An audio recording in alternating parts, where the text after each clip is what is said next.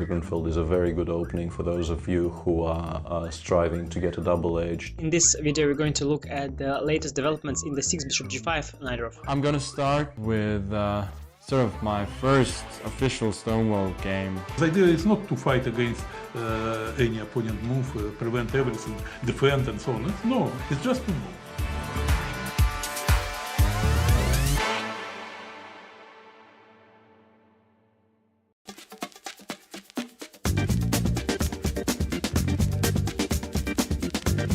E5, it's E5 patzers. A complete repertoire against 1e4 based on 1e5, now available to study with Chessable's unique Move Trainer technology. The backbone is the Marshall Gambit against the Spanish, with 3 knight f6 against the Italian. Jan Gustafsson has revisited all these lines he has played for 20 years and worked on as a second for Peter Lecko and Magnus Carlsen, amongst others, with the help of the most powerful engines out there, Leela 0 and Stockfish 10. This has led to many new discoveries and a repertoire ready to master on Chessable that can serve the student for a long chess career. Maybe e4 doesn't exist after all. E5, it's E5 patzers.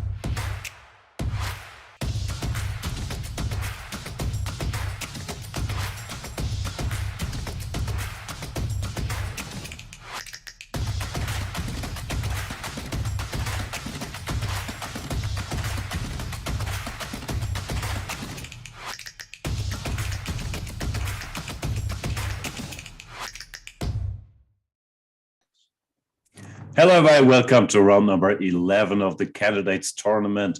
Another big round about to start, where we have Jan Nepomniachtchi, our tournament leader, with the black pieces against Alireza Firouzja.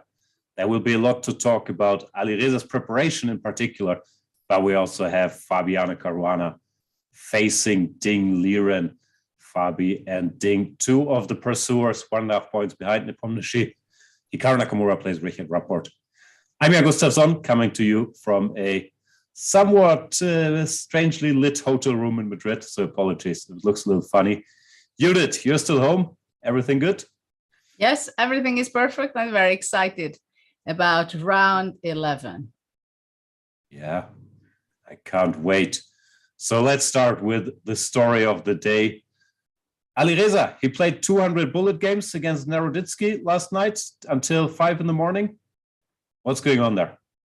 I have no idea. When I heard that, I was quite shocked, I must say. I know that Alireza is a huge online bullet player, and he played a lot before. I didn't know that he's so active even nowadays. Well, it seems like he probably played more games than anybody else in the 5 months of preparation, maybe, because probably if he's doing it during the candidates, he was doing it other times as well. Well, this is something that, of course, an old-timer like I am, it's a shock because it could never happen, even to play blitz games with some friends. Maybe on the free day it could be, but only in the very beginning of my career. Usually I was doing a lot of blitz games in my training sessions, but during the tournament and talking about bullet blitz, I mean, that would be out of the world. Well, we live in a new world. That's very clear. That chess is very much moving on to the online planet, I must say. But it is very interesting. And in some ways, well, I can say it's a little upsetting me that chess, even on the highest level, is not taken so... I'm not saying seriously, but I feel a lack of respect maybe, but it's maybe also because of my age and I grew up very differently. I would think that he's actually been disciplined in the tournament so far, and he just thought, I lost a terrible game to Nakamura, which really wasn't a good game if you go through it. Hikaru made all the easy moves and just crushed him. And then he thought, okay, being a professional hasn't worked. Tonight, I'll enjoy myself a little bit and do what I like, play a long bullet session. I was shocked to hear it as well, but maybe it's going to work. I saw Magnus tweet, now that Alireza is back to his old bullet ways, I'm sure he'll do fine today. So Magnus endorsed it. Pawn to e4. Yeah. Already the game started. Well, we can talk a little bit more later about the reasons and why and how is it possible that a player from the candidates can decide to switch and instead of sleeping during the night, going on to platform and play hundreds of blitz games as a preparation. Yeah. Okay, so Petro. Let's see how it goes. Well, this was expected, right? I mean, it was very clear that Jan is practically looking forward to finish the tournament with a final standing being number 1. So if he's not making crazy, stupid mistakes, it's probably unavoidable for him to win the tournament. Certainly feels that way. 1.5 points is a lot, especially with no one else really catching speed. Caruana lost yesterday. It might be a little late for Ding to join the party, but far from over. Alireza goes for pawn to c4, bit of a sideline against the Petrov. d4, of course, the main move, which we've seen plenty in this event. But c4 is not completely toothless, and after knight to c6, Alireza plays d3, chasing the knight back, and after knight f6, he wants to go d4. There we are. I'm searching my brain. I think after c4, knight c6, the main move was d4 directly even there. But this position I've also seen.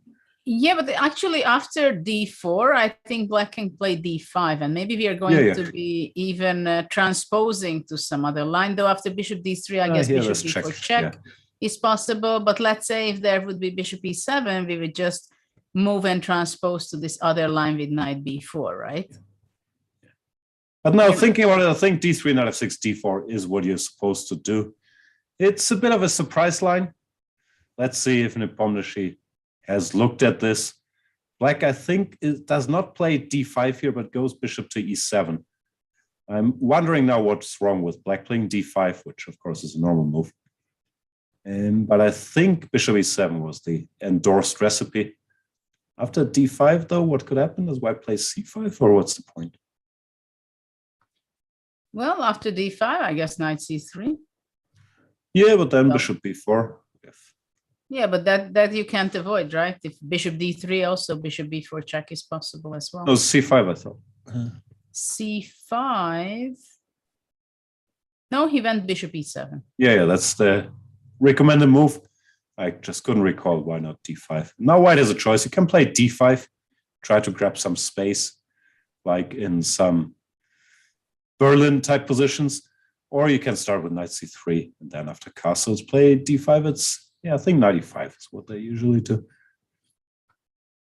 It's a sideline. It's not supposed to be anything special, but no one does have anything special against the Petrov, other than maybe Fabiano Caruana. But well, the maximum what Alireza can do, first of all, to surprise as much as possible, Jan. Secondly, try to play a long game, I guess, because of course it's a big question what Jan is feeling right now. Obviously, he would like to survive the next 4 games. I think he said something like that. That is, of course, when you're leading in the tournament and you have 1.5 point lead, obviously that's what you want, that it should be over. And then, of course, it's a huge achievement for him already up to this point.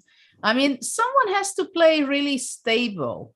And specifically, I use this word stable, because if someone won candidates once and 2 years later, he's ready to win it again, and on the rating list, you don't see this significant difference between the players. Moreover, he's not the number 2 in the world, right? So somehow his mindset and his team and somehow his dedication, determination seems to be somehow more than of other players. Yeah, it would be impressive if he could achieve it. And a lot of pundits, me included, were saying, let's see the second half if he can avoid a collapse. But he very much has. He hasn't lost a game. And he's incredibly close now. Doesn't seem surprised by Alireza's choice. Plays knight e5 quickly. This is still the main line. White goes knight c3 or knight d4. He goes knight d4 directly. Interesting. Trying to keep more pieces on the board. So he did find some time. Maybe for preparation not also, last night, you mean? but No, maybe before the tournament. Maybe they played these tens of games on the Petrov. Maybe that was the idea, to test and play. Yeah, 200 games of hyperbullet in this position. Knight to d4 played, avoids exchanges, and that's a somewhat rare move. I think knight c3, at least according to what I know, is the main move here. But it shows that Alireza's ambition is still unbroken, even after all the setbacks, trying to keep as many pieces as possible on the board. And hopefully we'll have a long game. Hopefully Alireza caught enough sleep. So we'll keep watching. I wonder what time he woke up, if he was still playing like 5:30 or 5:40 a.m. Yeah, but it's fine. No, you can go to sleep at 6, wake up at 2. There's enough time to sleep. Well, is it really enough for a chess player to sleep? Well, not so bad. Yeah, that's 8 hours. That's 8 hours. That's okay. Let's have a look at the other games. I'm curious how Fabi and Ding are playing. Yeah, Ding started to play so well and interesting. His last 2 games, he started to win. But there is a slim chance that he would have a chance to win the tournament. But for the second place, which is, we know that it can be at the same value almost than to win the tournament, possibly, but nobody knows that part. Yeah. The So what good was thing this? about first place is you're assured a match. Second place, you maybe get a match. This is Well- mainstream theory. Yeah, the second place is in Magnus's hand, right? Exactly. Which is quite expected turbulence, I think, at this point when you play in the candidates tournament. You think that the first place basically takes it all, and then at the back of your mind you have your hope that, well, maybe second place can give something too, maybe actually almost the same as first place. So Yeah, what we'll find out. Ding is playing, Rai Lopez. Same as always, the Marshall, the best opening out there.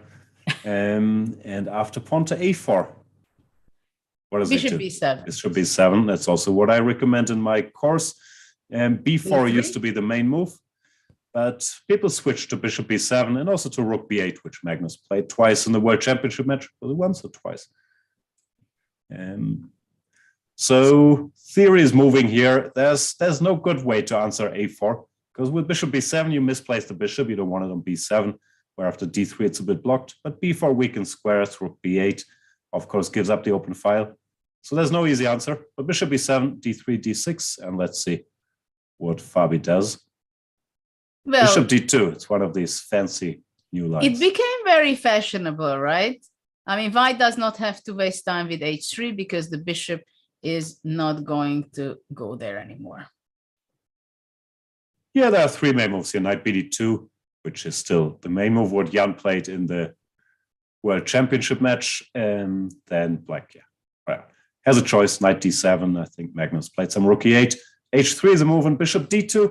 What Fabiano plays is a very strange looking move, because Well, it's against It's- knight a5.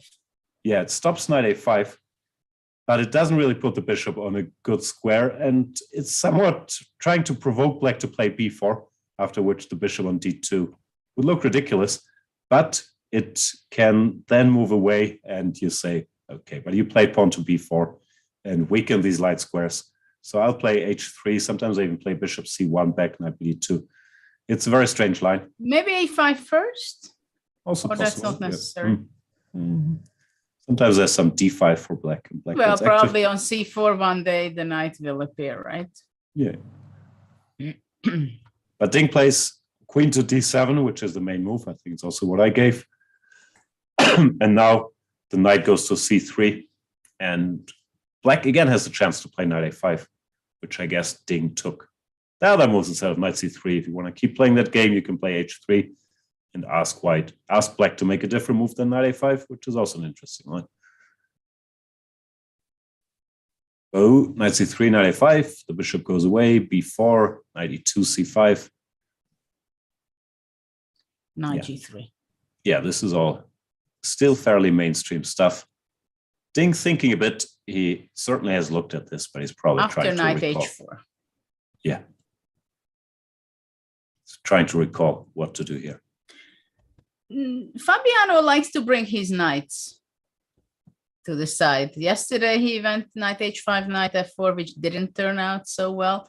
Well, of course, I guess that was not the mistake what he did, but later on g5, h5, maybe it was over optimistic, but he left out his knight on a5 for most of the game, and for that he paid his price.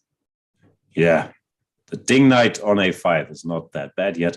But here after knight h4, what do you do? I think I covered this position as usual. I can't recall. I think you go g6, but it looks a little scary. If knight takes e4, then the bad things happen, yeah? Like knight to f5. Or... Let's say knight f5, and after knight d2, queen g4 wins. Yeah. But mate and knight h6. And if knight f6 back?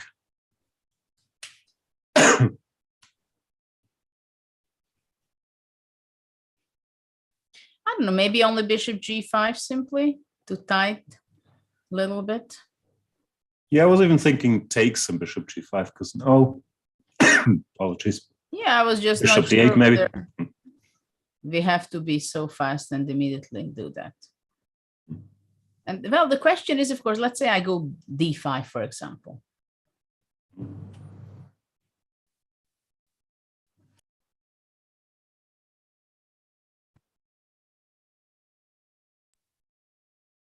Yeah, not clear yet. Queen f3, knight f5. But the bishop on a2 is a little out of the game. Yeah, also many times b3 appears to block the bishop completely. So let's see what white is idea. Obviously, Fabi has an idea, very serious idea. Yeah. No, I also still know this position. I know knight takes e4 didn't work. I'm just not sure why. D takes e4 could also be a move. Maybe even just to take and queen h5. What do you think? Bishop back. And then maybe bishop comes into action. Or rook e3, for example. What do you think? Or it's slow? Not sure.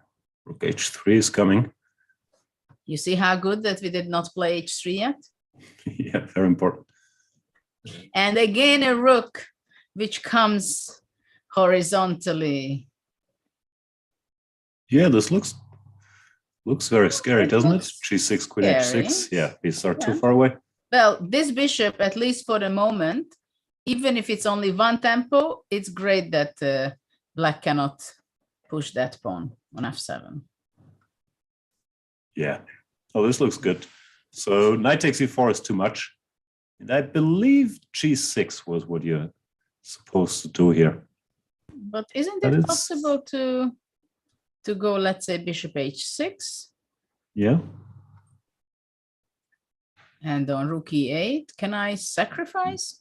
Or it doesn't make any sense? You're not going to take it. I think I might ignore it. There were some very strange lines here. Like, you know what? You know what? I go knight f5 immediately. I might still ignore it. Bishop d8. You want to ignore my knight sacrifice? I'd have to. Not sure what I played g6 for, to be honest. Yeah. But okay, I just improve my position. Let me tell you my favorite line here. It's bishop h6, rook e8, knight g7, rook f8, knight f5 back. Okay. No surprises. I was thinking about this to go knight g7, but after this, knight g4 is a threat. Mm-hmm.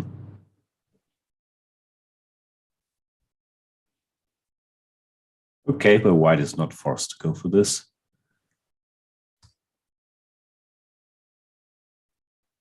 Queen f3, I guess you can play, but I'll start thinking about some counterplay, b3 maybe. Yeah, somehow you want to go b3 so much, no? That yeah, you b3 or d5.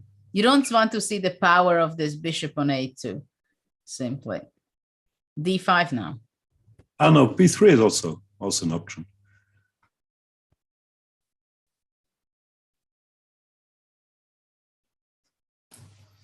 But bishop takes a5. Nah, that shouldn't do it.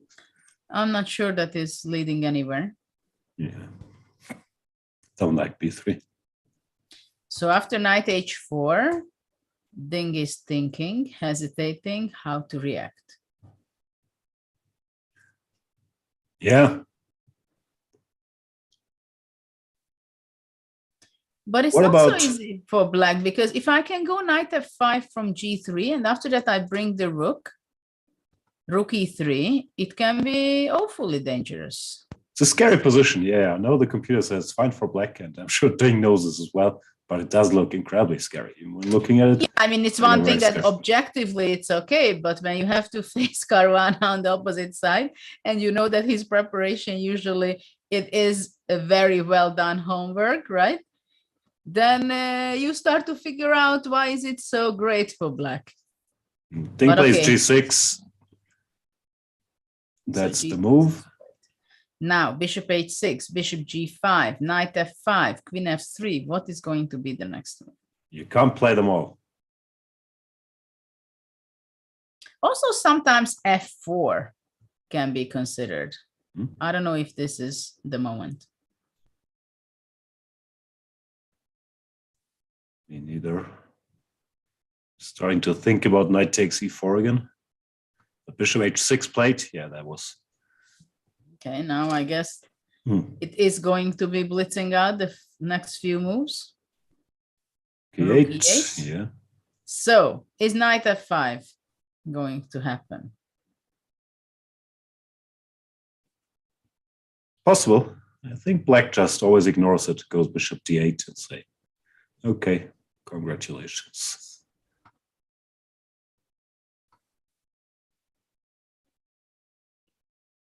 And either b3 or d5 or knight c6, but I'm sure Fabi will show us some tricky idea. Yeah, of course, maybe it's better to go with the h knight to f5.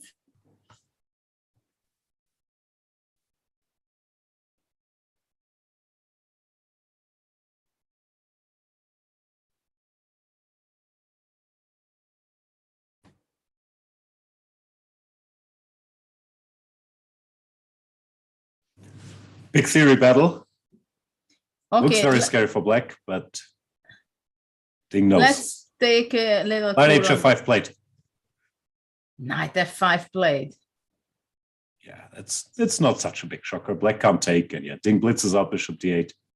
No, they both looked at this, of course. Or they watched my course. It's still in my course. So GF was not possible to knight takes f5, and black cannot deal with queen f3 and queen g3 threats, right? Too much. Yeah, rook e3 is also there. The king can never go to h8 because of bishop g7. It's just too slow. Okay, so bishop d8. Now the question is whether knight g7 makes any sense. Does make sense. Yeah, it was one of the critical moves here for sure. How can black deal with the position? Yeah, rook f8. f8. Mm-hmm.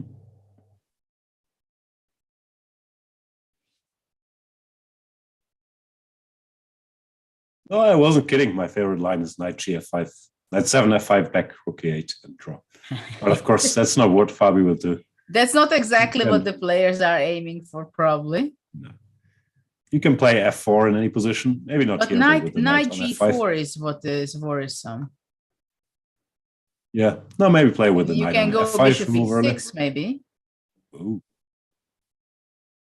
but it's not leading anywhere because takes and Nah. df4. the knight on g7 starting to feel a little awkward. Yeah, it's a little trapped. And actually it was a self-trap. No, I don't think he will play knight g7. Oh, but he does. Yeah, there we go. Just that you said it, he went back. But okay, in the other hand, after rook f8, he can go back. So it's just a repetition of moves. Of course, of course. I'm curious what Fabi has in store here. It's a risky line for black, but as far as I know, it's supposed to hold. But of course, he's prepared. Fabiano is very self-confident in playing this. Let's see the other games. Ding will play rook f8. This is definitely something that we will follow very closely. But in Nakamura report so far, there is not much excitement apart from the choice of opening of Richard, because until this point, he was playing the Taimanov. In this position, 2e6 he was playing, and then d4 takes knight c6. He played it against Fabiano, and later on, he played it against another 2 times, I think, right? But this time, he decided to go just switch to another opening, Sveshnikov, which I think he played generally before. I think he chose a different move order quite a bit. He played knight 3, e6, d4, cd, knight d4, knight f6, knight c3, knight c6. He played that line. Then after knight db5, you get the Sveshnikov. Yeah. Well, in the move order played today, well, first of all, Nakamura could have gone 3 bishop b5. So I'm mildly surprised that Richie allowed this and Nakamura didn't go for it. And then in the Sveshnikov nowadays, after bishop g5, you're not supposed to really have anything. So usually if they go for the Sveshnikov and they try to put pressure, they play knight d5 instead of bishop Well, g5. move 7, knight d5, yeah. Yeah. What Magnus also played in the match, right? Fabi, yeah. Knight d5, knight d5. Yeah, Fabi, sorry, takes knight b8. Yeah, or knight e7. These are the big or knight battlegrounds now. Yeah. Okay. But Well, what he that is for plays- the World Championship matches, capped. But I think Nakamura wants to be solid and then plays whatever happens, though usually there are not much in these positions, but it goes all the way until now. Of course, it's all theory. Black goes what? Bishop e6, 97, castle, G3 a5. is a little rare. Usually they either play a4 in some sharp lines, a4, b8, knight c4. I played g3 myself. I played several times and then h4 and possibly bishop h3. I take it back. It's the main move. Yeah, I guess black castles. And after h4, you go bishop h6. Then after bishop h3, there's this idea to play bishop to b7. Bishop e6 looks more typical, but in this position, you can also go bishop b7 and challenge the center later with knight to e7. It's not supposed to be anything for white. Well, it's nothing special. We'll see what happens. Castle is played. I think h4 will be on the board in a flash of a second. And then we'll see. And then let's go to Rajabov, Jan-Krzysztof Duda, who won his first game yesterday. Not other than against Fabiano, which was the most painful story for Fabi to lose the game yesterday. It's a very bad timing, but he knows that he has 4 rounds to go. So if he plays well, he can prove it that he can be second. To win the tournament Jan is needed very much for that as well. Yeah. So So what is Rajabov this? Duda, more quiet opening, but these positions are always a little scary for black, I thought. So b3, d5. How did he play it? Bishop e7, g3. Bishop e7, g3. Castles. So the move order is important because he went b3, bishop b2 early, stopping black from going d4. If you go, normally they start with g3. And then after g3, bishop g2, once white goes b3, then d4 is fine for black.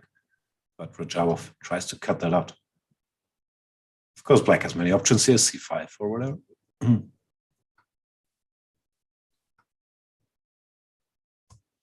But Jan-Krzysztof played just bishop e7, g3, castle, bishop g2, and b6. Yeah, C this is takes- fine, but these positions are always like black either makes 5, 6, 7 precise moves and equalizes, or he gets under some annoying pressure.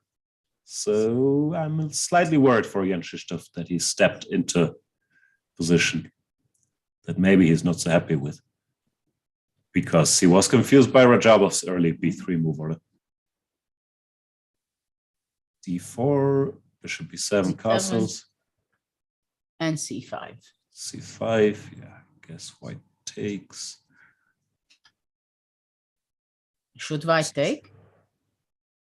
You could, yeah. The bishop on c5 is not so well placed. There are other moves as well, but I think takes is critical. That's the critical move. I would think so, but let's see what Rajabov does. I can't claim to be a big expert in this line, but I never liked it that much for black. Like, I think you can more or less equalize, but it's not that much fun. a3 or whatever.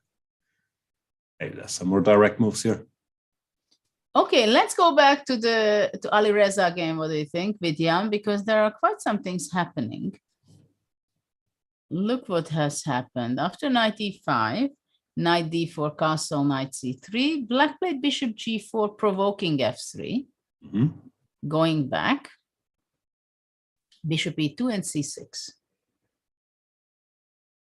Breaking Looks up very the logical. center. Does white want to play f4 or first castles? Castles, yeah. Well, that's a good question after f4, what to play, g4 or g6. I would maybe go to g6. Just g6, yeah. Yeah, maybe f4. It's not the time yet. So he went castle, c takes d5, c takes d5, and this is the position.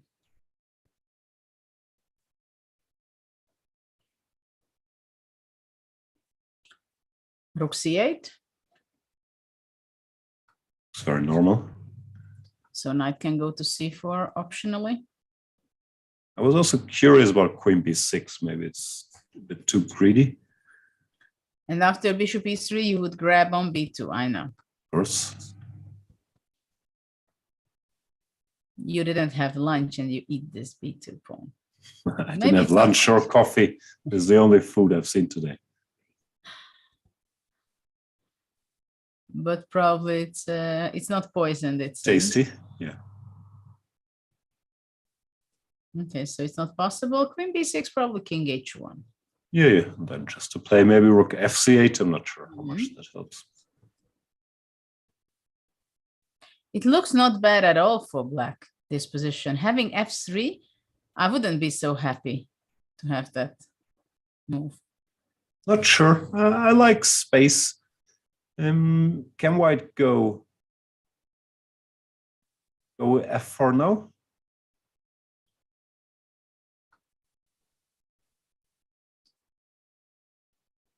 Knight c4. Yeah, that's what I was wondering then. If b3, knight e3, or what do you do?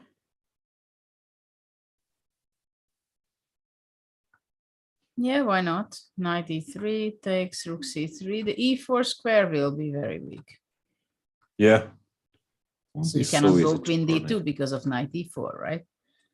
This is a problem. So white goes bishop g1, I guess. Yep.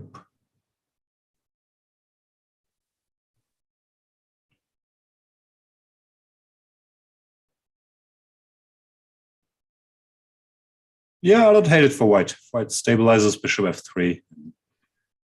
The pieces get out. Maybe the pawn on d5 can be a little annoying to deal with. Yeah. But okay, I go queen a5, let's say. And what about this d5 pawn? I don't have any coffee here. Don't make me try to calculate lines. Bishop f3, what's going on?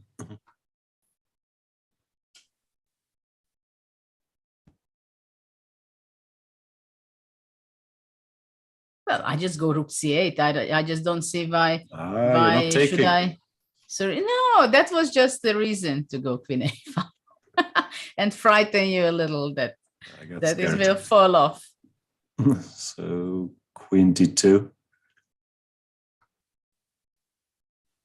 Okay, I will be able to go back with my queen, or I also had in mind to go queen a6 possibly, and then you're going back to e2. We found immediately a very nice drawish option.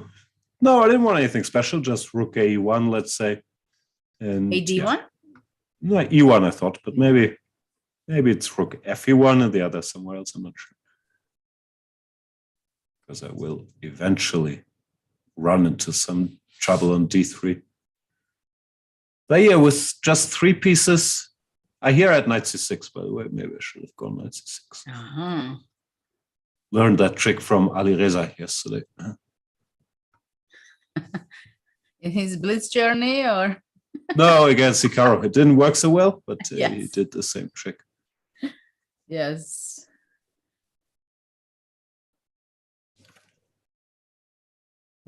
Yeah, not sure. I'm sure the position is 0-0, like all positions, but at least it's sort of fresh. Nepomniachtchi is thinking. So, not the worst choice by.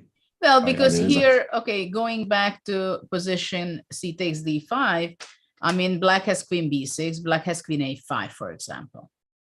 Yeah. Also very sensible. And now maybe I am threatening to take.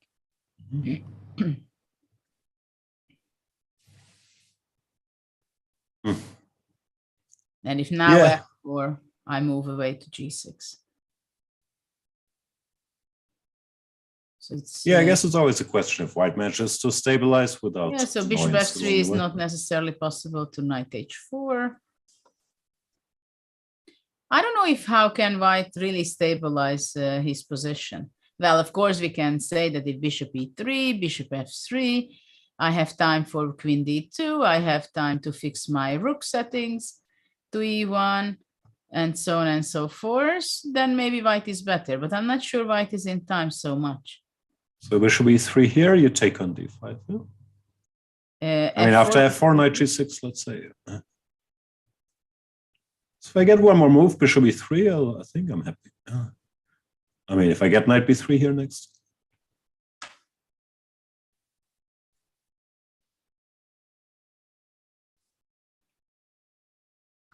So after knight d5, you would be taking and bishop f3, I guess.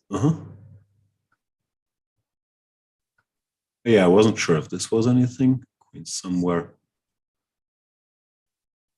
Queen c4.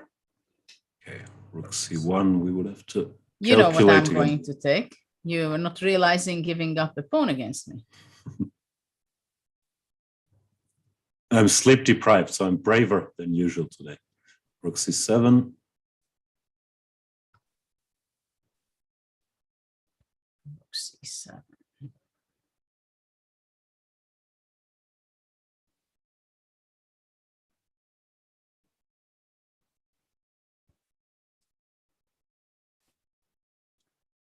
Yeah. No, it's random lines, but I think, yeah, it's a rich position in a way. Well, there is something to think about, of course, for Napo. Basically, he has to decide how he's going to be arranging his pieces and how he wants to meet f4. Yeah. Whether he wants to have his rook on e8 and bishop f8, for example, that's a big question also. If you want to go here and going very fast, bishop f8, and then just in case you're preparing against f4, so the e4 square can be controlled. Yeah, no, of course you want to. Just question of priorities. I don't know. You know what is very strange to me? What is it? That Fabiano, after knight g7, rook f8, rook f8 was done after 25 moves or 20 moves. I played h3 to stop knight g4 and b3 played. Typical idea to cut out the bishop. But Ding is taking time. Sorry, g3 was in h3 was important, so knight g4 is not coming. Yeah. And b3 is very typical to block this powerful bishop. Now the question is whether should he give up the bishop, or it's better to take with the pawn, which after, I guess, knight c6 would be the move, controlling, jumping into one of the squares. Yeah. I don't know. I have to check my notes. If I want to b3 here, bishop c8 is also a move in that position, I think. If bishop b3? No, directly. Instead of b3. Yeah, but okay, it's not. Let's not retreat too many bishops to the back rank. Or bishop c6. I can't quite recall. Didn't play b3.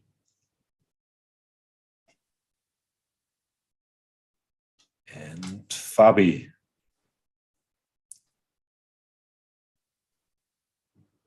I would guess CB is critical, no? Sorry? I would guess taking with a pawn is critical, no? I go knight c6, I think. Yeah.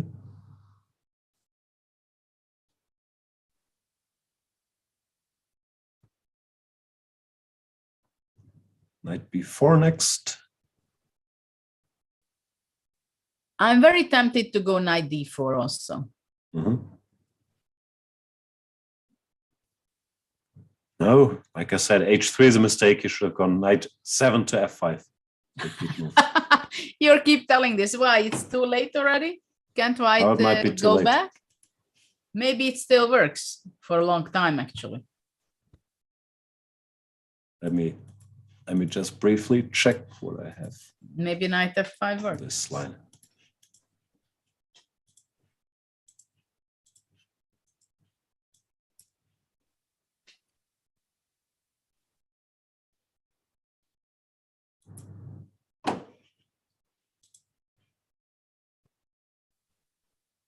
Knight f5, I think it's not possible to take it even here, because knight f5 and still this haven't changed.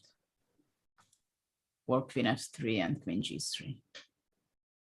The threat is too strong.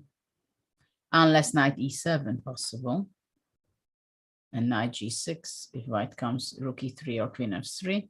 Well, f5 can be changed also. I'm going through my notes in my Chessable course. I wrote 17 bishop d8, exclaim, knight g7, rook f8. The position remains weird, but black is fine. b3 remains a key resource. So Ding is executing my suggestions excellently. He played rook f8, and then he went for the key resource b3. Yeah, excellent. This is why people have to learn from your course. Let's hope Ding does the Marshall proud today. So Ding can prove your, a lot of pressure course. Yeah. By the way, we have queen b6 on the board by Nepo. Provoking Alireza to give up the pawn on b2.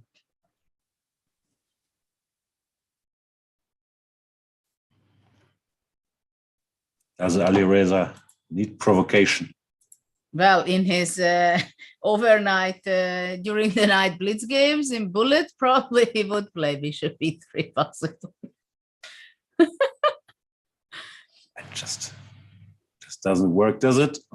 Queen b2. No, I think it shouldn't Rook work. c8 is coming.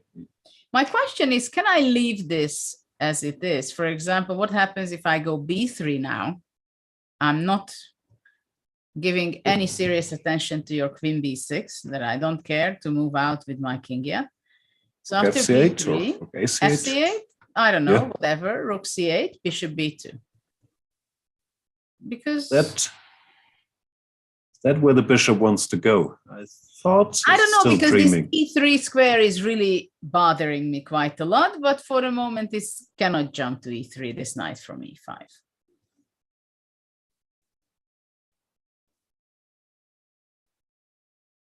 Yeah, Though maybe, what about queen c5 on b3? Then I go also bishop b2, and let's say on knight d5, what do you think about knight d4? What a beautiful knight parade here. But I don't know if it makes too much sense, or can it be good for white? Giving it's up. pretty, but hard to believe. White is better. No, the Yeah. knight can just go back. Yeah, knight e3, right? Yeah. Okay, but in this case, then b3 is not possible because I'm losing the pawn. That's important. Unless bishop b2, knight d5, takes f4.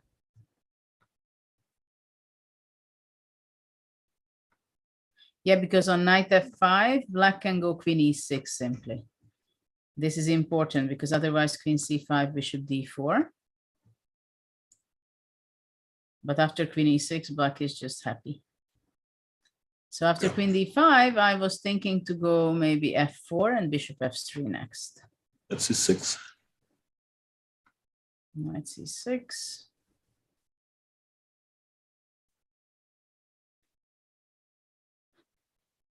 Pawn up. Yep. Okay, so it seems b3 is not possible immediately, just simply queen c5. Which makes it a little hard for white to develop properly.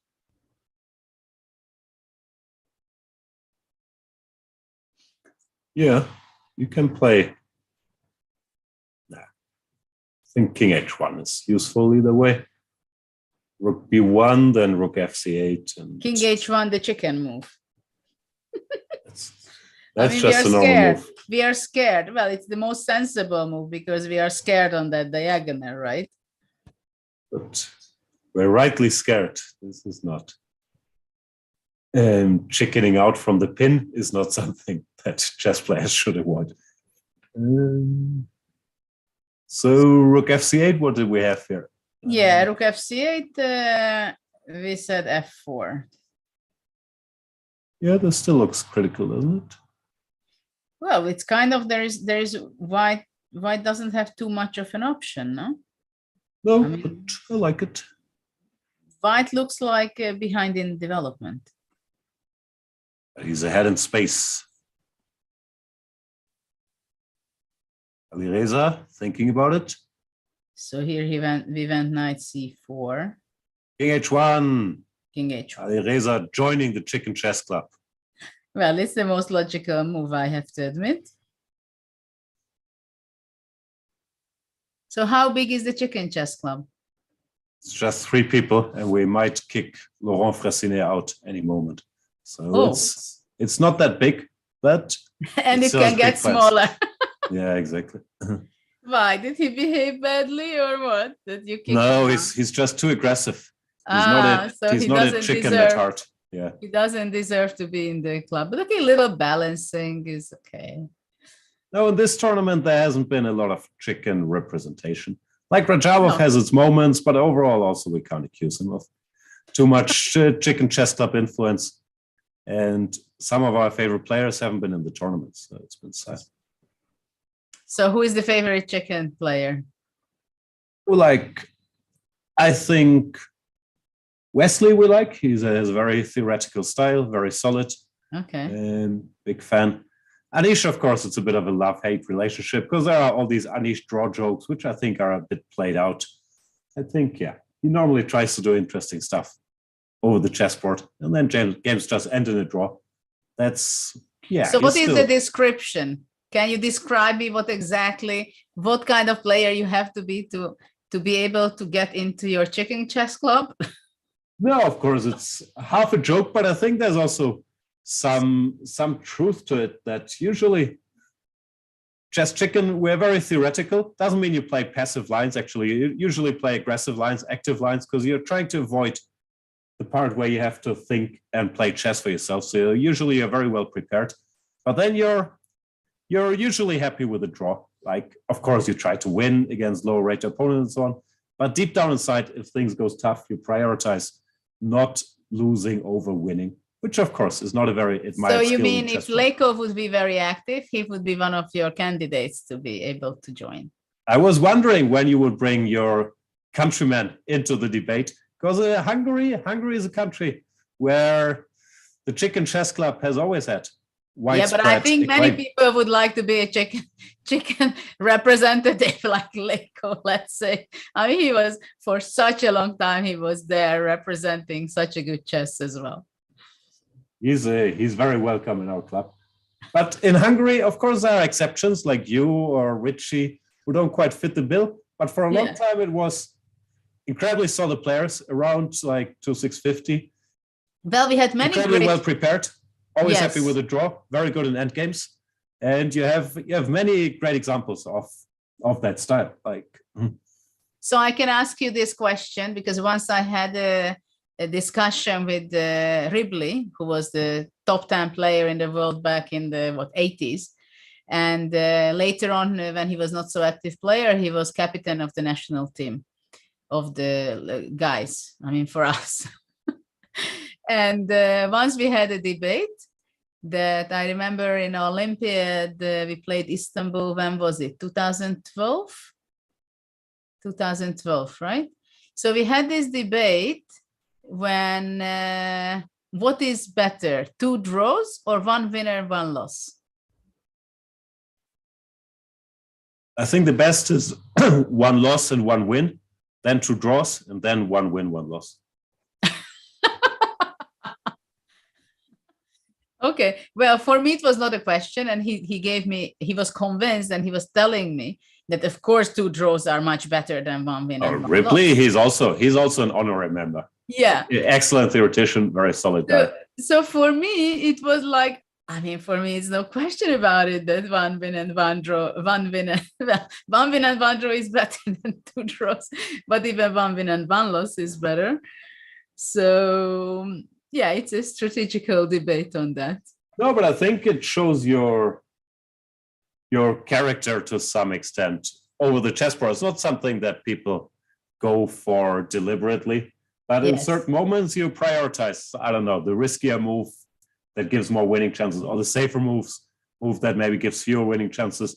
I do think that you can tell quite often by the Yes, but by it's the style. also that many people, they had this very conservative thinking that it's, if, for example, many times, I mean, old generation guys, they said, if you lose a game, after that, it's the Soviet way, right? You lose a game, after that, you make a draw. So you tranquilize yourself, okay, fine, nothing worse happens. And then you can put your energy into the next game already.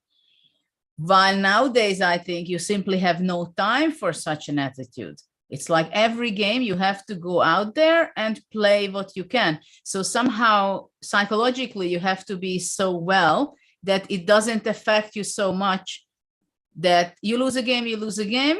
I know it's easy to say, but still to have the self-confidence to play the game. And if your opponent played well, then okay, that was just a game. Of course, when we are blundering or something serious thing happens and that's how you lose, that already puts extra pressure on your nerves and your brain to think about it, right? That it's like teasing you and you're thinking and you cannot get over it. Yeah, and also if you're not used to losing, or even if you're used to it, sometimes it can affect your entire tournament because your self-confidence, your trust in your hand goes away quickly. So it's a drawback of the chicken chess style that if you do lose a game, that it can hit you harder than if you're more used to winning and losing games in general.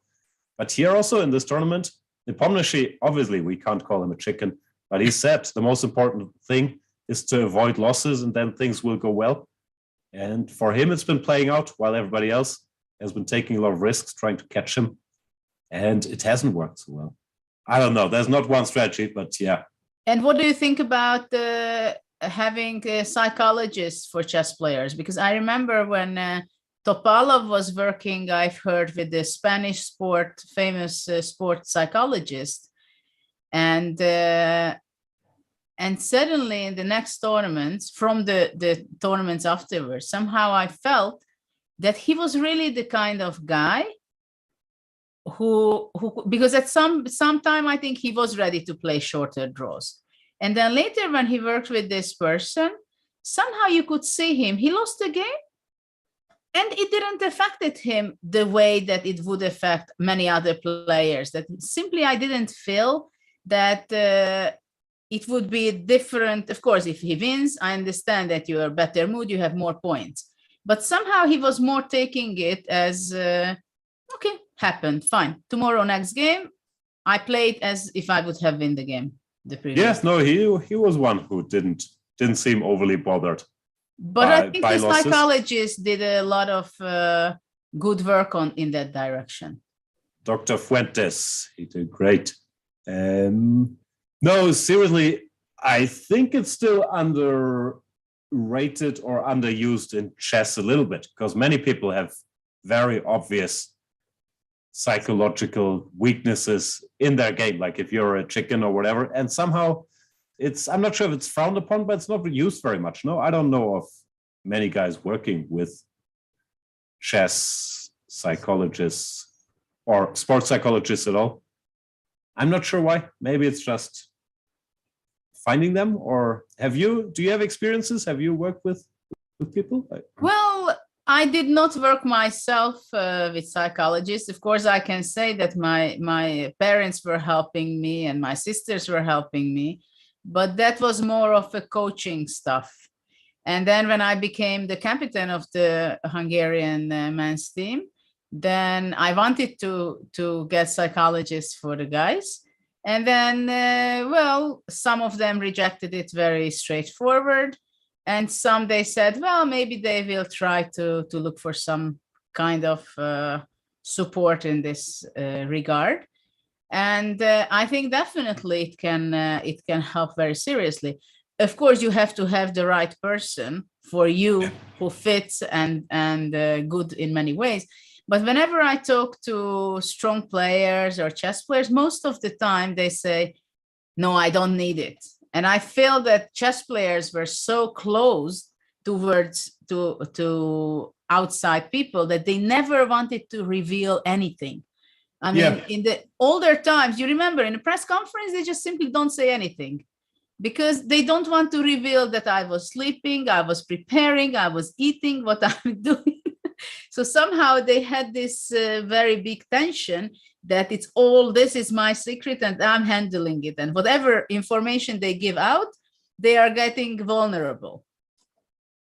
I think that's also a problem with working with sports psychologists, that often there is this stigma or people think, but there's nothing wrong with me. And if I work with a psychologist, I will have to admit that something's wrong. while it's just a resource you can use to get better at what you do. No, so I think there is this defensive mechanism that many people have, And we can deny, but it doesn't make sense.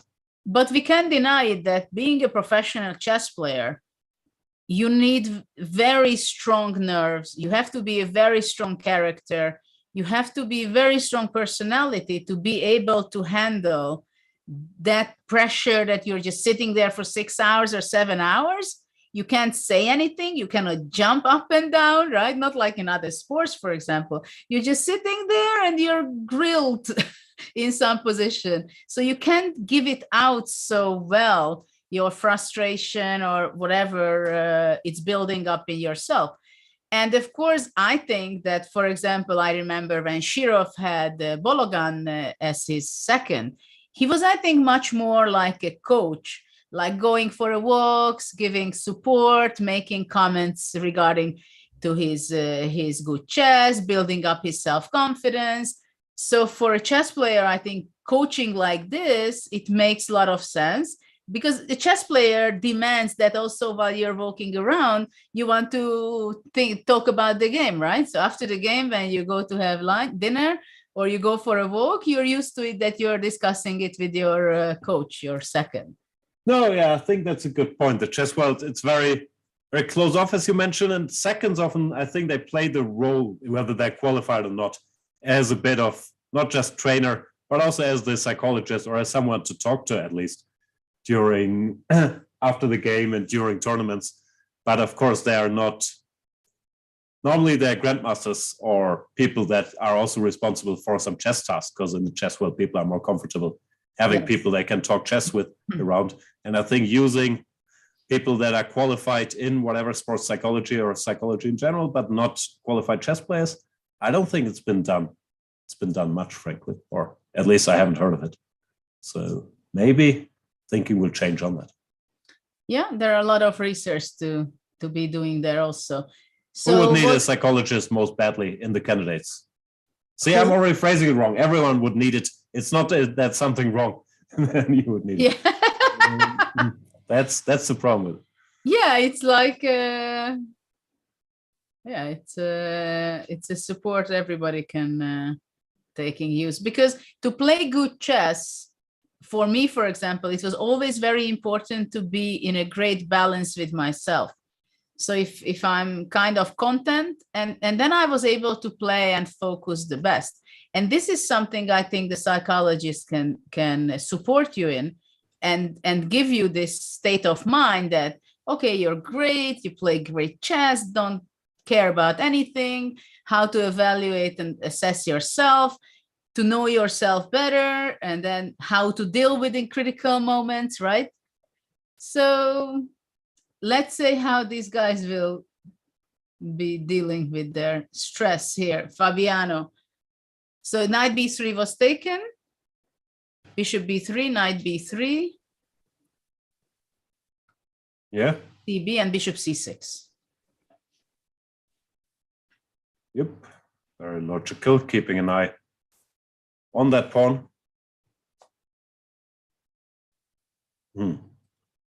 Fabi, just telling you, knight 7 f5, still on the table. It's not too late. That's what you think, it is not too late. But maybe it's still possible, yes.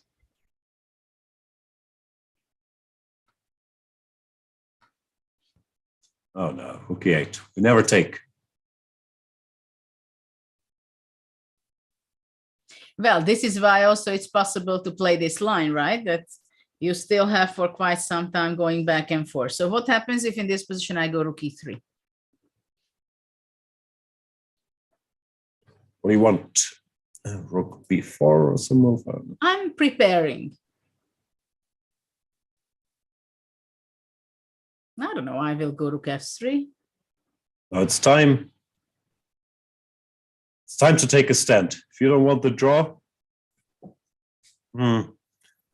we go. I didn't say I didn't want the draw. I didn't want the draw yet. It's too late now. King h8.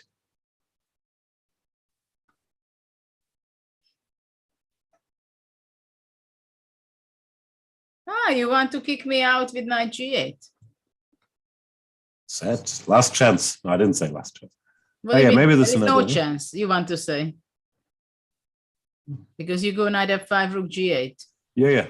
No, I mean, to repeat was the move before. Okay, knight h5. H5. Mm. Hang on, I could also take, maybe. What? H5. Ah. Knight takes H5, then you go Knight knight takes H5 there? Yeah. And if I take? I was trying to trap the bishop there. Bishop G5. But Mm-hmm.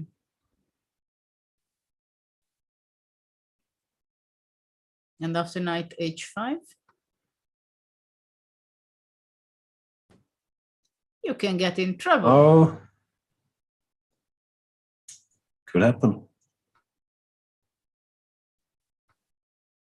That's not a good one, right? No, that one we don't want. And if you take, I go rook g3.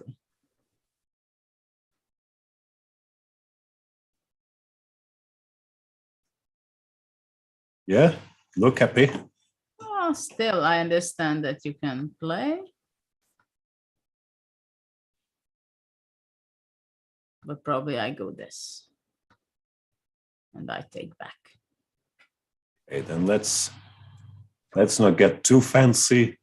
Yeah, this one I don't like. Okay, so you don't play this, right? I won't go too crazy. No, I will go. So after all, you go rook g8? Yeah, with a heavy heart.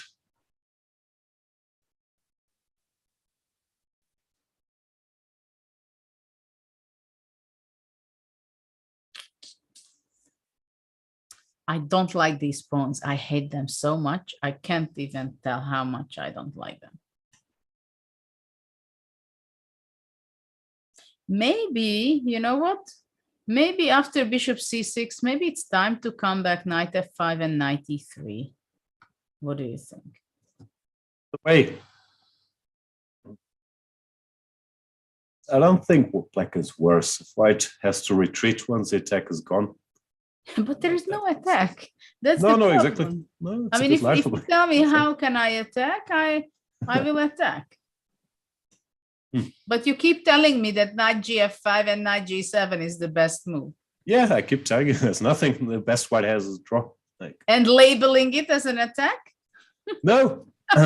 But I mean, if you go knight f5 and knight e3 back, I'm saying black is probably better. Then you want to say I'm a chicken. No. That's the opposite of a chicken, because you could have repeated still. But But here why? What's you the are problem? being Finally, I have a good square for my knight. Look at this beautiful c4 square. you are being reckless. Okay, maybe I'm exaggerating. So let's say, how do I play this? I don't know how to play it, unfortunately. Queen b7. I want that pawn. Yeah, knight c4 or rook b3, rook a3 immediately. But okay, I wanted knight c4. Okay, rook Generally. e6, let's say. Sorry? Rook e6 Very good.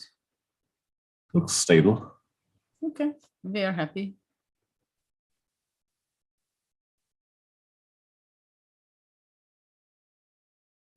If that's what you want, I can't stop you going rook a3, keeping the pawn. I just simply don't want to give you the pawn. I I would understand. rather play my knight from g3 to d2, but for now, this is not legal. Unless they will change the rules and we can make two moves. Yeah. That black has to be fine, you know. What white is also Struggled with- fine, no? D5, Ale. Yeah, I was afraid of this. The That you provoked will- chicken is becoming martial player. takes. Takes Well, bishop. can't I go knight e4? Worst case, I have knight takes c4 and And bishop bishop- c4, but But bishop that's- e4 I can't do. That's a worst case. Knight d6 Yeah. I was planning. Yeah, how does this go? Takes bishop g2. Queen f8. Queen f8, okay, so I should Yeah. make it Zwischenzug. Queen f8 is a bit of an issue.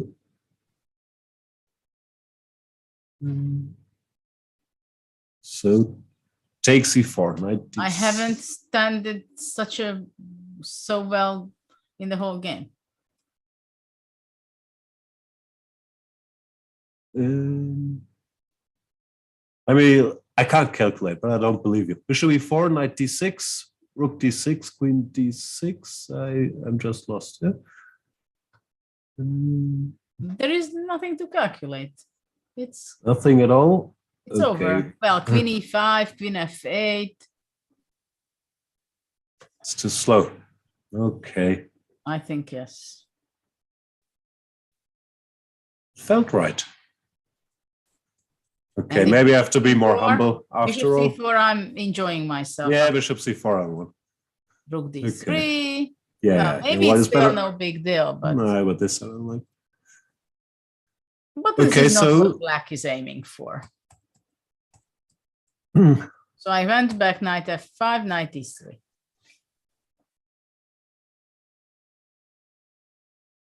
I still stand by. Okay. Well, okay. maybe you just go d5, I don't know. No, but what I did, what must be Queen b7, knight c4. 6. Maybe bishop e7 or bishop c7, moreover, and then a d5. But that line we just had, I haven't given up yet. But rook e6. You go rook e6, Uh-huh. rook a3. I don't like it, but Yeah, the rook a3 makes me happy. yeah, but okay, to give the pawn, I'm even more unhappy. Okay. Unless I can go knight f5. I have another one. Still not forced to take it. Yeah, and the problem is that you may take on b3. But I can put my other knight to g7. If I go d5 here. Yeah, you're a d5 fan. Understandably, it takes. Bishop.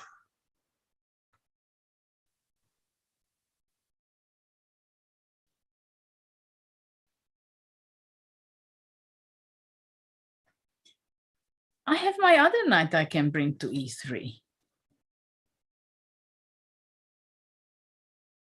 Knight e3, bishop c6, you just go back. Yeah, no, I'm just arguing. Black is fine. I understand it's a pawn down, but if we get d5 and have the two bishops.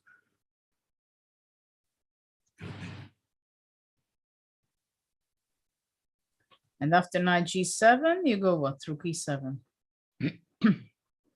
After bishop g2 doesn't work yet. Bishop g2, I just take. Yeah, I'm not sure I can. Bishop here, f3. Yeah, bishop e6. Yeah. Worse.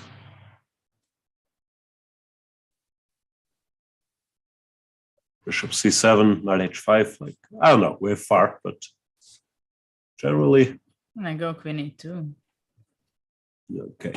I give up, but I like black's position. No, I understand, but tell me what can I do with white, which is if I don't come back with the knight, then how am I going to defend this poor pawn on b3? Yeah, no, I agree.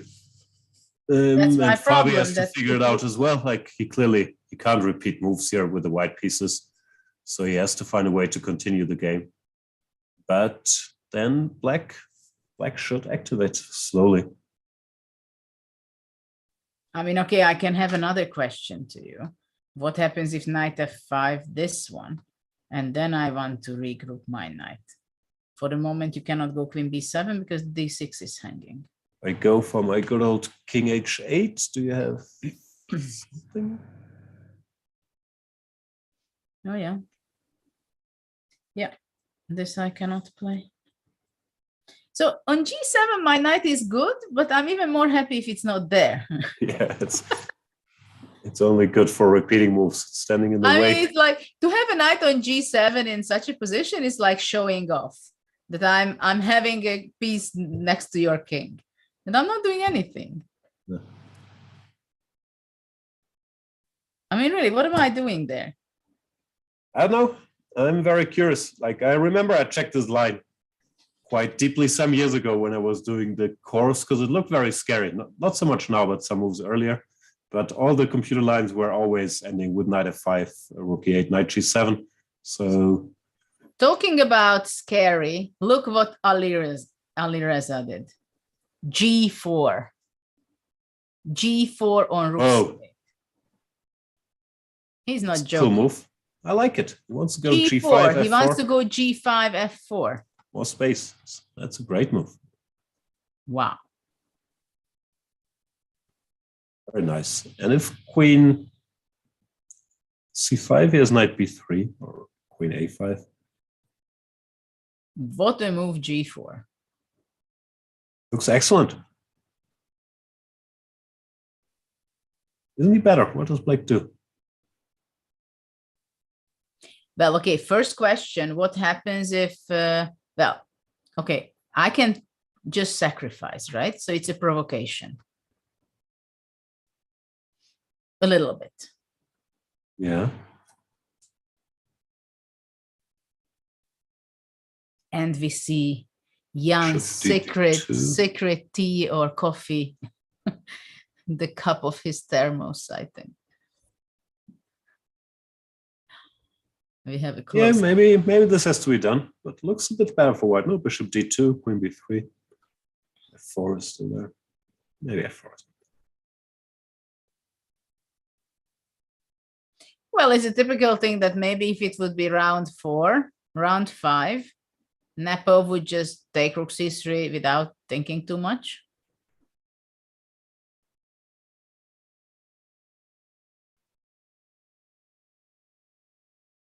Of course, now he's normally would not like to take risk, but this is actually a very important moment, I think, because if white can push g5, f4 and gain space and push back both of the knights.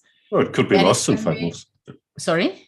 He could be lost in 5 moves with Black. No, if he doesn't pay attention now, can be very scary. Yeah, so the question is whether rook c3 is the only move or black can go somehow, can he attack the d5? But I think queen c5, knight b3, so that it doesn't make any sense for black.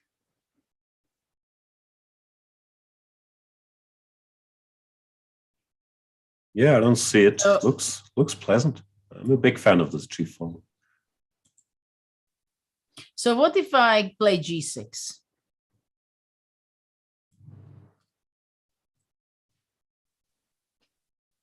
B5, g5, knight h5, 4, f4. and knight G4. Yeah. That was my first idea. I don't know if it works because maybe you can. F5 maybe. Can you imagine if Alireza just smashes Jan and Could happen. all the youngsters out there, they say, this is the secret to play chess. 200 bullet chess game before your crucial game. Well, Magnus called it. He said, Ariela's going to do great now that he got his bullet session in. No more being serious, trying to please everybody. Just have fun. Push the F pawn. F5, Looks great, no? yeah, now it looks that this is good. Well, that's why I'm saying that rook c3 seems to be the move. G4. Ale. What about rook c5? Knight B3. Knight b3 anyway.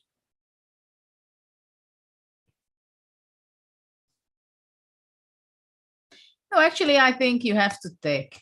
What can you do if you don't take? Let's be chicken. H6. But h6 is not chicken. It's g5. It's bad chicken. HG. Queen Bishop B2. Ah, you're taking that. Oops.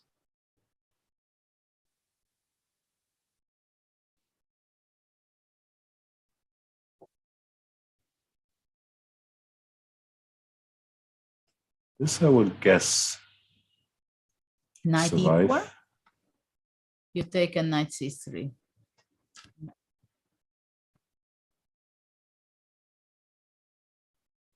And what happens if I take and knight d4?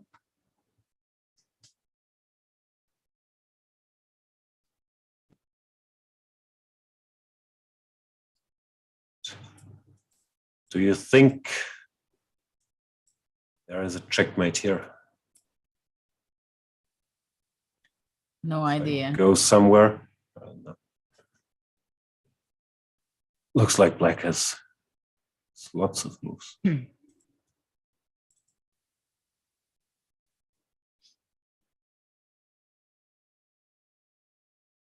All right. So you went h6.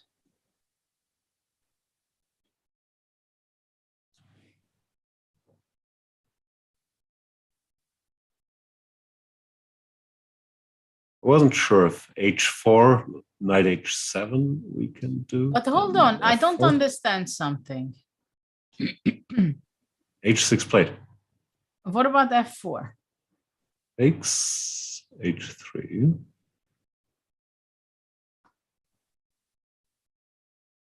Ah.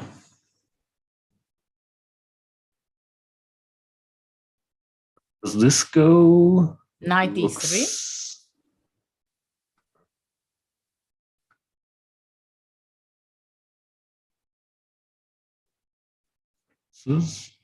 Oof, what a mess. At least we're a piece up. Not for long, maybe. Yeah, that is not clear for how long. So how was this? F4, knight, e4, h3. Yeah.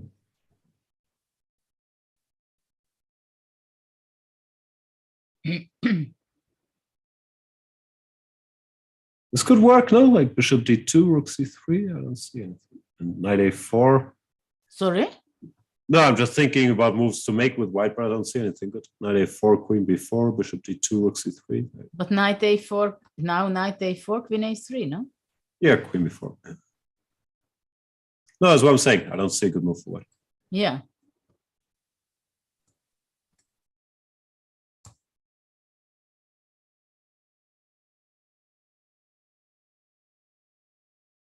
Okay, so h6. That's a cool idea. Knight g4, h3, knight e3.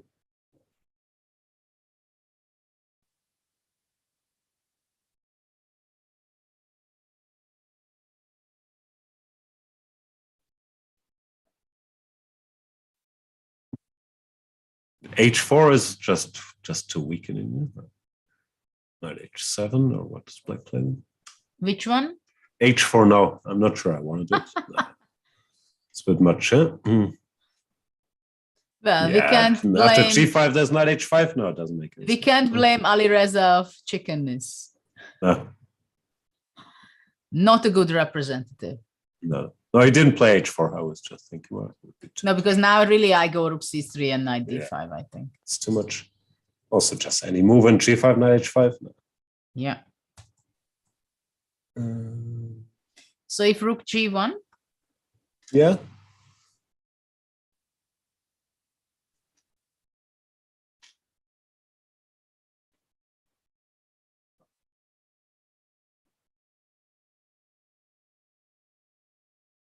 It looks more critical. How big is the threat if I play, I don't know, rook fe8? You want to go f4 or I wanted g5 actually. takes?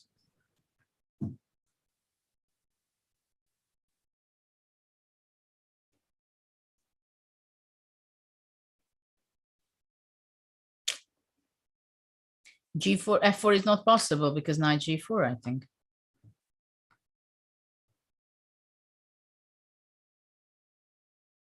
Simply.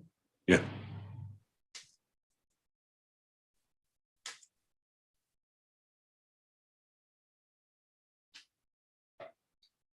h6 simply.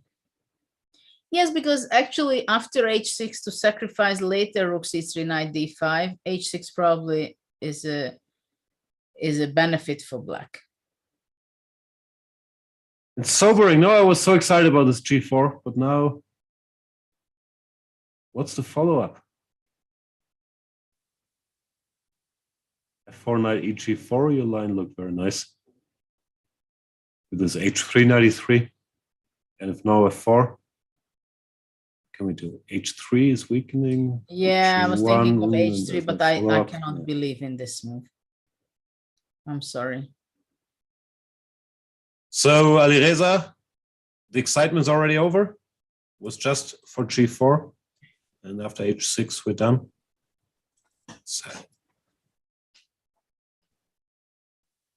let's There try was something. a move. Can we take a look around what's going on? Take a round trip, okay? I'm sad we still don't have anything here, but yeah, we'll get back to it. We get back very shortly. Just that we are not neglecting too much the other boards. I think Nakamura rapport is going to be, well, it's very equalish right now already. It's very fine now. Yeah, knight d5, queen b7. Actually, I think black is doing extremely fine. If you I'm think. saying, yeah, white has to be careful. Like if Yes. bishop d5, ed, Yeah. f5, that structure, you Yeah, have to be yeah, very yeah. careful. b4 So actually, is there. probably knight d5 cannot be played even. Yeah. Unless what you can do here is to play h4. But I go bishop h6 probably. Even bishop takes d5.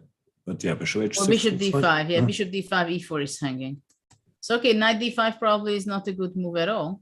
So white has to go something like queen d3, but I think white has 0. Oh no, white doesn't have anything here. He just, Yeah. he's very stable. So it's hard for black to be better either. But black could even take on e3 and he's completely fine if he wants Yeah. to.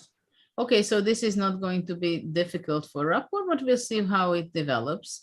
This game seems to be pretty equalish, but I think here also maybe I would bet on. I'm always scared of this line with black. How did it go? It was after the c5. Did he It take? was this DC bishop c5. What Yeah, you he said, did take. knight d2, Knight d2, just, yeah. Knight d7. knight f7, knight f6, Ah, knight f6, okay. a3, a5. It's the setup. Knight c4, Nice. very tight.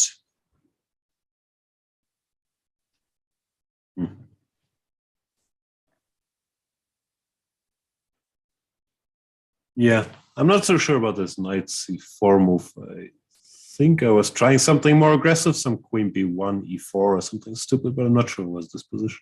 Or queen c2 and then e4. Man. But anyway. Maybe. He went knight c4, knight d7, knight e5. And after takes, b5. I like after b5 for black a lot. I don't know if I'm right. He took, knight takes. He's still thinking, he's still hesitating whether to take with the queen. But what happens if I just... Both look fine now, but also knight takes. Yes, nothing happens.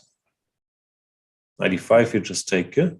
Yeah, but after 95, I think it's only black who can play for. Yeah, I agree.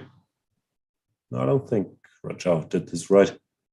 I mean, if bishop takes, queen b6, for example. White is not lost yet, but yeah. Well, I'm not saying it's lost. I'm just saying I would rather play it with black. Yeah, I think that's fair. And queen d3, queen f3, but yeah, it's... Well, it shouldn't be a big deal, I understand. Oh yeah, he shouldn't have any problems at the very least. Well, in such a symmetrical positions, it's very hard to get problems for white. Yeah. But yeah, Jan-Krzysztof solved his. And then we go back to Fabi's game where it happened that white played rook c1. Oh, Fabi, but king h8 and there's no more draw. No more draw. But finally he will come back to, but can he come back actually? Did Ding play king h8 or not yet? Yes. Fabi playing with fire again.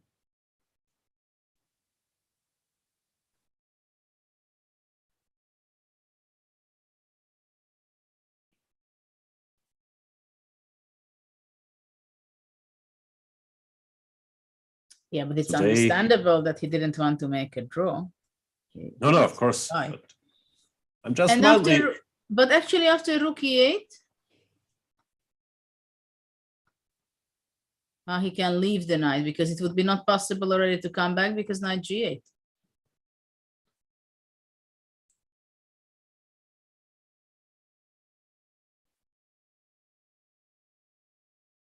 I'm just mildly surprised by the line he chose. He's so well prepared, Fabi. Oh yeah, the Marshall is a good opening. I think Ding's doing fine. I think Ding is doing very fine. Yeah. I mean, this game is for 3 results. You can't say that Fabi is pressing. It's for 3 results.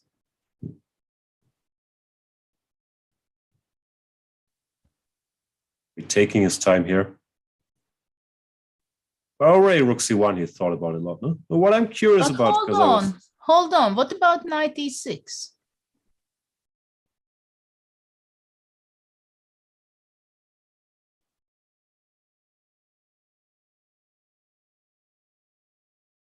Can I trap that bishop? Queen takes.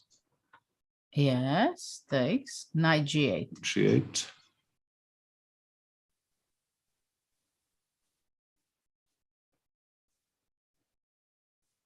Mhm. D4. D4, yeah. ED. ED? E5, yeah. E5.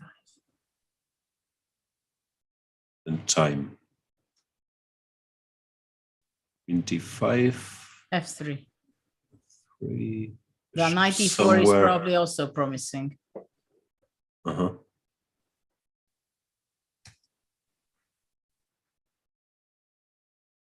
Yeah, white is in time, no? Like, but hang on after.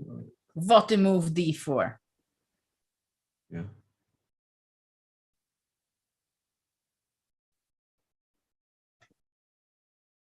Self knight g8 in order to equalize. Maybe I can go.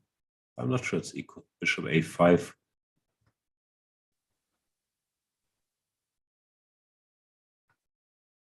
That's a bit sad. Although it should be fine. H6 Maybe takes, not so takes. sad. Takes b3. Yeah. A4 is also weak. I was worried about the dark squares, but Yeah, but I don't maybe know not too much to worry about. what I can do about the white. Well, maybe d4 again. You know, this is the thing. Maybe rook takes. No, just to keep the queen there. Got scared Already. so fast. I was scared before. Yeah, but black is fine. I always have knight g8 or whatever. Well, okay, let's go queen a5. Queen c8. If I have to, rook d3, queen a6. No, but after queen c8, d4 again. Keeps coming. Though I don't know what I do after c8. Maybe bg5.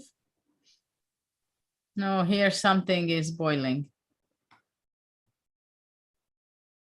Only move, I guess. But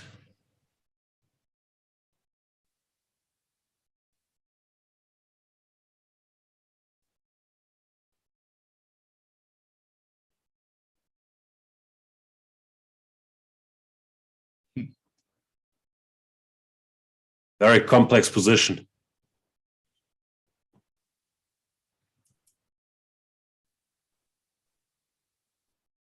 Because if you wouldn't play king there, knight d7 or something. Well, first of all, rook c6, but also sometimes queen d5 was my plan. Oh, nice. But maybe knight g8 is also just as fine. So what did you do? Rook b3.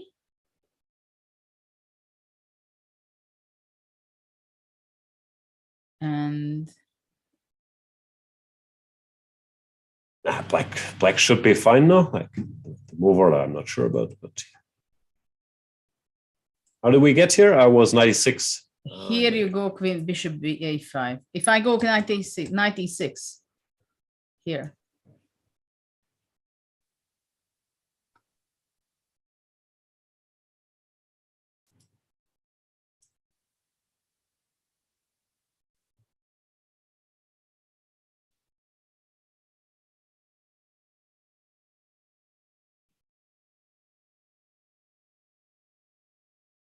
Yes, will be a big battle. And Ding won his last 2 games, while Fabi scored half out of 3 out of his last 3. So Ding is probably a more battle-ready player at the current moment. Fabi is already thinking for 15 minutes. Yeah, few things fall apart a bit like they did for him after his great start yet to the tournament, 5 out of 7, and even had a chance to score more. Last games haven't been great. Yeah, well, yesterday also it was such a game for him with Rapport. Very interesting things to. So let's finish our round trip and go back to Jan. H6, and now Firuza is thinking. Also already for 15 minutes.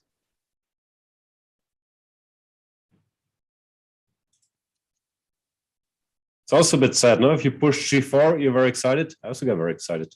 And then H6, and there's no way forward. It happened with me quite a few times in my career. I played G4 being very excited, and then they just play some H6 or something, and then where is this energy?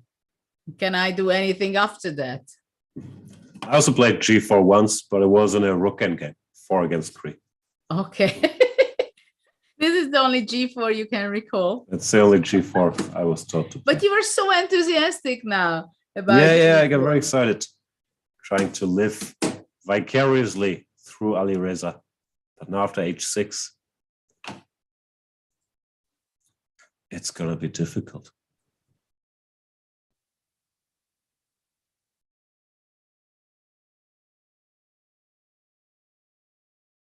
Maybe today, we didn't do predictions, yeah? It's a bit late. But well, so what's your prediction for the 2 top games? So I predict a Ding win. And here, I don't see a move, so I have to predict an Nepomniachtchi win.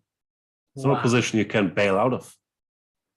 Well, practically, if Nepo wins today, the tournament is over.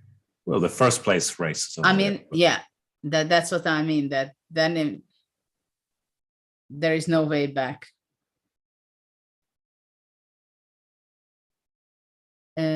So you say Nepo wins, and you pick black today. I'm always Team Marshall. Ding followed my course. Fabi is thinking now. Fabi's in bad shape. Very happy. But I pick a draw, I would guess, in Rajabov. Duda, that looked very dry. And what's the other game? Any updates there? Well, we have a Queen D7 in Duda's game. So he went for the Queen exchange. Mm-hmm. And then Knight F5 happened with Nakamura and Rapport. Yeah, okay. Actually, I guess he also picked a draw, but yeah.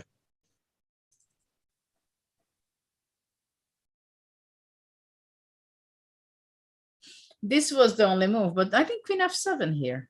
Queen D7, sorry. And F5 is nice, yeah. If it takes, then the bishop gets free. So what do you do on Queen D7? And if Knight D6? Rook D8. Or Queen H5? Queen H5, I didn't see. Yeah. With Queen H5, I go H6. No, Knight F5. Knight F5.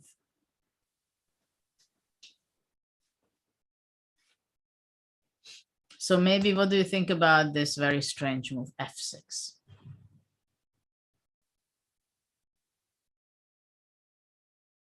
But also Bishop F6, I think Bishop F6 also works. The thing is that I have Bishop G4.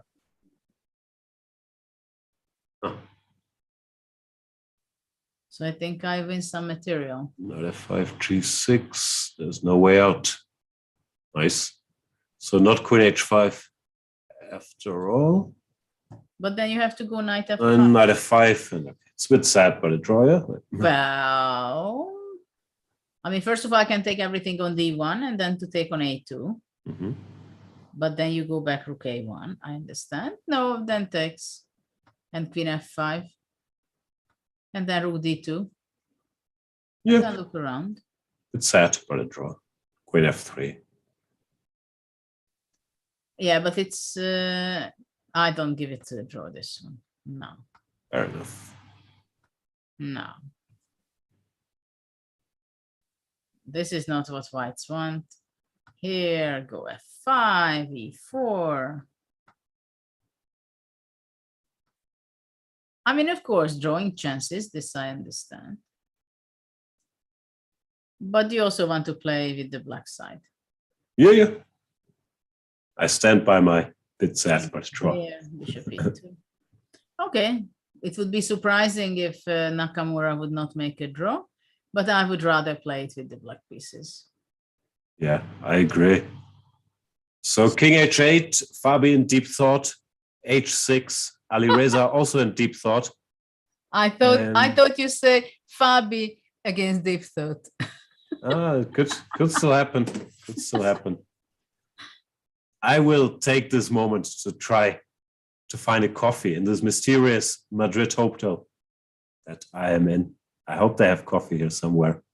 Shall we go on a brief break? Plug our courses. Today is a great day to plug my course because Ding followed it and got a good position against Fabi.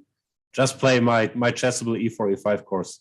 And even Fabi cannot hurt you. It's on sale until the end of the candidates. So you have 4 more days to check it out. And I'll see you soon. Judit, what about yours? Mine? My Of course? course. Well, with my course, you can improve every parts of the game, but I just show in the opening how not to play with some traps. And of course, middle game and end game also. Why is it so important to know a lot of different patterns and how to improve your chess and make better results? Check that out. See you guys soon.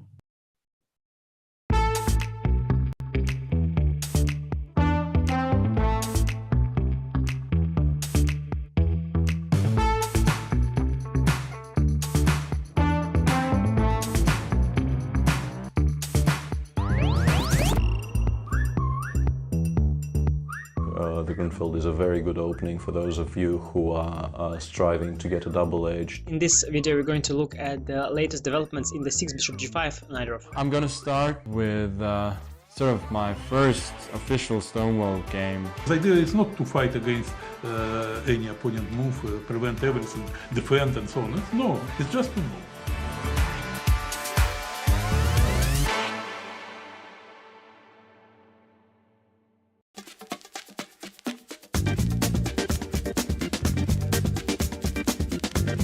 E5, it's E5 Patzers. A complete repertoire against 1e4 based on 1e5, now available to study with Chessable's unique Move Trainer technology. The backbone is the Marshall Gambit against the Spanish, with 3 Knight f6 against the Italian. Jan Gustafsson has revisited all these lines he has played for 20 years and worked on as a second for Peter Lecko and Magnus Carlsen, amongst others, with the help of the most powerful engines out there, Leela 0 and Stockfish 10. This has led to many new discoveries and a repertoire ready to master on Chessable that can serve the student for a long chess career. Maybe e4 doesn't exist after all. E5, it's E5 Patzers.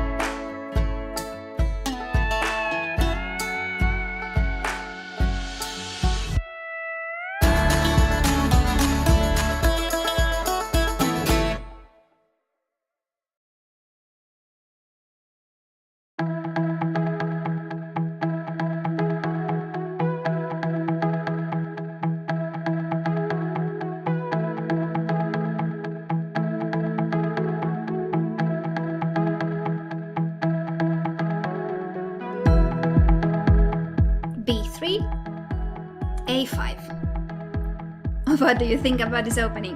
Honestly, what do you think? You don't have to play knight c3. We can actually put a piece on d2, which is better because then we avoid the potential doubling of our c pawns. What you have to understand about practical endgames as a whole is that just like in the middle game or the opening, you cannot rely solely on these general considerations.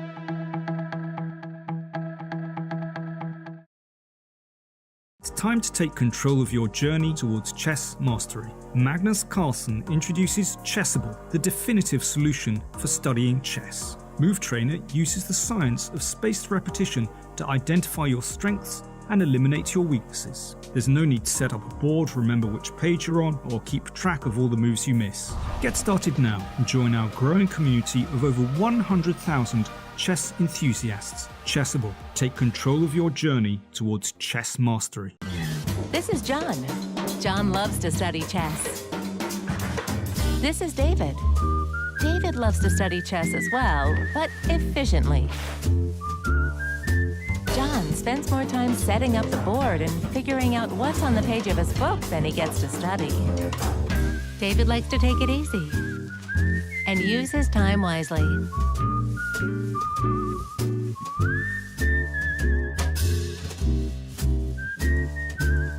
David has finished his exercise for today. John should try the same.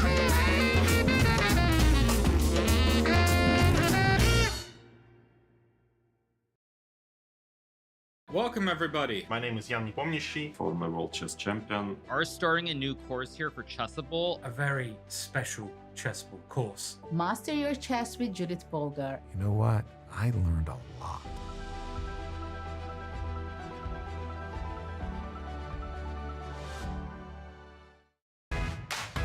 Now anyone can learn and improve their chess skills with the world champion, Magnus Carlsen.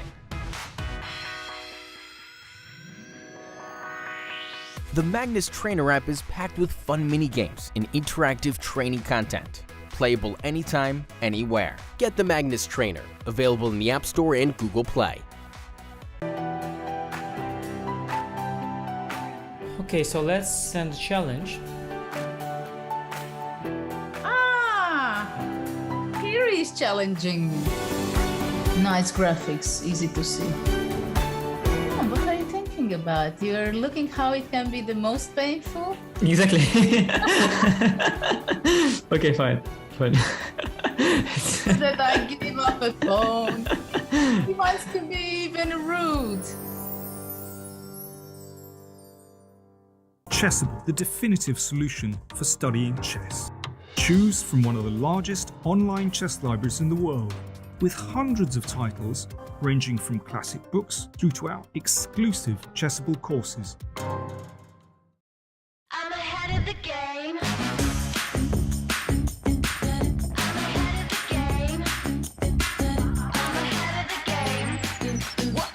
Well, the phone is always ringing. I'm caught up on the line. Got a string around my finger. Remember who am I? I'm a boss and I'm honestly up my rocker, but follow me. I'm ahead of the game. I'm ahead of the game. I'm only ever slinging. I'm working overtime. Got a song and I'm the singer, the melody, the vibe. I'm a prodigy. Logically, I'm impossibly wanted, but they'll remember my name. They'll remember my name. Ooh,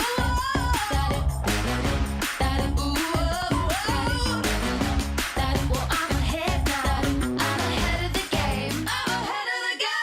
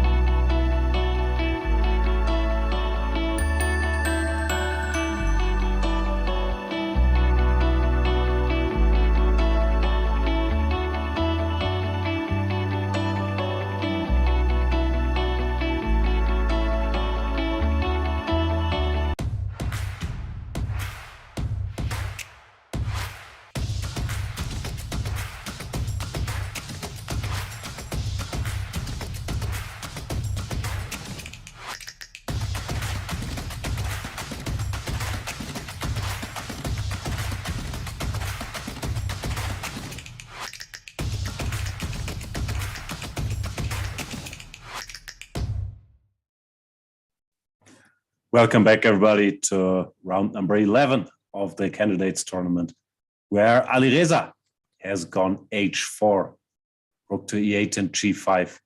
Judit, we have to jump in. I wasn't sure h4 was a serious move, but he's actually done it. Well, yeah, if you say A, you should say B, as the saying goes, right? After g4, h6, there was nothing else what Alireza found. So he went h4, supporting the g4 pawn, eventually playing g5. Though after g4, the problem can be that knight h5 and knight g3 can cause some problems. Rook e8, very quiet move by Jan. I like it very much. And we see a huge time advantage because Alireza has 44 minutes left. So he spent an hour and 15 minutes, while Nepo only spent 40 minutes. After rook e8, g5 was played, and now Jan is thinking, I think there is a lot of option. That's why he's thinking, not because he has a problem. First of all, hg5. This is one option. And after takes back, again, you can consider knight h5, or I think knight h7 can be also a quite reasonable move. And if f4 here? f4.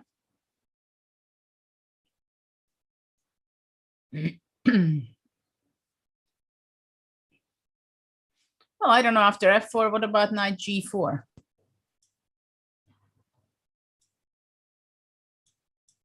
g4. I don't know, that knight on h7 worries me a bit so far out of play. I don't know. I thought that it can be pretty reasonable on f8. Then, okay, this is one idea. The other idea is to take or without take, to go knight h5, right? I thought without takes, maybe, yeah, not h5. You take first? No, without. Because okay.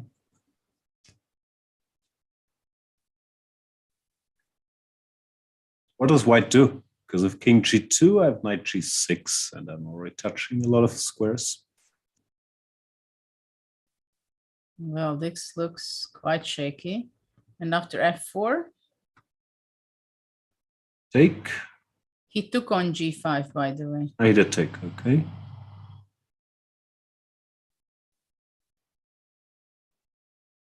I don't know. I have a feeling also that Alireza will pay his price for blitz partying overnight and then pushing his pawns g4, h4. And knight h5 on the board. Does it directly, which also looks good.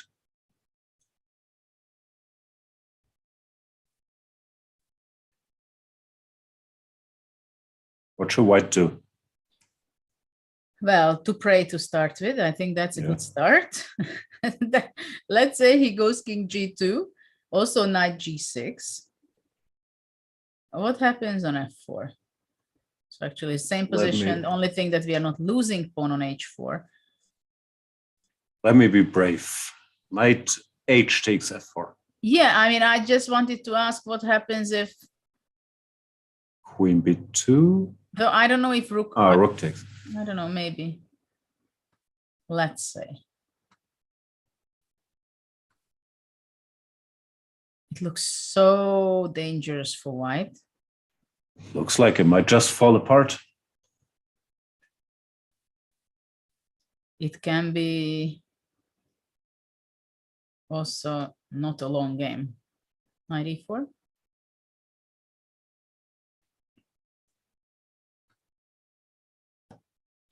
Rook c4.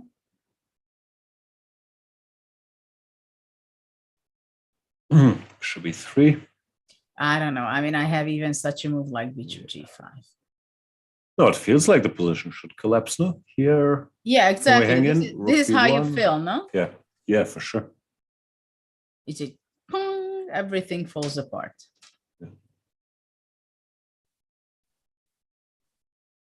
So king g2, if rook g1, but okay, it's not better, yeah? Also knight g6, for example. It's also terrible. I mean, I don't even know if g6 is possible. Also fine, yeah. I mean, look what a crazy idea. F4, King G7. I know what's coming. Yeah. Let's say I take back. Probably Bishop E3.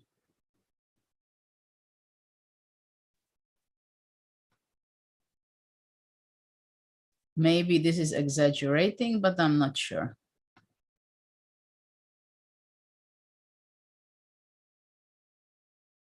Yeah, even this looks interesting. But it feels too messy almost for. I mean, knight h5. You're not developed with white. What about knight e4? Let's try something. Still like the look of this knight g6 move. Yeah, knight g6, I like it a lot also. And after f4, my e4 knight is hanging like crazy. Yeah. Bishop g5, maybe? So aggressive. I just want a bishop f8, but yeah, maybe this works. It's just so many things are in the air. Yeah. No? No, it does look like something bad should happen to white. Yes, but if you don't play f4, the knight f4 comes and it's really over. It's just sad. So after knight h5, well, there's not much of a choice. It's either king moves away or rook moves away, right? There is no other way. If f4, knight g3. We talked about knight g4 also, or it was not here. I think some different position. King g2. Okay, so here. Well, even possible. Worst case, knight takes e2, yeah. And knight g4 or knight c4. I mean, it's just lost. But you can take also this one. There is no reason not to take this. Yeah. No, it's just winning. Huh.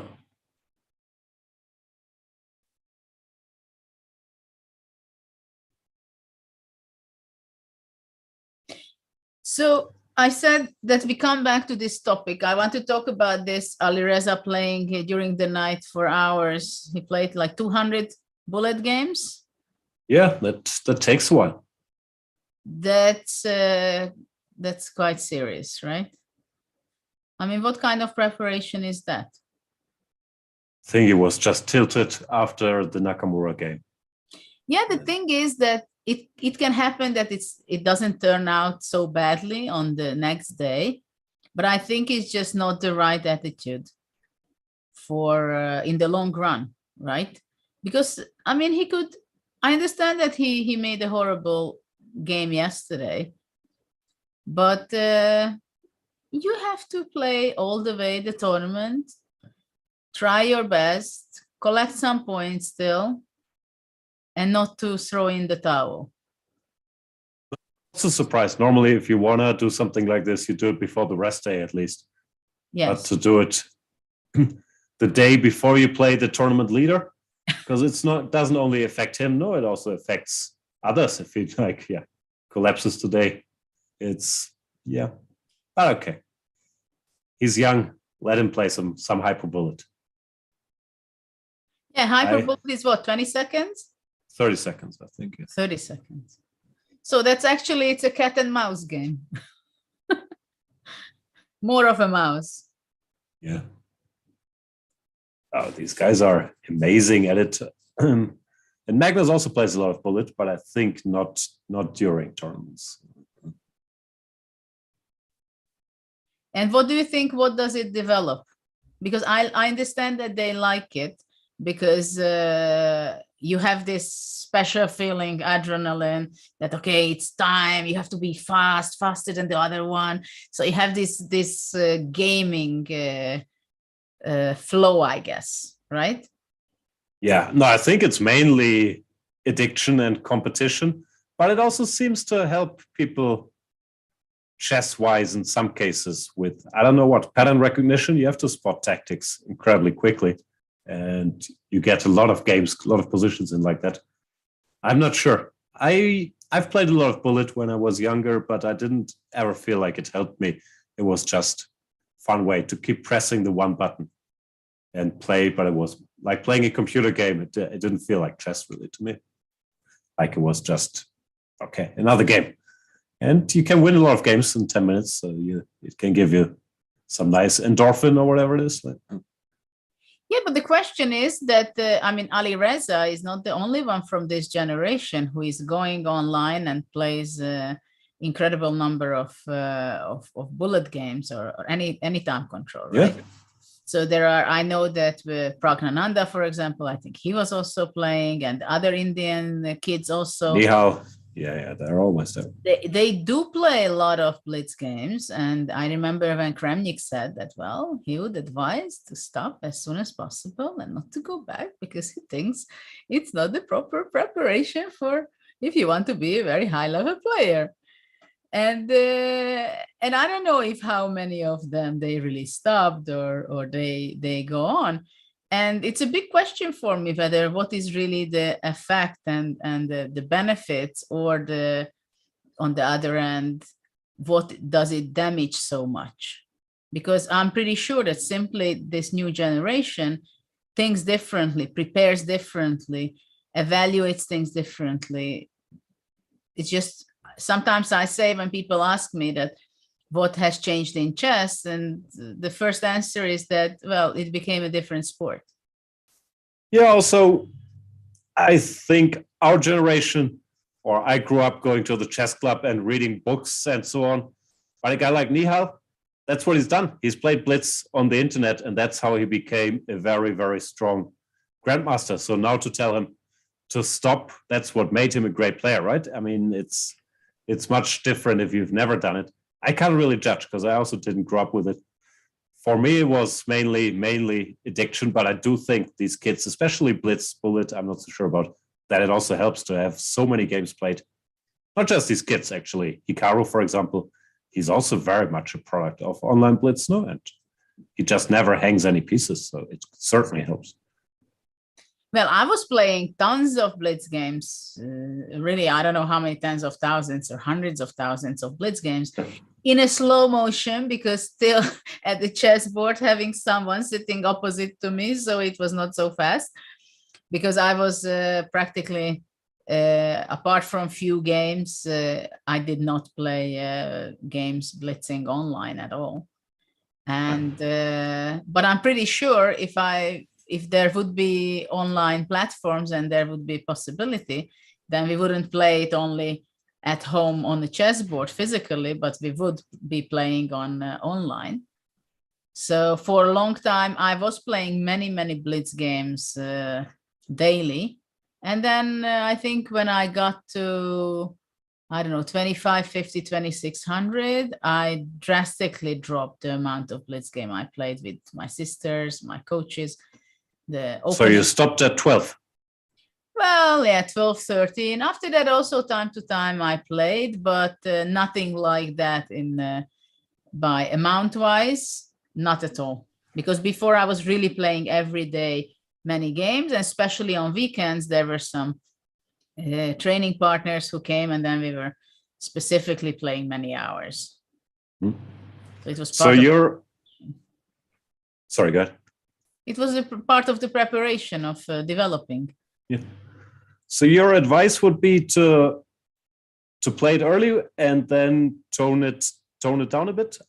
Maybe that happens naturally with life anyway, because you focus on other more serious things, no, and you don't have time anymore. But everybody's competitive. Everybody loves chess. So I've never been an enemy of blitz games. Yeah. And it's so easy. It's at your fingertip, right? You're going waiting in a line, or you're traveling, or whatever you're doing, it's in your hand. So it's just really 1 second away to start a game. And nowadays you can do it at lunch. Here, you're sitting in a cafe, you press a button and you can play on your phone. Like it's always there. Temptation is too big, and the circumstances are very easy to reach that satisfaction for and especially when you win. And obviously Ali Reza wins many of his blitz and bullet games. It means that, of course, you want to feel that again and again and again, especially during this tournament where he was not the guy who is killing everybody. But I heard he also lost last night. He lost 140 to 102 to Naroditsky. Oh. Little 240 something bullet game match. Okay. We have king g2 on the board. But and knight I g6, see- what's he doing? I see Jan's face's expression, and I think he doesn't understand things. It normally means he's seen he's much better, and then he's just confirming, no? So knight g6, f4, What was this line? Knight takes knight hf4. knight h Aren't we f4, and winning? then we talked about rook f4. Yeah. We Bishop didn't talk f4, about bishop f4 yet.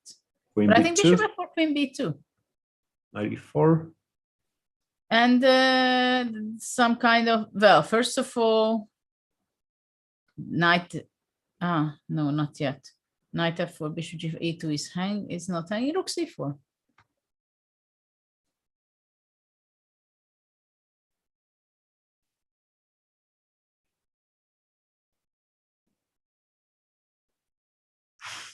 Bishop e3, we got something similar, no? And time for bishop g5 again. Go again. Bishop f2. No. I don't think you like that. Yeah. No, I take it back. Knight f4 is unpleasant. No, I don't see anything good. Or probably there is nothing good. Knight takes g5. Yeah, it's just collapsing, isn't it?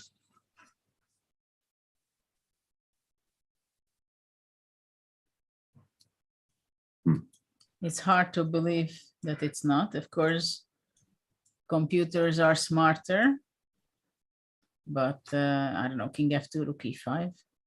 Maybe here white can fight rook d4, yeah? Just looks Okay. like Probably this One- is the only one. What is one more question in that line. Knight g6, f4, takes. Bishop takes. Queen b2, knight e4. Bishop g5. No, I went rook c4. Ah, yeah, rook c4. Sorry, bishop e3, bishop g5. Can I repeat moves with rook b1? It's time to be humble.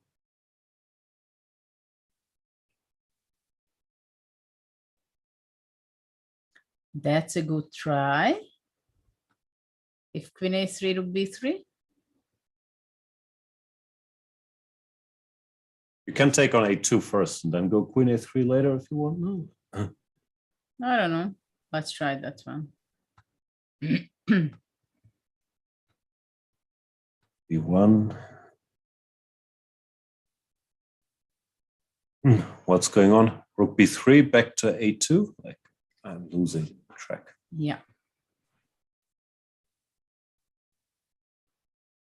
Knight g5.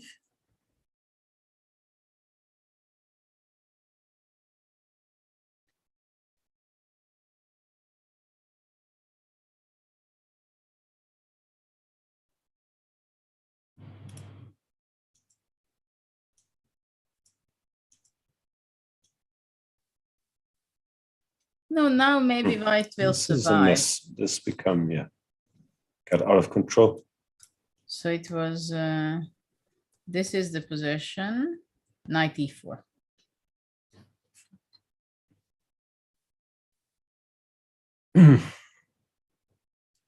c4 was the move. So let's see what else he can do. Because in this position, knight g6, I think it's not the only move. So tempting, though. That still feels winning to me. Knight g6, Sure. knight f4. No, we can think about something else, but I'd be shocked if we switch on a computer here if it doesn't tear it apart. Because what, there's too many holes in the white position.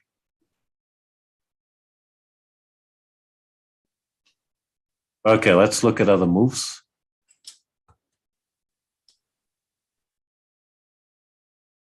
G6 feels so right. Well, knight g6, f4, and what happens if we go check?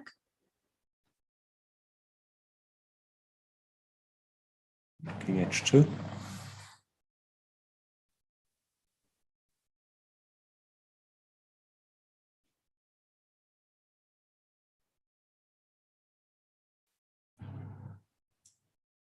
Well, it seems like this here really knight f4 has to be the move. But by the way, sorry, after knight f4, bishop f4, my original plan was knight takes f4 and bishop g5.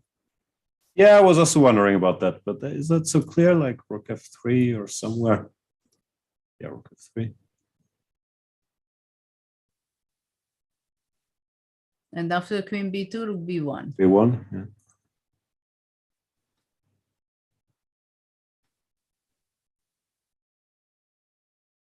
No, okay, here white is Maybe black is still fine. 3. Yeah, but white is also okay. Yeah, white is kicking. So queen b2 instead of takes. Knight e4.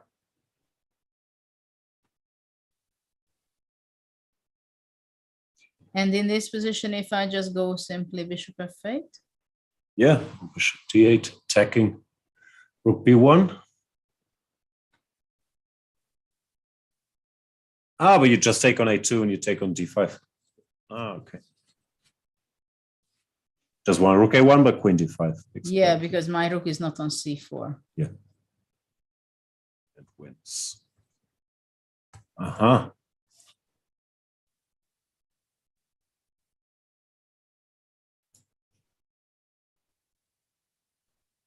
It's clever.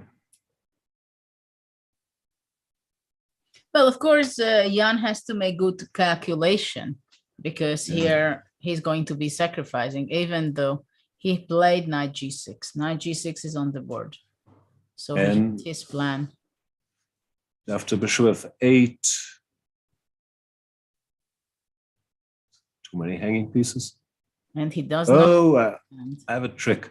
Queen d2.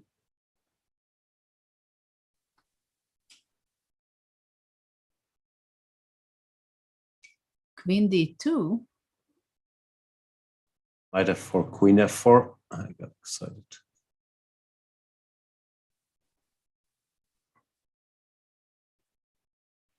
Queen d2, queen a3.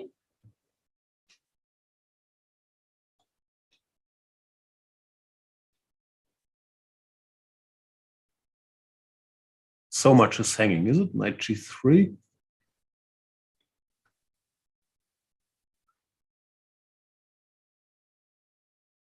Yeah, now it seems that no, queen d2 is a good one.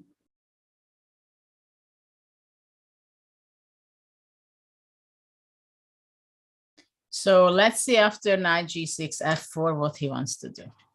Probably happen, no? What else can Alireza do? You can't allow knight hf4 and then resign. What about rook h1? Simply F4. check and bishop g5 next. Looks completely hopeless. So f4 is the only move.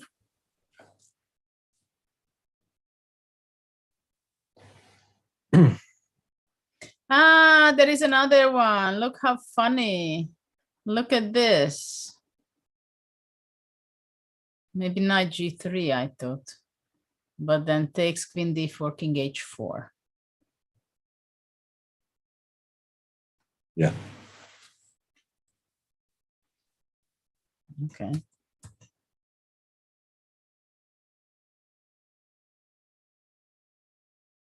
Is there anything else here for black?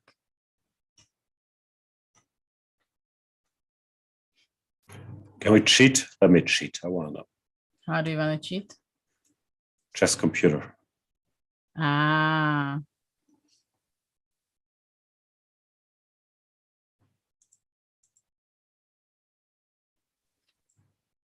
F4. Ah, I think Fabi actually is suffering very big problems. Okay, let's go there. Then when we come back, we'll refute f4. Well, look what happens with white. Another model game by Ding. Countered the attack, knight g8, f6. So what has How much happened? better is he? Well, look at the That's white what we looked pawns. at here. So after king h8, knight e6 did happen. Queen took, bishop takes, bishop a5. This is what we were discussing. Bishop h6 takes, rook b3. That's our line, no? Queen a5 and not great. queen c8 was played, but knight g8. Bishop e3. It was not possible to take on a6 because bishop b7 and then the bishop is gone. So bishop went back to e3, bishop b7. Queen d2, f6. Slightly better for black, no? Maybe not the end, but it's Well, more pleasant. Better pawn to structure. say the least, it's slightly. I mean, it's a typical position which if you're not winning it, you're going to blame yourself that, come on, if you don't win this, what do you want? You really want to be second or win the tournament if you don't win this kind of game? No? That bad? Well, what can white do against bishop c6? Losing the a4 pawn? 92. What about doing something a5 and bishop a6 plan? Okay, 92.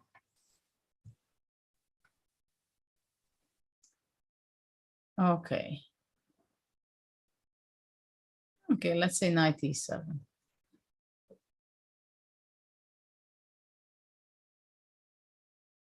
Yeah. No, it's just. No, of course with white you're That's going not to nice. be kicking, but it's like I mean, okay, knight c3, right? So everything is defended at least. Yeah, I wasn't sure if I should play f4 or not. Like, especially after 97, maybe try to open some stuff there. I'm not going to take it. I'm gonna take e5. I don't know, knight c6, let's say. Yeah. No, of course I agree. Black is better. F takes e. After f takes e, maybe I take with the knight. Or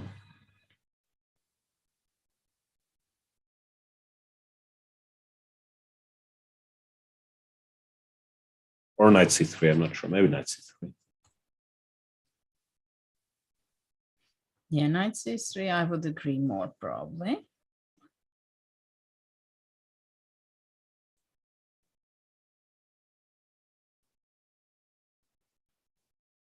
I don't think it's too bad. Rook f1, queen f2. We have some.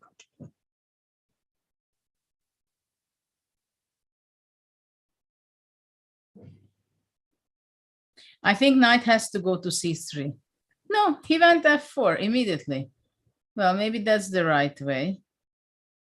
Maybe it's not so bad as I feel at first. So maybe white has to be very fast. And f4, fe, and then rook f1, and somehow be very fast, trying to get something on the king side.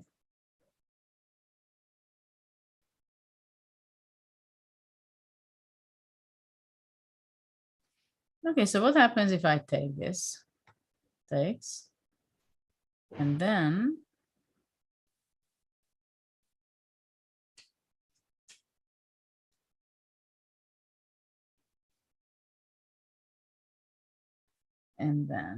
no, maybe I don't take it.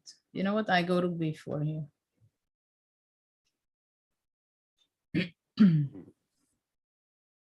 Rook c4.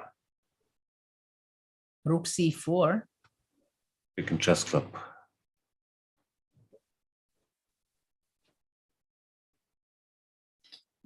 So what if I just take?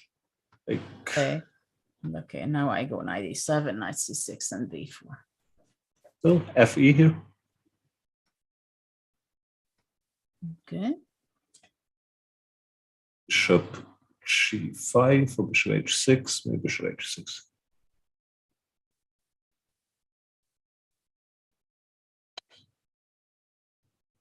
No, I think, yeah, you should be okay. Yeah. Well, still, I mean, I can go takes. Queen d6. Queen d4. Instead of queen d6, I should go Queen f2. f2 or queen g5. No, here or queen e6. Yeah, maybe queen f2 is better.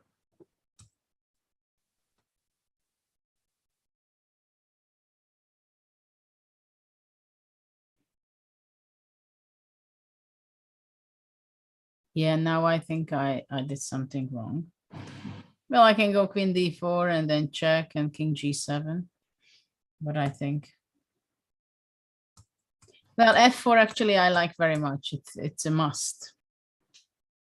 After all, he takes f4. Ah, I know what he wants. What does he want? G5. Yeah, g5 is possible. And then Yeah, knight played. e7, right? No, just queen e5. Oh. And that's what he has on the board, g5, bishop e3. Grab the pawn. Queen e5 played. Was this blundered? I don't know. How bad is it? Let's say, I don't know, 92.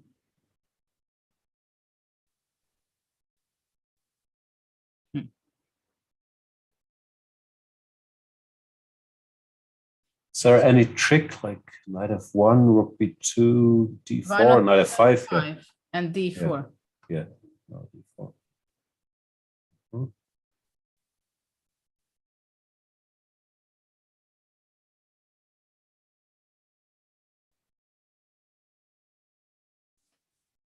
Still not too bad. How does this continue? Rook d2, d5 looks fine for white. Yeah? Well, the good Rook thing, d3. though maybe rook d3, yeah, because AD bishop e4. I wasn't sure if knight d6 was possible.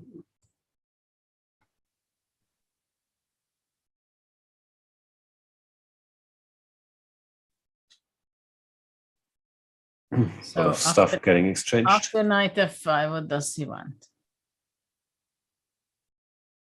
Your queen b2. d6 is hanging. Oh, yeah.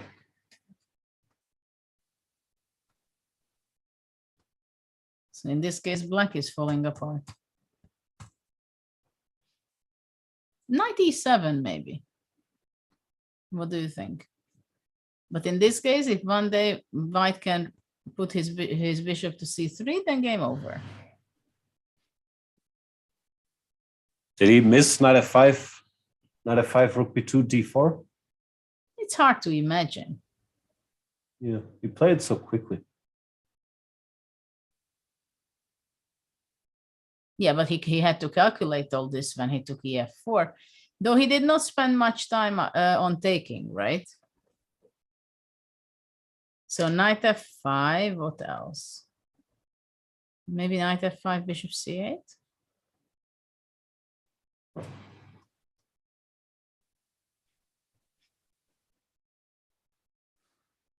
Yeah. Bishop d4. Wow. That's a neat move. Trying to be clever. Wow. Yeah, that Works, no, yeah. Queen e6, queen g5. Shocking blunder. But I think knight f5 is has to be the move, no? What happened after? I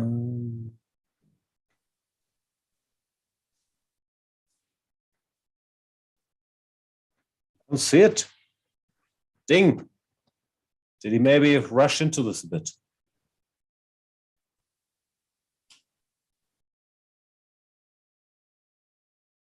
Well, a game for 3 results. Incredibly interesting game. Move 32. The players have their time. But the question is, did Fabi blunder this? I think Ding blundered. But it's Fabi's move after queen e5. Yeah, it's true, but I think Ding missed knight f5, rook b2, d4.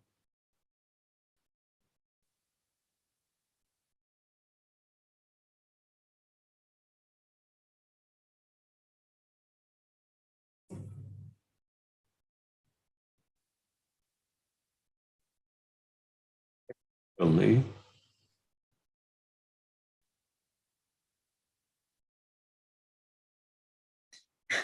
So I have now the big another- question is who blundered which one? I have another stupid trick, like knight f5, Yeah. rook b2.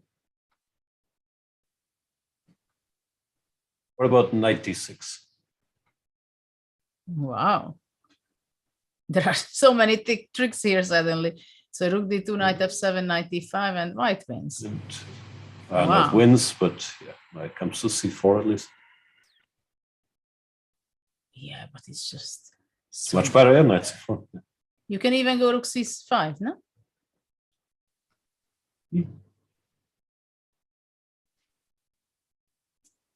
Well, look at this. King h6, knight g4. King h8, knight f7. King f8, knight check, and rook b7. Ding got too excited with this queen e5. I'm worried about Ding now. Such a nice position. One move, it opened up, and now so many. Knight d6 is amazing. d4 is good, but knight d6 is the killer. This might just be really bad, no? But after knight f5, what does he want to do then? Yeah, What I if don't see it. Wondered. Okay, 97.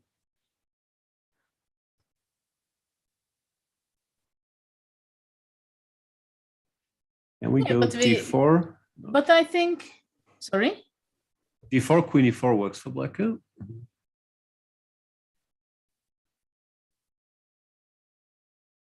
Yeah. So what happens? Takes. Black king somehow is very vulnerable at first.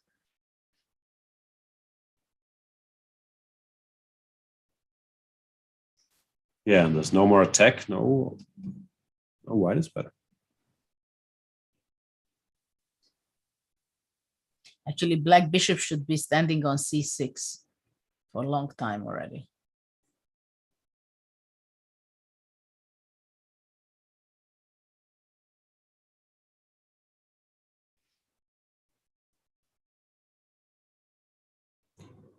Yeah, don't know how bad this is, but it looks nice for white. Yeah, but I don't know how to regroup my bishop. Maybe queen. Queen c2. So if I want to do that, why don't I do it, right? Queen c2. Queen e6. f1, bishop d2. And just do this. Moving to c3, rook f1, and game over, yeah? Scary. Yeah.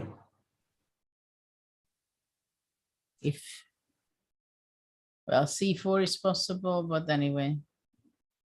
No, knight f5 is on the board. Knight f5 played. Ding missed something. Let's look at the camera.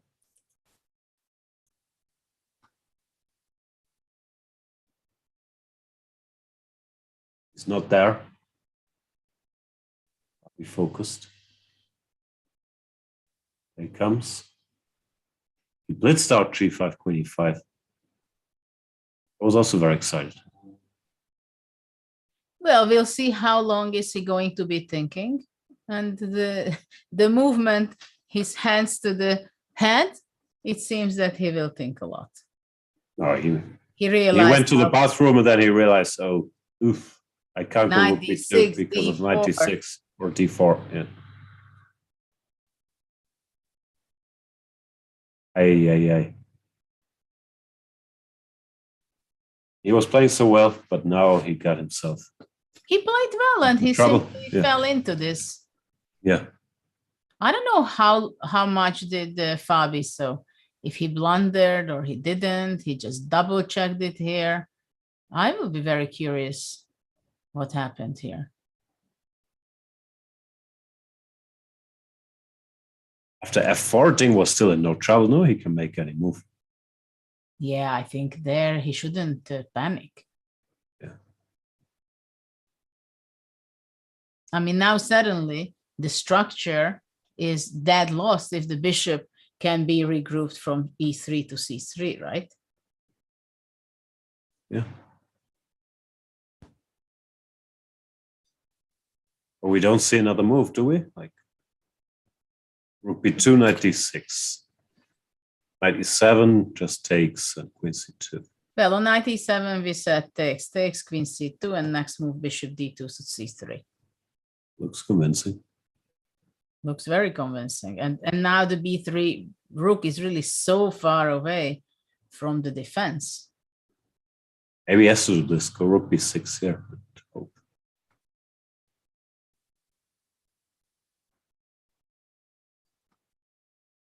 Bishop d2.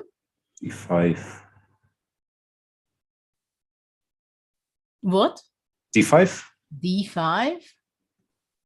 I just take it. Not saying I'm thrilled. Bishop takes. Well, first of all, I think queen c5 can be played. Okay, that I'm Yeah. happy with at this stage. Queen takes, rook b2. Bishop c3. Two.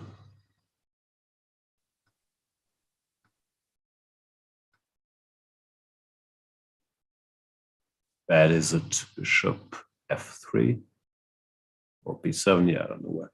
That's something. Rook f5 here. 7. Maybe black saves himself, takes king g8, rook b6. Rook c2. Well. Hanging in there. Let's see what's going on with Alireza. We haven't seen this for some time. They have our line. Ah, it's on the board? Yeah. Oh. Takes, queen b2, knight d4. Having Alireza. 22 minutes left for Alireza and 1 hour for Jan. 22 minutes, or as we say, 40 hyperbolic games. Does he look a little sleepy? Of course, it's tempting to say he didn't sleep The all night. position is not that tight, but I understand what you mean. So bishop f8, queen d2 we had, yeah? Then rook c4. Yeah, rook What was c4 happening with there? rook b1, rook a1. Ah, yeah, and then Because trying the to chicken d5 out. is not... But that wasn't so conclusive yet. Oh, no, hang on, not this position, right? Yeah, not this position. with I bishop went e3, to bishop e3 g5. first. Yeah. So bishop e3, bishop g5, and rook b1. But what about bishop e3, queen a3, queen b3?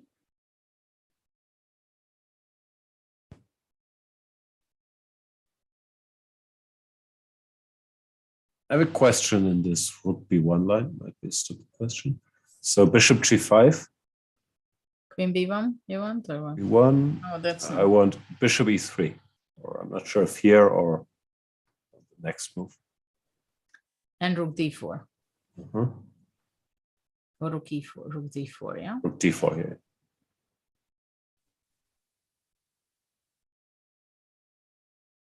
Then take e4, hopefully have enough. Well, bishop d3. E4. But I should do this probably. I can do this with queen a2, rook a1. No, that's maybe better.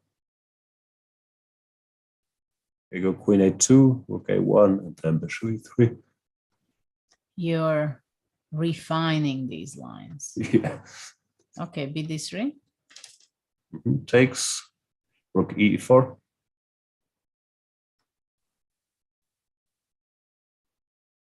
I have pretty What's the body count? I'm running out of pieces, yeah? I understand that you want to give up all Jan's pieces and then make the position. tournament more interesting. Even here, I'm not giving up. Rook takes d1 and f5. I thought you go why to is it so bad? e4. Nah. f5. What's the material balance? I have He will 3 pieces. try to get something more. I understand that you have incredible compensation. Yeah, I was just counting material is roughly equal, yeah? And it's, I mean, pawn count wise. Is it possible that Jan blundered knight e4? It's not, yeah? No, he's in deep thought. But it doesn't look like he blundered. He's just calculating. There's so many options though. We looked at rook c4, bishop g5, bishop f8, bishop d8. So many moves. Well, knight takes f4 also all the time, of course.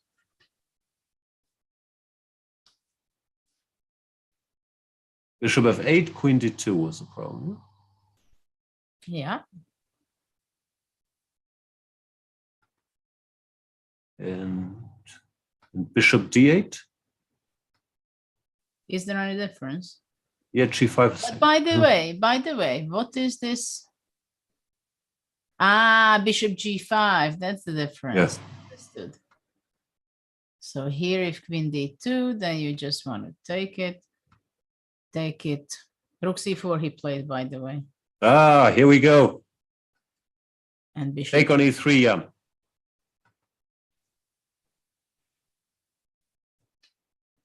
So bishop e3 forced, yeah? Yeah, but there's so many pieces of his are in trouble. Bishop g5 he will also play. What about bishop g4?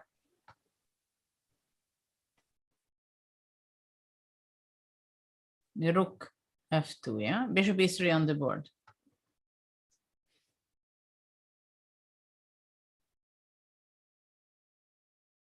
Okay.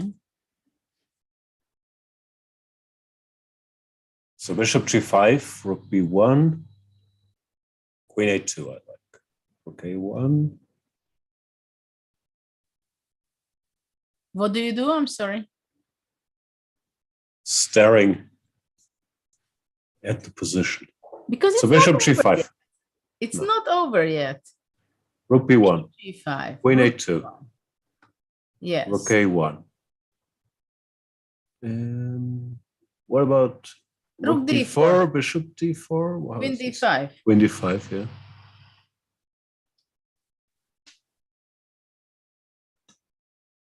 Also pretty tempting. But after rook d4, rook a2, rook d1 It's similar to takes e3. knight d6. What's the material? We're in exchange down. We have 3 pawns, but some are hanging. Not be bad for black. We have a draw already, probably for some time. Rajabov? Yeah, between Rajabov and Krzysztof Duda. Yeah, there wasn't too much happening. Yeah, and we have actually the rapport game. Bishop g5 is on the board. Ale.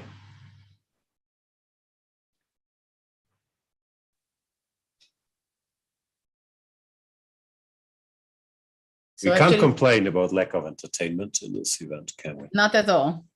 After knight f5, Ding is thinking, probably blundered many things. Or Ding. He's thinking already for 10 minutes. Well, that was an unexpected structure change and probably evaluation change as well. Also a horrible feeling. No, you play g5, bishop e3, queen e5. You go to the bathroom, you're very happy, double attack, you win a pawn. You might win this game. And then you realize on the walk, you realize, oh, knight f5, rook b2. Ugh, that's d4. Ugh, that's knight d6. You come back to the board, and from I'm pushing this guy, you have to switch to how do I survive. Yeah. Oof.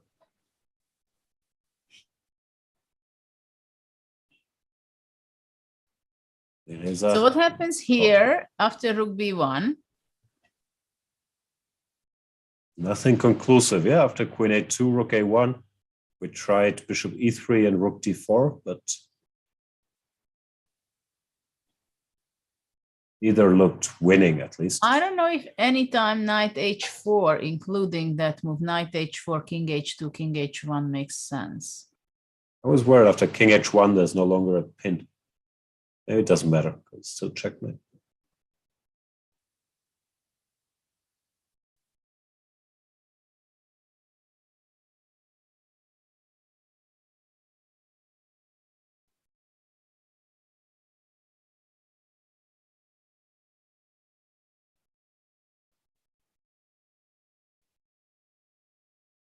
That So doesn't what help black yet, does it? No. Mm. you played here takes, rook a1, rook d4.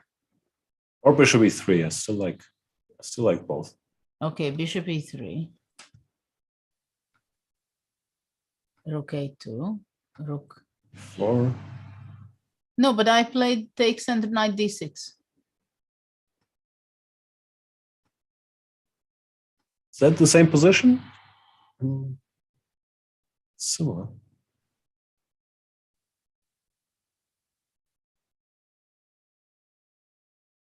So let's make some move here. Rook e5. Rook e3. Here, rook knight 3 maybe. f7. Yeah, rook e3 is better. Yeah, rook e3.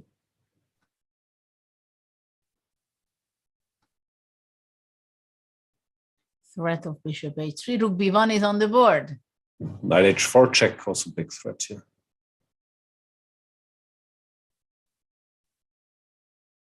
Well, yeah, I mean, exchange and plus 3 pawns for black for the exchange with the bishop pair. I mean, it can't really go wrong. King is just in trouble now. Bishop h3, knight h4. It's too much stuff.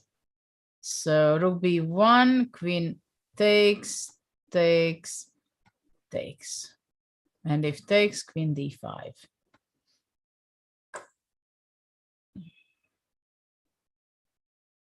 Wow, what a game.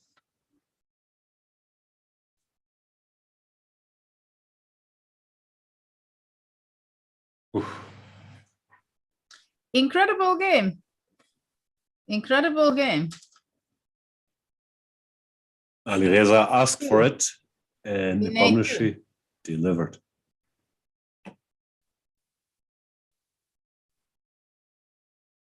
Well, only just I see that knight e7 was played by Ding. Gotta feel bad for him. Well, he had to realize that this is the only chance to get rid of this knight. Yeah.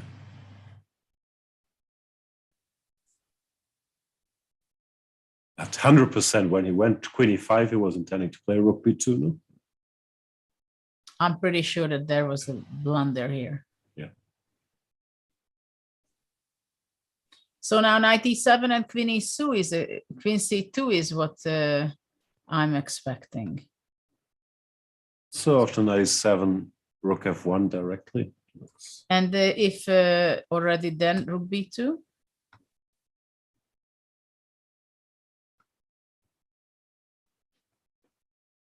e4.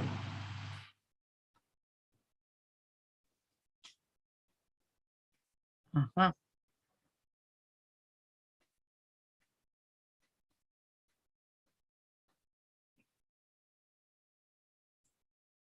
And if just Rook takes d2 and rook g2 maybe.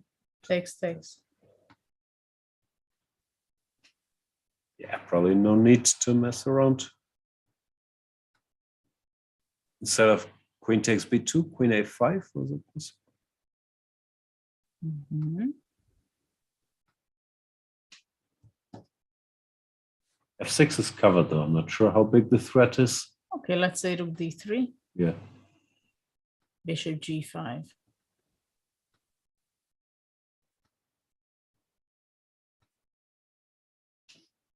It's probably bad news. Yeah, just in a fraction of a second, one move, and e takes f4, and things completely fell apart. Maybe even e takes f4 was still fine. No, maybe even g5. Just as queen e5, asking for knight f5. Yeah, but then white to take on f4. Yeah, I agree. I mean, if already white can go queen c2 and bishop d2, then and to regroup it to c3, then already for sure it's black who is suffering. But Well, here 97. on 97, like how bad can it be? I mean, can you imagine that this knight, when it was just like this, like you don't know where to place it, and then you have g5 and you can show up on f5? Oh, that was a big blunder by Ding, which Huge. Takes, and now the question is, what is the continuation? Queen c2, rook f1, but okay, queen e5 comes back. So I think white has to be fast. queen c2 looked very logical. What we did. Yeah.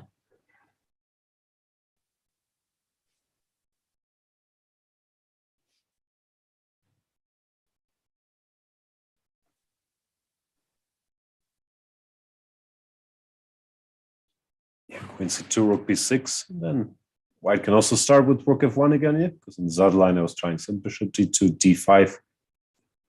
I don't understand something, what's going on with rapport. Can we see for a second? Please. In this position, I thought white is fighting for a draw. Maybe I'm wrong. Bishop f3, bishop e7.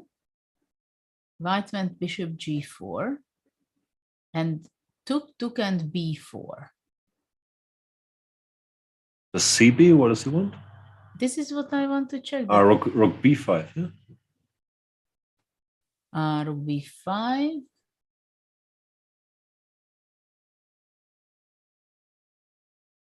Mm-hmm. Then h5 and make it draw. And when the knight moves, then okay, then it's, and if c4, then b3, I guess. And if knight e5, bishop f6, and bishop takes c3. Okay. And we have on the board after rook a1, rook d4, Jan took on d4. What a game! What a game! We have to praise him, no? Like when, of course, he's fine making draws at this stage with the lead, but when people attack him, he's very game for all kinds of crazy stuff. Just very sharp. Impressive play by Jan. What's the best we could see for white? Queen d4, queen e2 is nonsense. So bishop d4. Well, it was rook a2, I think. Mm-hmm. I think it was rook a2. Takes d1. Still the best. And then takes. Takes. Knight d6. Now the rook can't go to e3.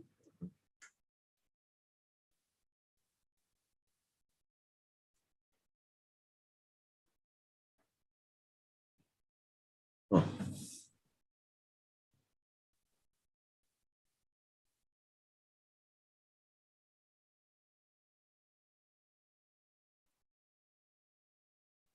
Ali Reza in deep thought. So what's the line? Rook e5, knight f7? There's nothing there, no?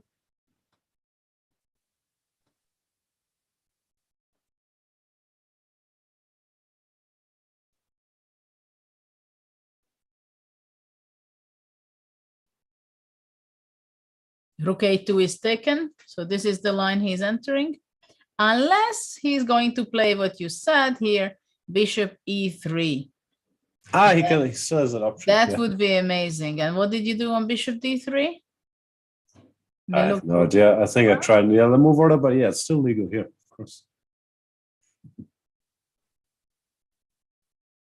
Cool.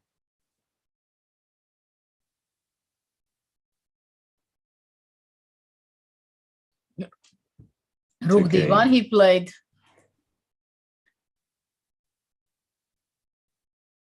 Incredible lines. Well, maybe just after bishop d1, he goes bishop e3, knight d6, and rook e7. What's the big deal?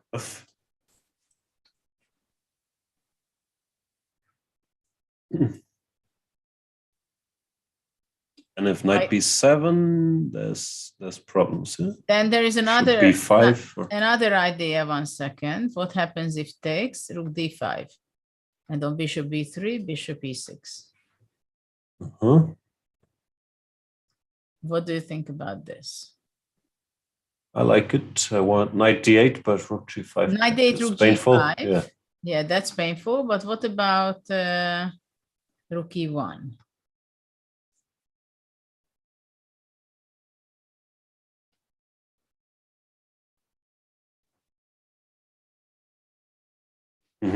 So you can go simply king f7 and then rook g5.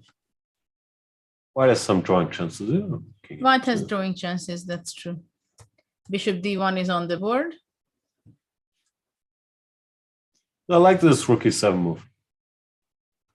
We projected it a little forward. Also the Fabiano game, it's queen c2, rook b6 standing. So now let's see how Fabi improves his position. Bishop d2 immediately.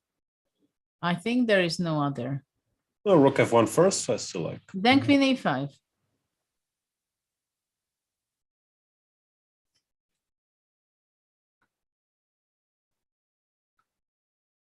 It's the threat, b3, let's say. Yeah, okay, but then already, I don't know, maybe queen e6. I can go bishop d5. Can I? Oh. Bishop c5 or what? No. Yeah, okay. That gets a little messy. No, bishop d2 looked very sensible. Just after this d5, I was hoping. Yeah, d5 is The the hang in there. after d5 if I go bishop a5. e6. Sorry? Rook e6. Yeah. Well, still takes.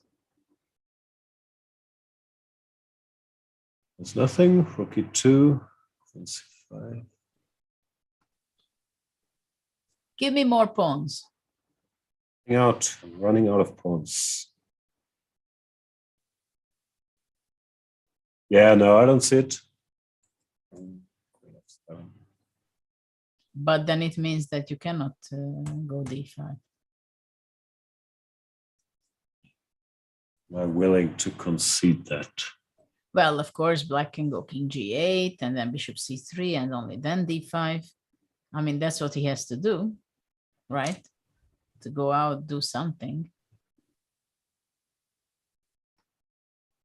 And now d5. But maybe bishop a5 anyway will be unpleasant. That's annoying.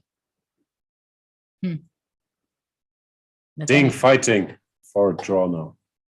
fighting, but and in the other game, sorry.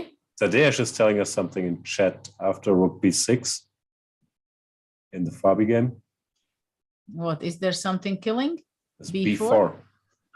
I thought about b4, but I thought it was just winning a tempo, but it's actually trapping the rook. What do you mean trapping the rook? Bishop d2. Rook b6. Bishop a5.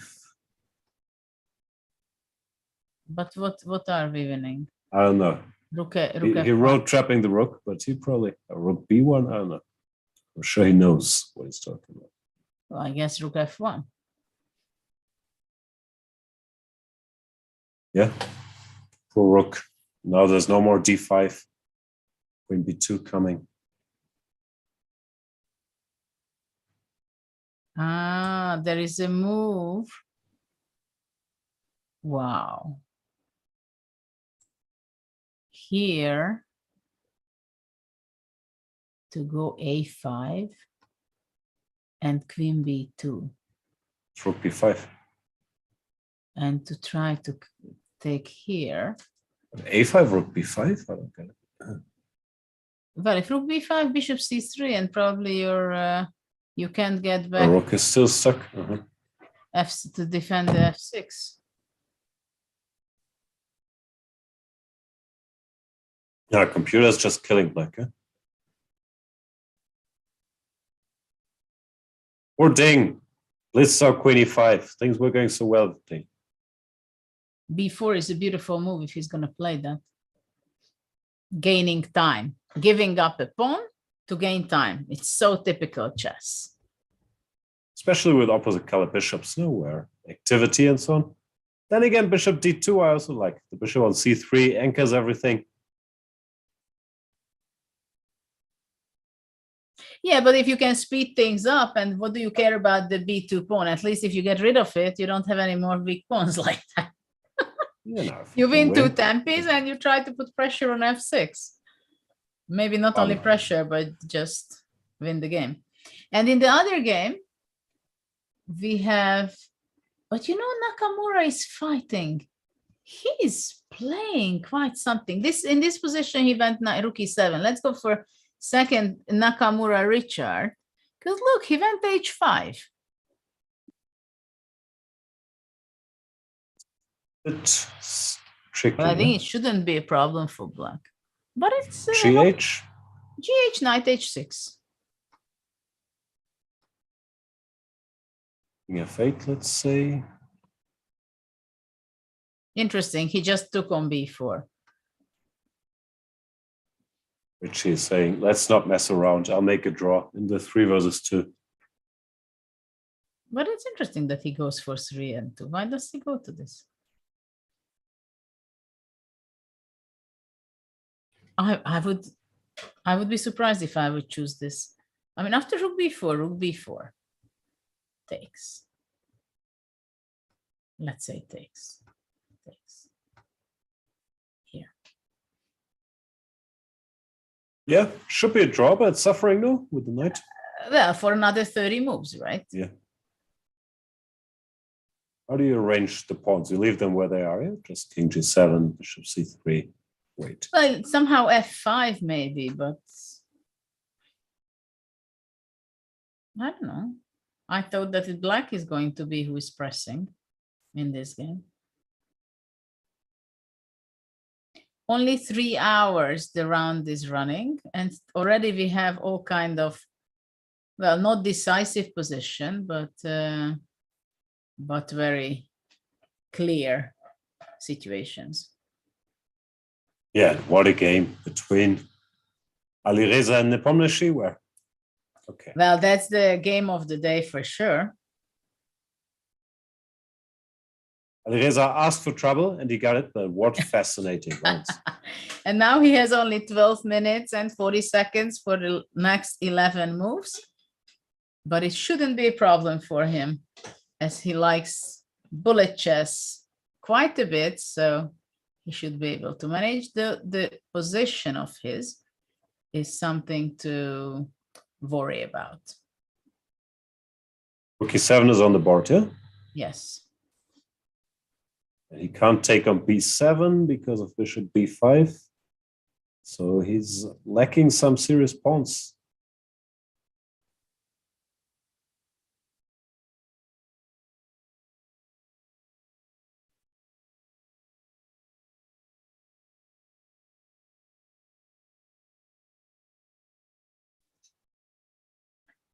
What do you think? Is it winning for black or just unpleasant? Because I can't quite make up my mind. Maybe it's just winning. Maybe it's winning because the bishop pair is very strong, and knight f4, knight h4 is very much in there, or even just bishop f4, and after that bring the knight and the rook to e3. So the only thing white has is the d5 pawn.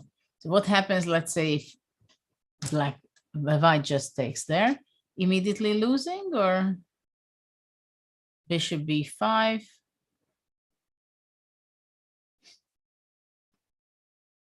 Rook e1.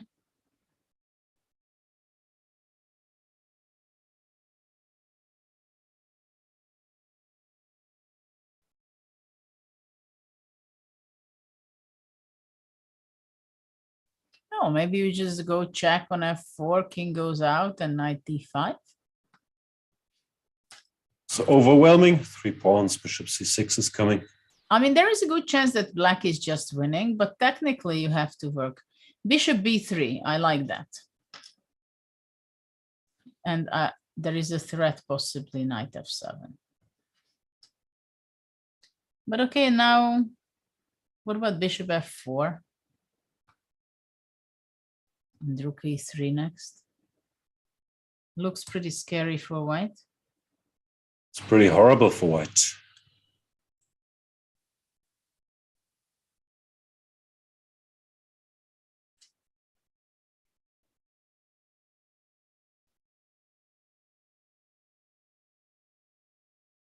Though if Jan wins, Fabi wins, still 3 to go. That's correct. But it means if Fabi wins, then, I mean, he really has great chances to become second, because then he starts. But of course, today's game is, again, so important and essential, right? I mean, can you imagine Ding wins? Fabi can say goodbye, more or less.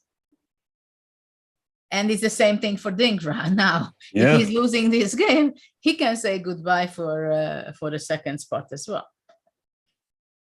Hikaru, do we think he has any winning chances? Probably not. No, he will. Well, He will torture, but it will be draw. he will torture a little, but he has no real chance, I think, because f5 next move probably. There is not enough material on the board. White goes knight g4. Knight g4, king g7. e5. Okay, it's a draw. Not really going to argue. No, I understand. Of course, it's. But after this, maybe maybe g5. Yeah. Yeah. Yeah, black is in time. Oh, it seems like black is very much in time, whatever happens. But still, I was kind of surprised on the decision how Richard wanted to finish the game as a draw. Yeah, and if for example, knight f3. Yes. I'm not sure I want to play f5. I guess we just wait. f5 takes and knight h4. Yeah. This is not what you want. So just king g7. King g7, yes. But after king g7, you know, I can go maybe, well, g4, f5 you're gonna do, but okay, king goes f1. King e6, king e2. Yeah, I don't think black does anything. No, he just sits there. King e6. Okay, I go knight g5 check. 7. I go f4. Still king e7, yeah. Okay, I don't know what can I do, but I will try something. No, I understand. But if I do nothing, like bishop a1, bishop b2, whatever. Well, this is the question. Yeah, let's say I go g4. Yeah, I keep waiting. Okay, I regroup my knight a bit.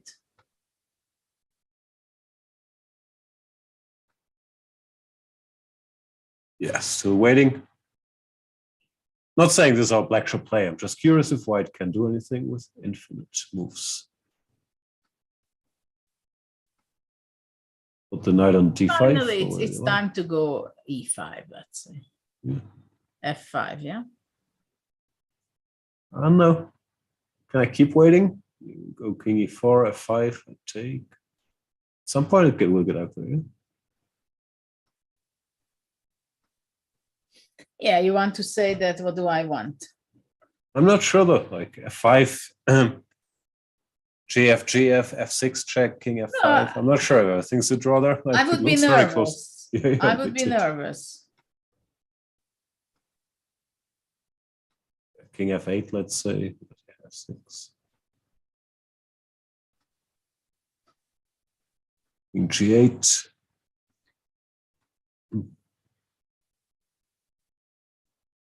Would guess it's still holding, but who knows really, right? We probably should.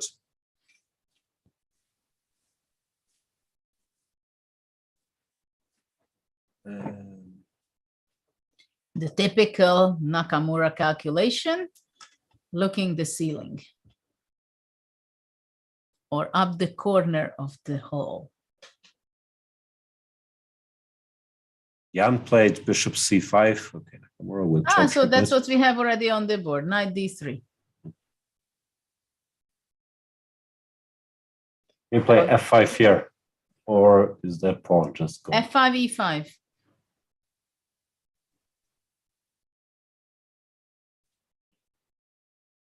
Yeah. Well, probably g5. And then takes even g4. Probably. Maybe g4 is the best. To fix g3. Maybe g4 is the best. Yeah. Bishop c5, Jan played. But what's the point after knight b7? I was wondering. Sorry? Just knight takes b7. What does he want? I was wondering.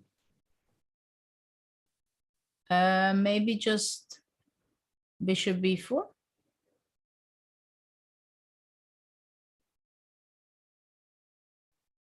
Or bishop b6. Bishop b6? Yeah.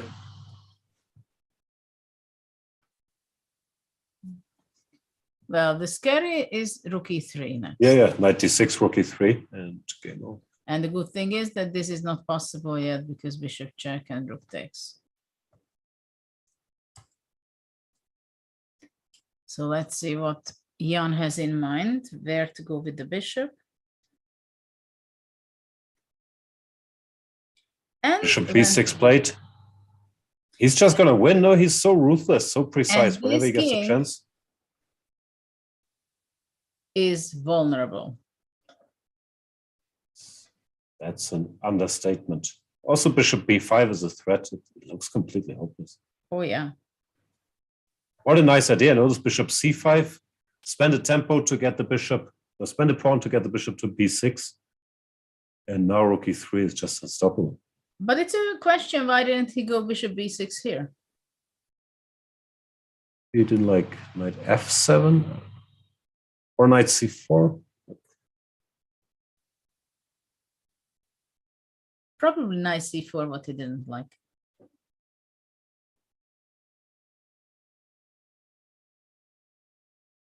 Very nice move, if this is the best. So precise.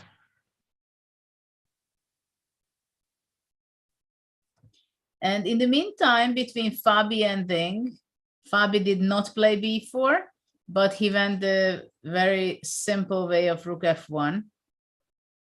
And then king g7. This is the position. He has less than 6 minutes for the next 4 moves.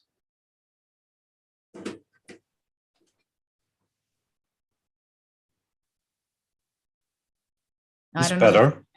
He can do it now, maybe. Still b4. A rook takes. Bishop d2. Back.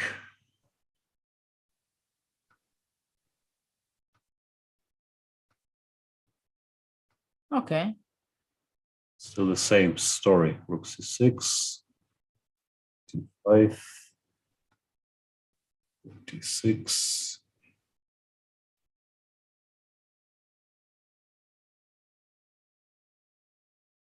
Well, Trying to survive, but it's a struggle for Ding. Even here, queen f2.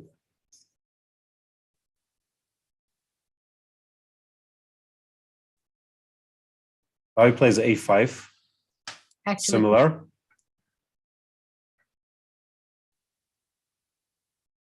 sorry? Fabi just played a5 directly, which Uh-huh. is a similar idea. Mm-hmm.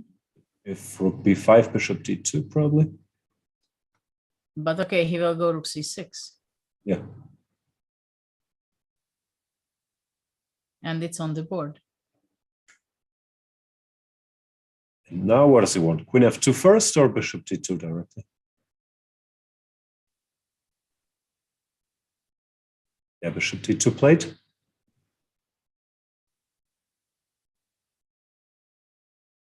We're getting there.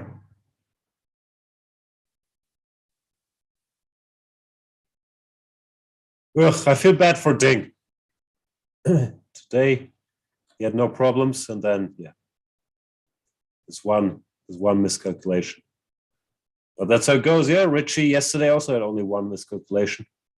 Yeah. Maybe this could be very strong. h6.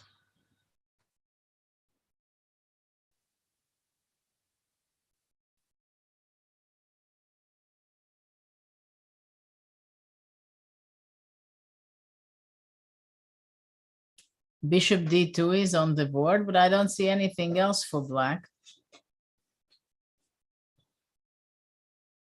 Then to play rook c8.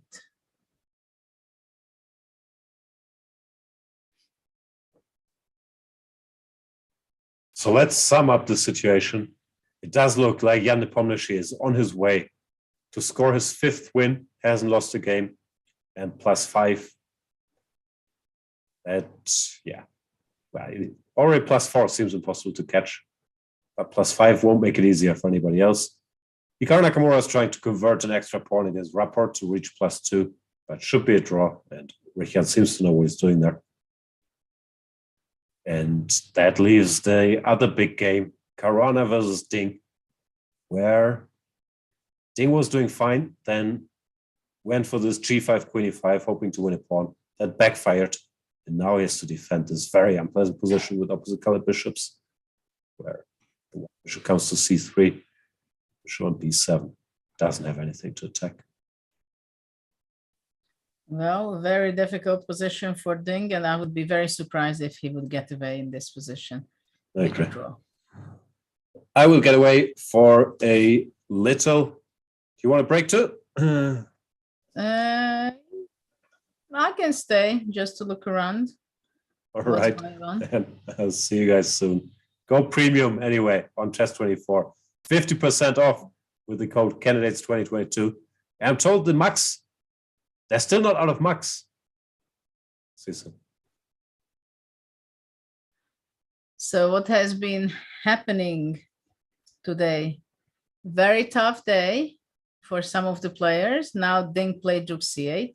This is not exactly he was aiming for. Back, if we go back a little bit, what was the crucial point? It was actually, he had a very nice position after move 27 or so, when he went back in this position, pushing back the bishop from H6 to go back to E3, and after that, bishop B7. Actually, this bishop B7 is something I think things started badly for Ding. After Queen D2, he went F6, and he thought that he can get simply a better position later on to improve his position, maybe with the knight regrouping to D4, or going back with bishop C6, attack this pawn, or the D3 pawn as well. I also thought for sure that this can be a very good position for Black. But after F4, which was very critical move, and this was the only move, clearly the best move. At first, I was thinking that maybe the knight has to be regrouped to C3, but that would be too slow, I believe. So F4, breaking up the center, it was essential for White's play, because if Black would just go knight E7, then Fabiano would like to take this, maybe not immediately or later, maybe knight E2 first. Definitely still, I believe that this was a must, because after takes, Black did not play this G5, making incredible weaknesses F5. But somehow something went wrong for, at least for Ding, but I'm not sure that Fabiano was not blundering something at this point. Bishop F4, G5. Watch out when you play such a move G5, because it's a very committal move, and you have to be afraid of giving up such a square like F5, bishop E3, and now probably still knight E7 was the right move, though already the F6 pawn can be vulnerable in a later stage. And if the Black goes with the knight to C6, E5, then already this G3 not very well placed knight can show up on F5, so that is kind of unpleasant for Black. But Black played Queen E5, which after knight F5 turned the game around, because right now, instead of knight E7, bishop rook B2 must have been the plan of Ding, and now D4 is possible, but even more unpleasant. Knight D6, so the queen cannot take on D6 because the rook would be hanging, while rook takes D2 would be almost losing to knight F7, and after king G7, knight F5 is protecting the pawn on D3. So, and after rook E2, White can go simply, even rook C5 is possible. This is what we looked, I think. No, but rook C5 is not possible here. White has to come back to C4, but White has equal pawns, but the rook will come to B1. The C5 is under attack, which is not possible to defend. So this was the turning point of the game, where Fabiano took over after knight F5, which after there was an exchange of knights, queen C2, very good move, because immediately White is going to be regrouping the bishop to C3, where obviously stands much better, immediately points out that the F6 pawn is very vulnerable. And after rook B6, there were interesting ideas. which would fasten things, going b4. And after that, b4, rook b4, bishop d2, bishop c3, it would speed things up. And probably this would give huge advantage, maybe already winning for white. But Fabiano played rook f1. He went for the slower action. And anyway, he put his bishop from e3 to c3. And now rook f8, rook f5 we were watching. But instead of rook f5, queen f2 happened in the game. So what's the idea behind queen f2? Some way queen f5 or something has to be played, and the g5, this pin is incredibly unpleasant for black. So probably white wants to go queen g3 in the next move. For example, bishop c8 is kind of logical to protect against the possible f5 square. And if, let's say, queen g3, then black can go, well, h6, or I would consider king g6. And it's important that now rook f5 is not possible. But of course, it is a very sensible position for black, this game. Very, very difficult, though I'm not sure how white is going to be winning this, because the f6 pawn, for now, it's protected. And if, let's say, white goes h4, then black can even play simply h6, I believe. So it's not so easy to make a progress with white. So after queen f2, I'm kind of expecting bishop f8 to defend on that diagonal. So what has happened in Rapport's game, we have a fun endgame where white most likely will not be able to do anything because the bishop is holding up the pawn together with the king. So e5 is not possible. And whatever white is doing, let's say king goes to g3, black will do nothing special, just to pass with the bishop. So I'm not sure white has any chance of showing progress. And let's see the game of the day between Alireza and Jan Nepomniachtchi. The leader who leads 1.5 points ahead, maybe he's going to win his 5th game and win the tournament even with a bigger margin. King h1 was played. So after bishop b6, bishop c4, rook e3. Rook e3 is definitely an incredible, powerful place for the rook because the bishop wants to go to h3. So there was nothing better, I guess, than to go back to the corner, king h1. So for the moment, after rook h3, white would not go king g2 because of knight h4, beautiful checkmate, but he would be going rook h2. So this way he would survive for some more time. But black went bishop h3, asking this rook on f1, where do you want to go? Let's see what he can, well, if rook g1, I think black wants to go rook e4, attacking the bishop. At the same time, he would be looking over to the 4th rank to play rook h4, and the king can be in trouble, but it's not over yet.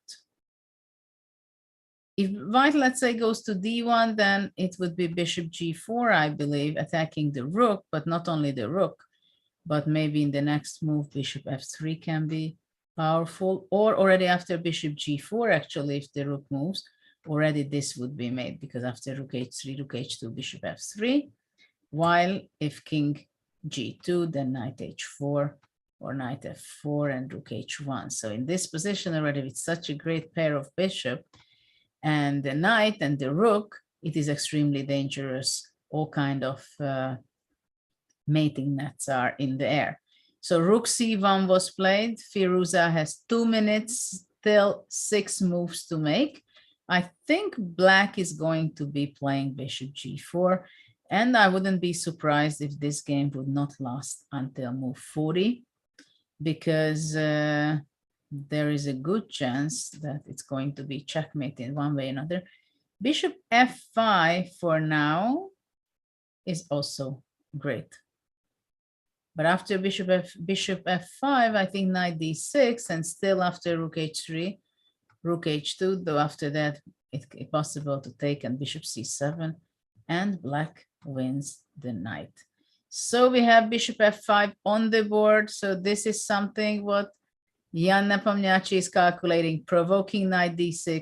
For the moment, black is threatening to give a check on e4. After that brings the knight.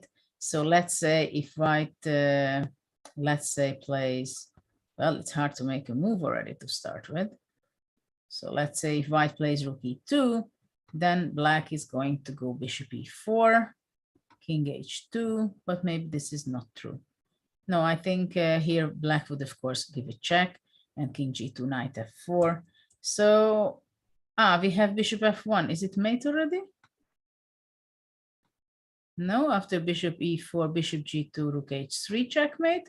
Of course, this is not the move, but after bishop e4, white resigned, if I see it correctly, because after king h2, simply bishop d5 would attack the rook and the knight. And what a game, what a game. Congratulations for the leader. It was an amazing performance by Jan Nepomniachtchi. Well done. We have to know that that Ali Reza was playing the opening quite strange, because already at the early stage of the game, he was playing something which was not expected.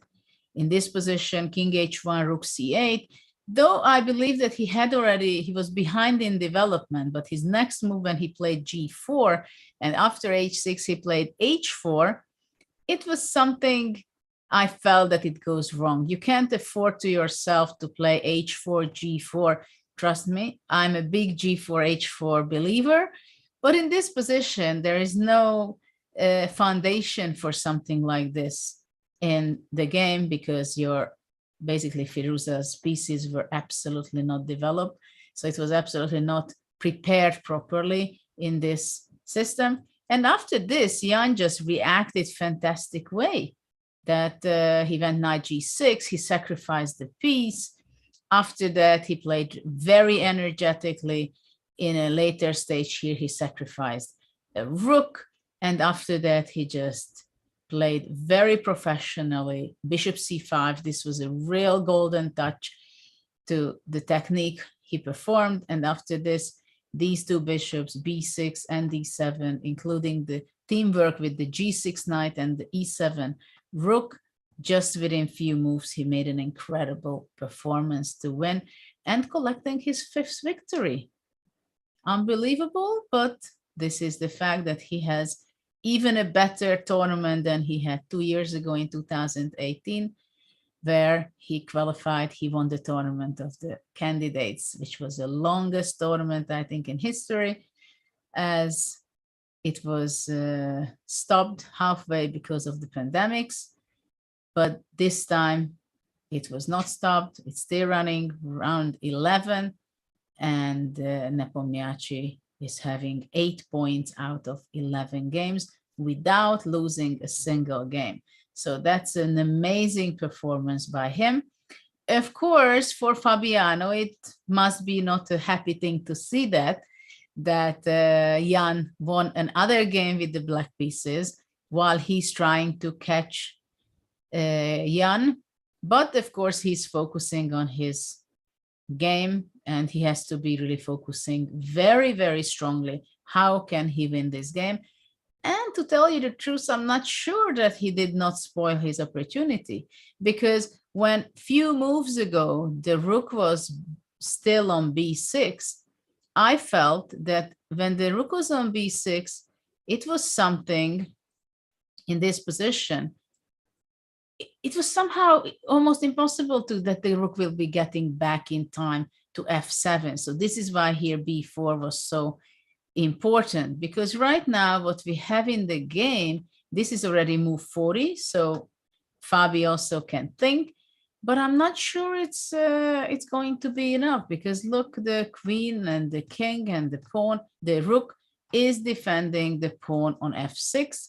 And how is it possible to put extra pressure on black? This is the big question. How will it be possible to put pressure? This is a big, big question. And we have still another game running in this tournament, in this round, which is between Nakamura and Rapport. And Hikaru for sure tries thinking, how is it possible to make progress, which seems to be extremely difficult in this position already. Very, very difficult for White to make progress. Of course, it's only White who is playing for a win, but there is not much to do in this position, I believe. I don't know if maybe can White go knight f4, threatening with knight d5, for example. But I think White can go, for example, king to g5. And if it's a check, king goes back to f6 again. So I don't think there will be too many options and too long trying for Nakamura here, because there is not going to be enough resource for him. And we had a game also, which was the first draw of today between Rajabov and Duda. It was a pretty solid opening already at move 14, started to simplify the position. Then there was a queen exchange, knight a5. So practically there was a huge simplification, and then they exchanged all the pawns, the rooks, and they just agreed to draw. So this game was not so interesting of today, but we still have the FIDE game running. What are the possibilities for White after h6? This is the big problem, but we have Jan joined back to us, so maybe I will ask Jan about it. First of all, he just missed that Firuza resigned in the meantime. Practically, he mated him. Yeah, I was watching on the phone. That was impressive by Nepomniachtchi. You know, what a game. Like, Alireza only has himself to blame, I think, not just with the night session, but also this whole g4 and h4 business. Turned out it didn't work, no? Well, it was just premature, and there was no foundation in the position that he could afford something like this. And this, I mean, Jan was making such an accurate moves, I think. It was so precise, very practical, and then bishop f5, you know. And in this position, this is very annoying, no, for White, that if knight d6, then rook h3, rook h2, takes, and bishop c7. Unpleasant. This is, but instead of this, he just went bishop f1, and after bishop e4, he resigned. But not waiting for bishop g2. Well, I don't know. Well, bishop g2, rook h3, yeah, this would have been also a nice end, but yeah. Before this, Alireza resigned. He could still play king h2, but then I guess the simple bishop d5 would have been finishing the story. Yeah. But in the meantime, between Fabiano and Ding, I'm not sure that Fabi is going to be able to win this. Being stabilized. Yeah. Bishop c8, covering this very important square on f5. How can White really look for more than a draw? Where are the weaknesses? How can you touch black? Queen g3, just king g6 here? Well, what I'm thinking that maybe White should be going, let's say, rook f2, just like that. So it's black to move, let's say rook f7, and maybe try to go b4. Takes, and then the d6 pawn can be a problem. But did he? Okay, if he doesn't take. Yeah, but I'm not even sure what happens if he doesn't take. Yeah, let's say he just goes back. Wait.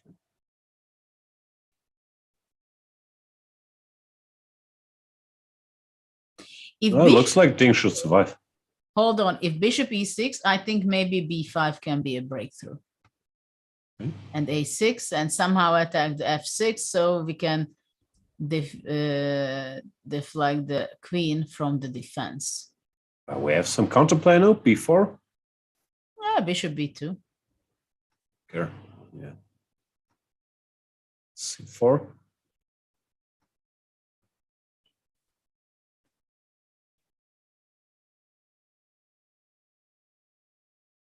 Back to playing for 3 results.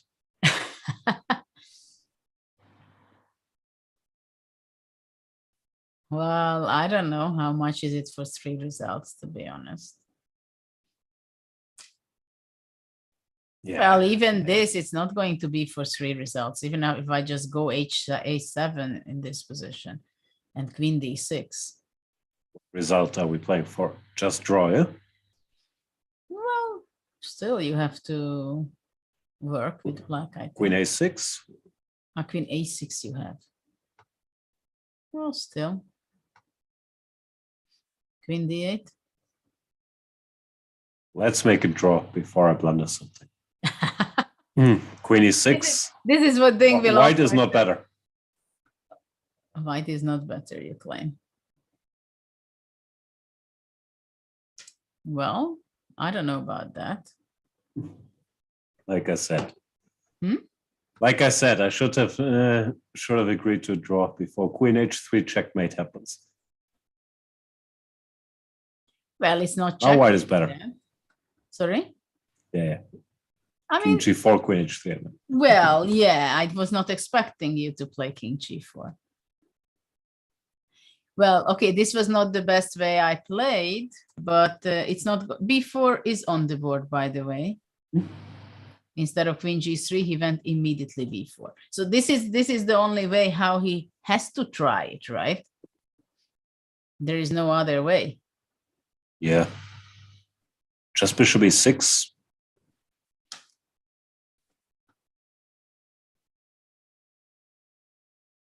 Okay, b5, you know?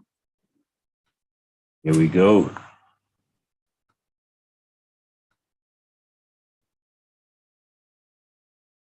Nice.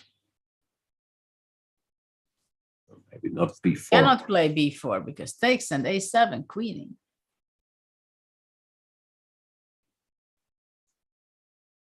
So King g6. Well, h5, maybe. No, but I can play bishop f6, bishop f6.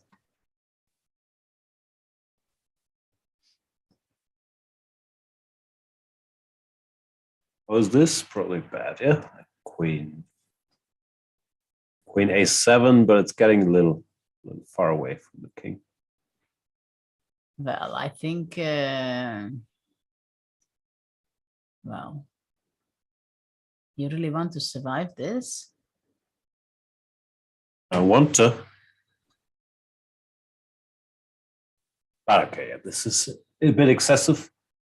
Well, so you're saying the bishop should stay on c8, yeah, to guard b5? Well, or let's say play bishop d7. But after bishop d7, probably takes and e5. But I don't know, for example, is this a progress for white?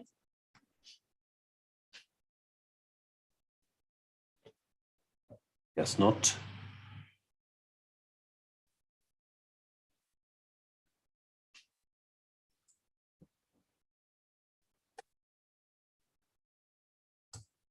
It must have been irritating to see that Jan collected the full point, no? Yeah. Then he had anyway 1.5 point lead.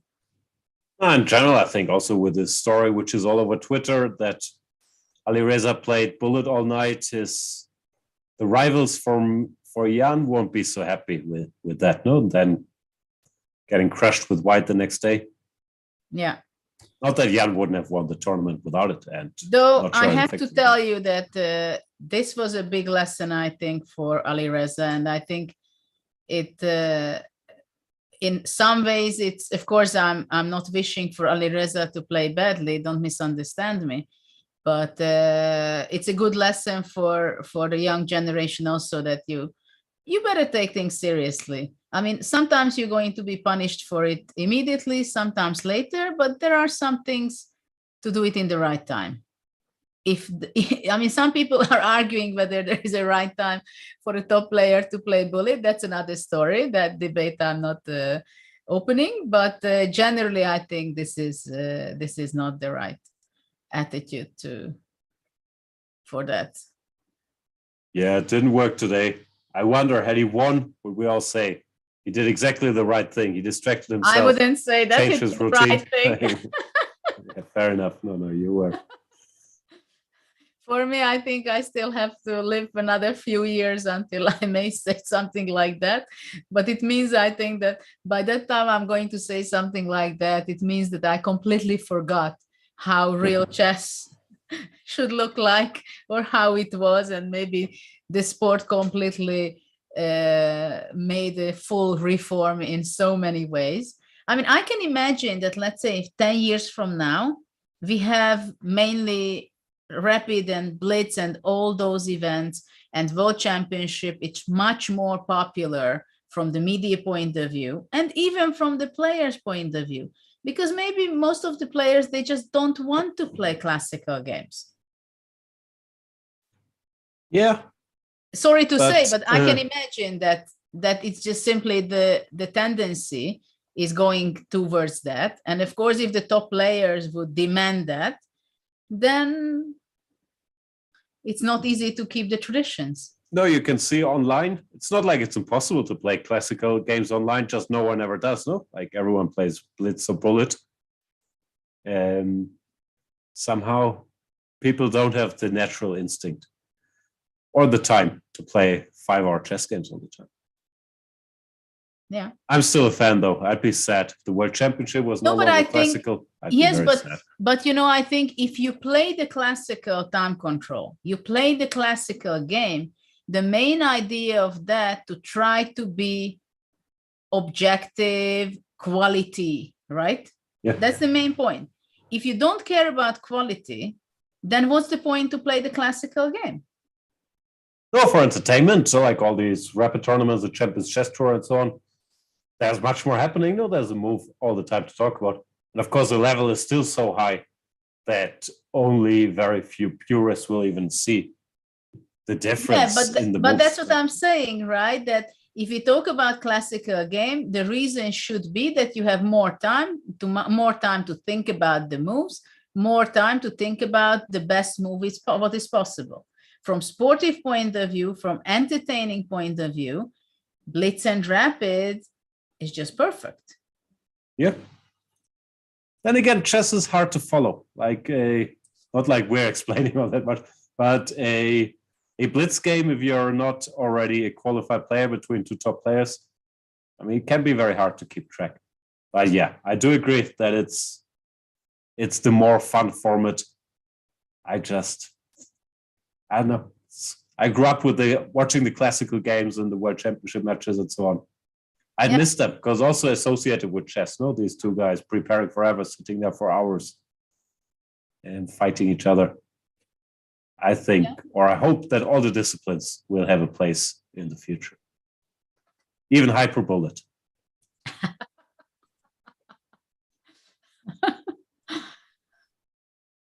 I never played hyperbullet. Maybe in my life I played bullet, maybe a few games many years ago, just to try it out. I played a lot, but I'm too slow. I'm too slow in the end. Bishop d7 is on the board. So b5, it was not something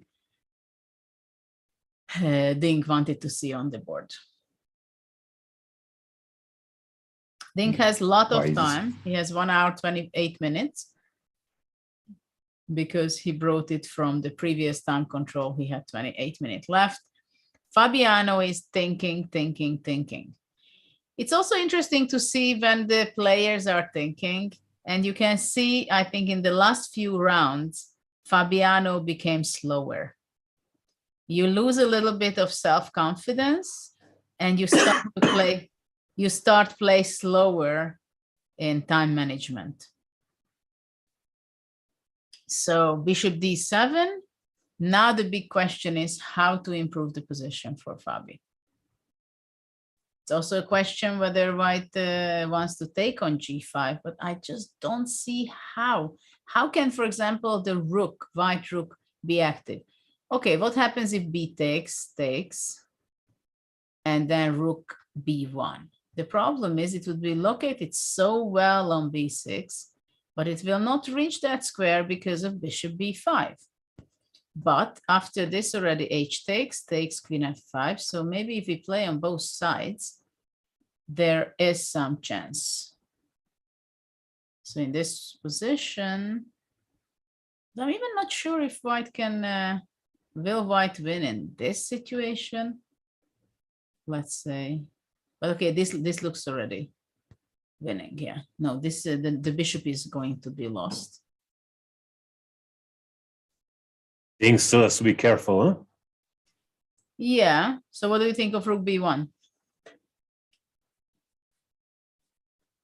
Yeah, it depends if bishop b5 works or not. If it doesn't, then of course it's great But progress. I think after bishop b5 takes queen f5. Yes. So. King g8. Yeah.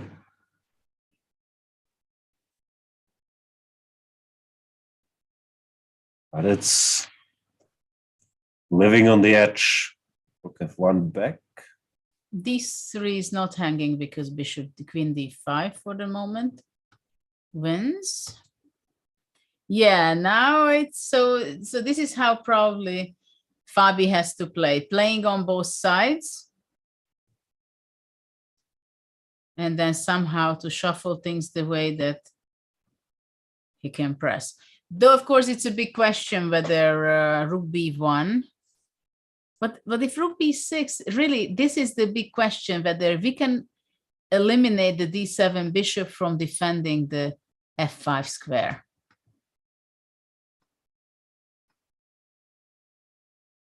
So this is the question what Fabi is up to in this position. Yeah, that looked scary. Takes rook b1. Well, if he's not going to win this game, then there is going to be a very serious race between Ding and Fabiano for second place. Well, Hikaru's still in it. Yes, this is what I wanted to say, that, okay, Hikaru is still pressing rapport with knight b4.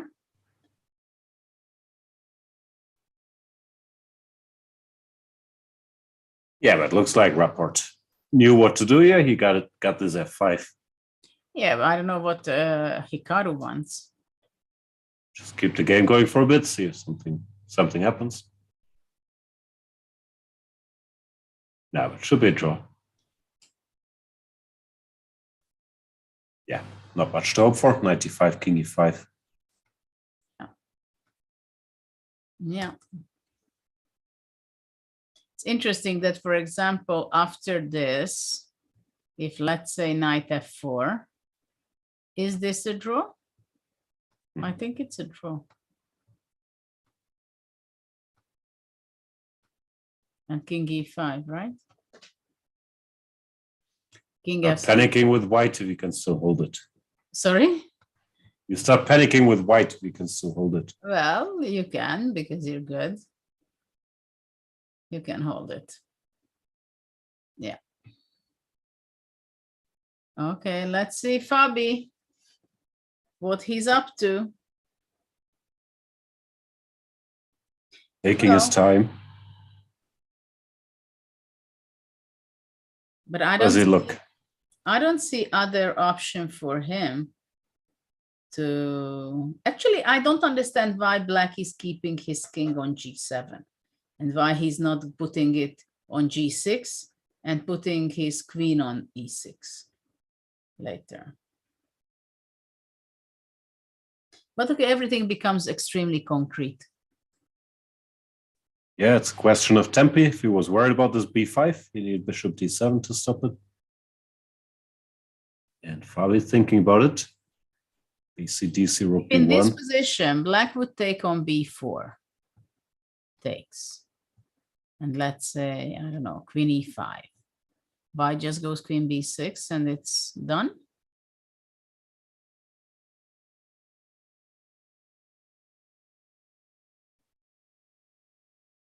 It's a problem, Scary, right? yeah.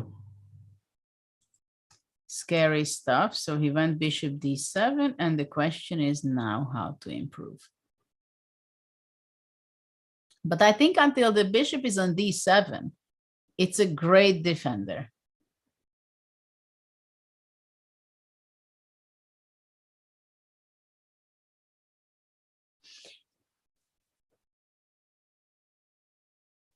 When do you think Fabi's going to make a move? He has 44 minutes. Well, he wants to develop, I think, the idea that really what he has to be paying attention to. But what happens if it's black to move here? Isn't it the Zugzwang for black? King G6 is not helping. King G6, in some ways it's not helping, because what about B5 after that? So again. I just make it that it's black to move, okay? So sorry for the stupid moves, but okay, let's say black to move. You go King G6, then I go B5. But now A6 is not threatening that much because you have Bishop C6 as well. But I think Bishop C8. F5, Ale. F5. I tell you, you should go to G6 with the king. This was not the intention that you start playing for a win. It's understood.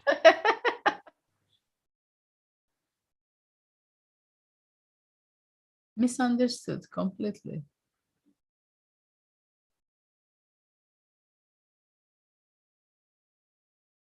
Wow, F5 is possible. Then it means that white has to be really in a rush, to be honest. No? Yeah. No, but the line you gave with BC and Rook B1 still looks very critical to me.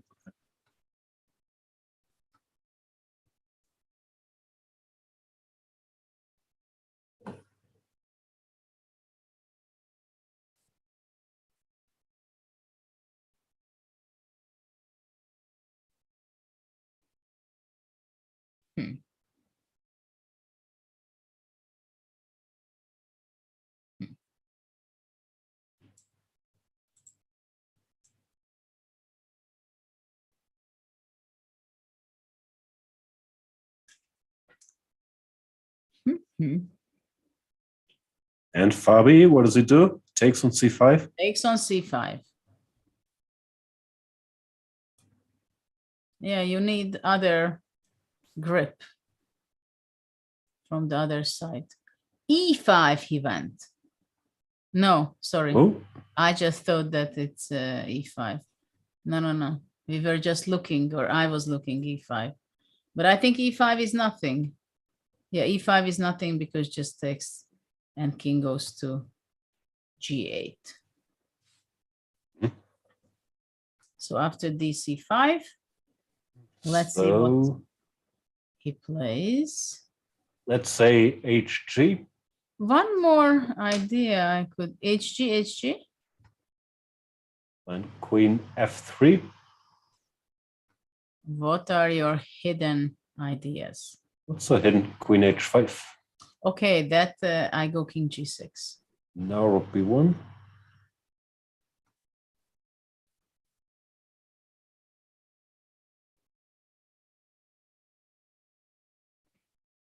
Because with the king on G6 now, Bishop B5 is really a question. Yeah, it's not possible. Well, it's possible. Queen F5, and something should happen. King F2. Yeah, this is where he wants to get. So Queen F3.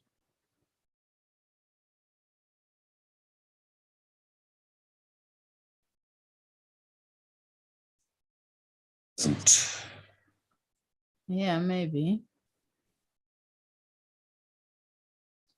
Very difficult for black.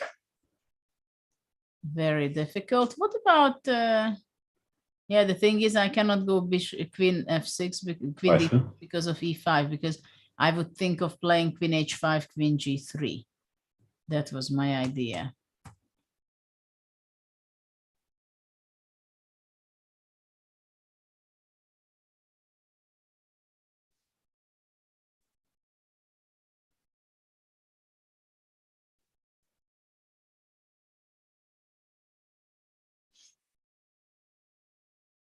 Fabi is thinking how to make a progress, and he decided to go to B1 instead. This was also not bad though. Rook b1. So now this bishop b5 remains the big So what question. happens yeah? if, after all, bishop b5 takes, queen f5? What happens if queen f7 takes, queen g6, you take, right? Well, it should be just winning, right? That's the case. Yeah. Looks massive. But incredible if you think about it. If Fabi wins, he's only +3. Yeah, and Jan won, so he's he's he's not getting any closer. Fabi's only +2 if he wins. +2. Yeah. Yeah. He's only +2. Okay. Oof, look at that table. I understand they're still playing, but still. That looks so scary. 8, 5.5. That's destruction. Yeah. Also, 8 out of 11 is an insane score in the candidates tournament. Crazy. Yeah. What is the live rating of now of Jan, you think? I don't know. I can check, but he must be getting close to the guys, no? I don't know, but he was probably scoring incredible, no? He's world number 3 now, 2792. He's up 27 points in the candidates tournament. I mean, to win 27 rating points in such a field, I think even Magnus would be extremely proud of himself having 8 out of 11 here. Yeah, for sure. What a performance. Incredible performance. So the world rankings is Carlsen 1, Ding number 2, 2805, Nepomniachtchi 3 with 2792, Fabi 4, 2785, then Aronian, who's not here, and Alireza is dropping 20 points, 2773. He is number 6. But it's interesting, actually, this rating system in chess. In one hand, we see that by the tournaments, it shows more or less who is who, right? And what is the order in the top 10. Yeah. At the same time, look at Ding Liren. He's number 2 in the world. He's playing, he's not losing rating in this up to this point. He has 50%. And Plus of one, course, plus one. Sorry? Yes, +1. He has +1 by now.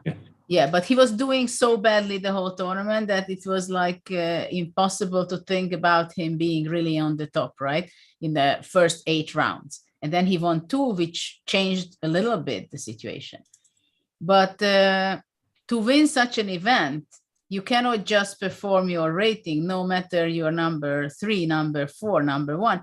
You have to perform much better, much higher than your strength.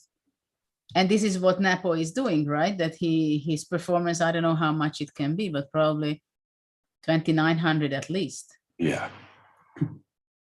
No, here in a way it's also logical because the field is so close together in rating. No, it's clear that someone has to outperform. Yes. For Magnus, that's the sad thing. No, he normally, in order to keep his rating, he has to win the events. Yeah. But yeah, this performance by Nepomniachtchi, I don't think anybody could match. But of course, it's a different dynamic. Like if Magnus was in the field and so on. And yeah, just got to tip your hat to Jan. Yeah, I mean, you could say he got some gifts and so on, but also whenever he gets a chance, he just calculates so well. No, today, like once he's better, it's just straight line and then he wins. Yeah. He's been very, very impressive. Bishop b5. So now is he going to take and queen f5? What do we do then? King g8? What was it? Well, yeah, this king g8, rook f1. This is what we played. And now black cannot defend the f6. Cannot take on d3. Cannot do anything. What can he do? So here takes queen f5. Threatening to take the pawn on g5.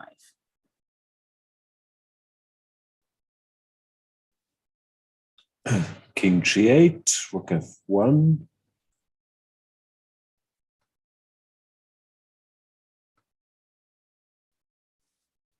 What about queen d7?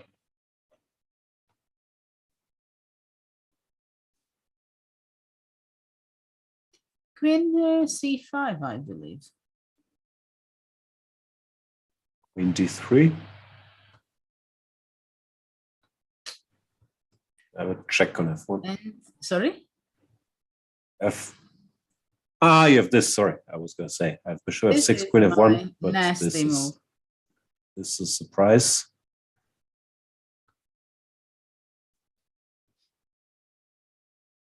This is the nasty move.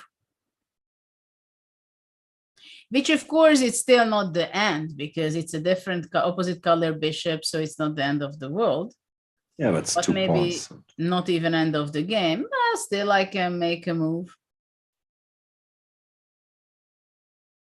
I mean, it should be a win, but they will not resign. This is what yeah. Queen h5. So how was this? Rook f1, queen d7, queen c5.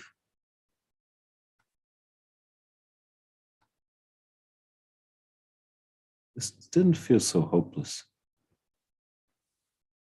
Bishop d3, also rook f6. Huh? On bishop d3. Yeah, okay, I don't like this.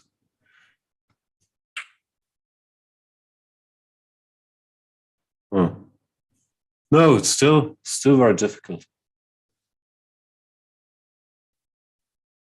There's rapport, having a look around. Nothing really happening in the rapport game. It's just maneuvering, going here and back with the knight, but the pawn structure is not changing because it cannot. So once it changes, all the pawns disappear, so that's not progress. That will just be a draw. Well, there is a way to lose. For example, what happens if I, let's say I take. No, what did I want to do? Yeah, the thing is, if it's e5, then you go even king g5 is king g5, I thought. Then bishop. But even king e6 and then gf king f5 was. I wanted something to ask something like this. I mean, now I think you just go g5. But if you don't go g5, you go here, takes. This is possible to lose. King d5. Knight here. Bishop. Keep waiting. Bishop c1. Mm-hmm.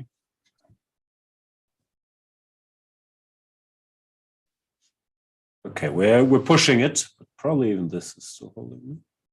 Okay, I go here first. Mm-hmm. And I go here. King e6. King g5. Ah, now you tricked me. Maybe there was no tricking, maybe it was just lost. Okay, king e6. And now I go to h4.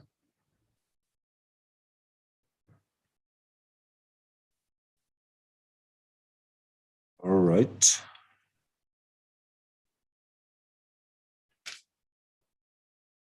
King d5 at some point.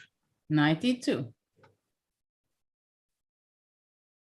Yeah, this is getting out of hand.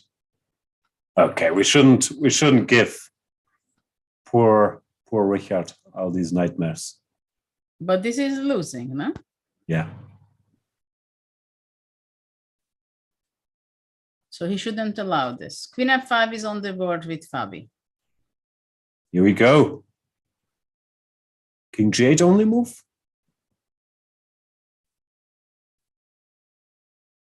Yes, because bishop d3 is losing material.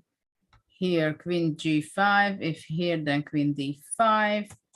If you go king h7, then queen h4 and queen g3. So this is the simplest way. King g8 is on the board. And we are expecting rook f1 in this position.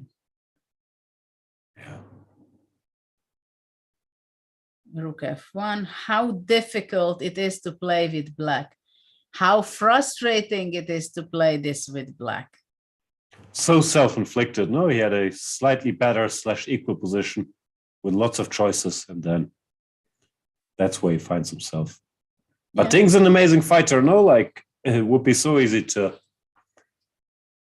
collapse here and curse yourself. He just keeps making the only moves, and Yeah, but you have very no tenacious. defense, right?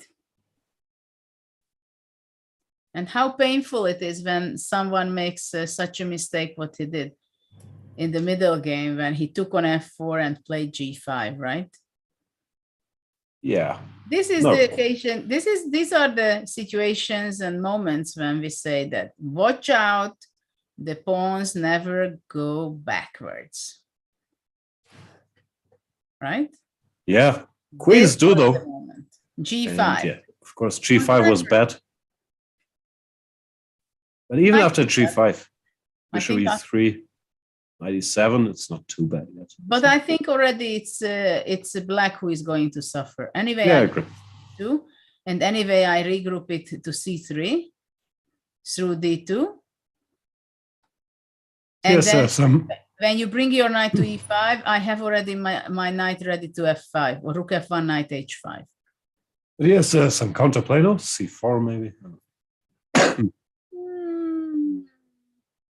I agree with G5 wasn't great. I'm just saying that the blunder was Queen E5, but of course it was the sequence because he played G5 Yeah. attending Queen E5. And if This he, is when it was a turning point. yeah. Let's see after King G8, what Fabi is up to. But Fabi is a great fighter. If he gets an opportunity, a chance, then he takes it. He grabs it, he calculates, and the winning position he's gonna win. Find out. This kind of winning position, I think he's gonna win. Like when he was better against Rajabov, it was also something that it was not a sharp game, but it was a little better. So it was the only question was whether he's gonna win or no. So he was able to press. And he pressed it so hard that he won at the end. In general, I agree. He did have 2 winning positions against Nepomniachtchi, though, which he didn't win. And that's why these tournament standings look the way they are. Or maybe for the second game, winning is a bit strong. It was better. Yeah. Well, even the first one, he was not winning, but he could be better also. Right? Yeah, they're in the final position, I think. Mathematically, he was winning, probably. Like rook You think B2. so? Yeah. Really? I haven't checked deeply, but the computer said +2.5, and the position was really getting out of hand. So what is he up to now? He's thinking. Is he mathematically winning today? You think with best play, this is a win or a draw? I don't know. Let's see what the engine says.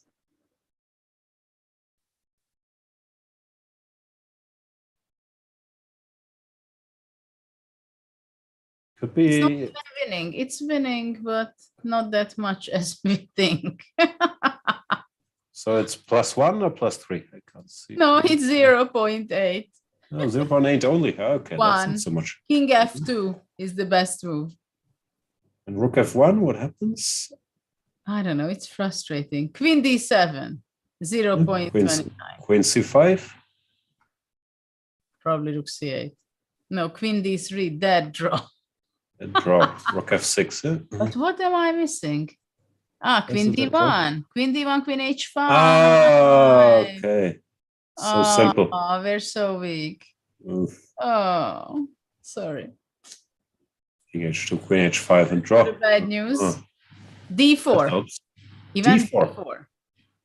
Surprising. It might be a great move if you want CD Bishop B4, yeah? No. Yeah, that's winning material. So d4, queen d7.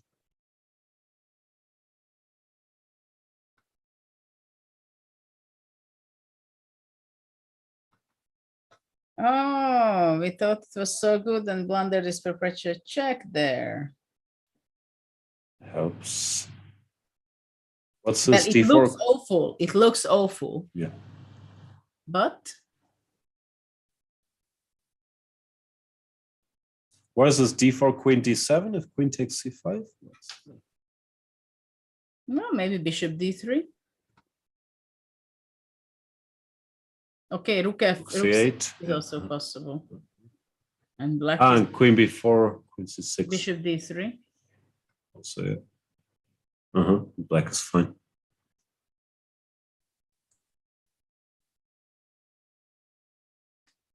Okay. And if takes on d7, dc.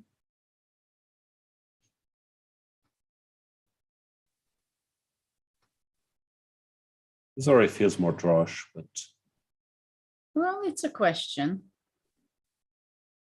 It's not easy to make a draw, even if it's a draw. It's very difficult, I think. still looks unpleasant. I guess bishop back to b5. Rook d1, rook d6. Yeah.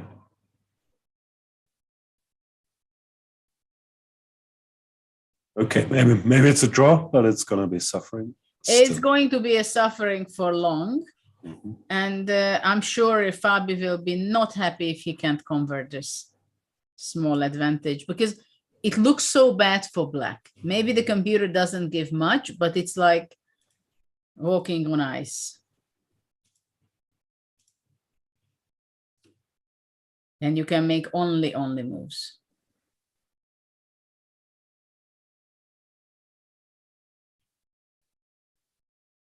Are we still completely focused?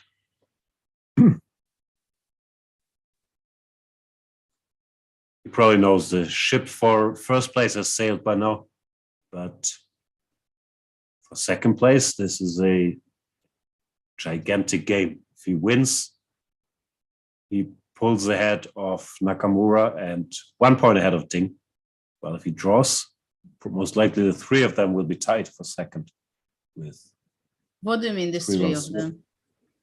And Ding, Nakamura, and Kara. Yeah, if it's a draw, then still Hikaru is there. Yeah, that's a big race then. Very much so.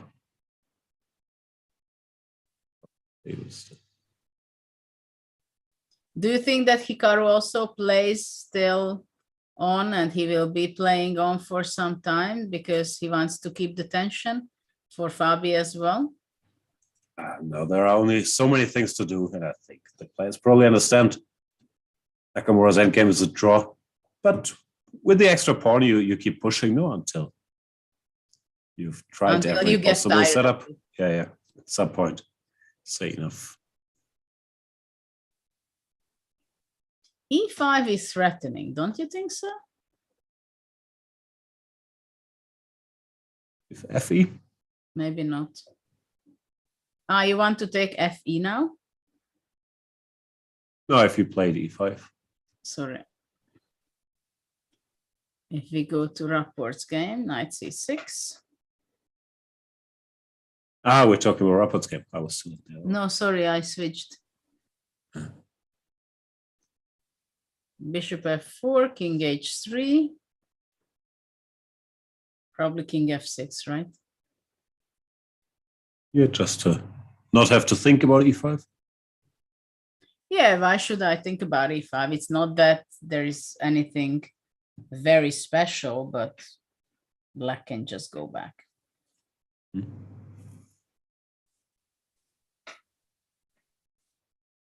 Richie is reaching for the king.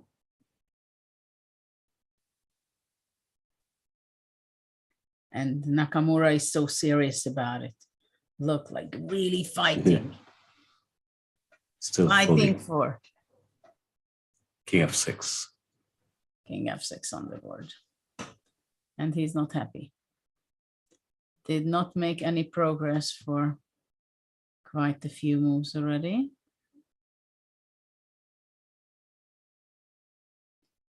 It's just not enough.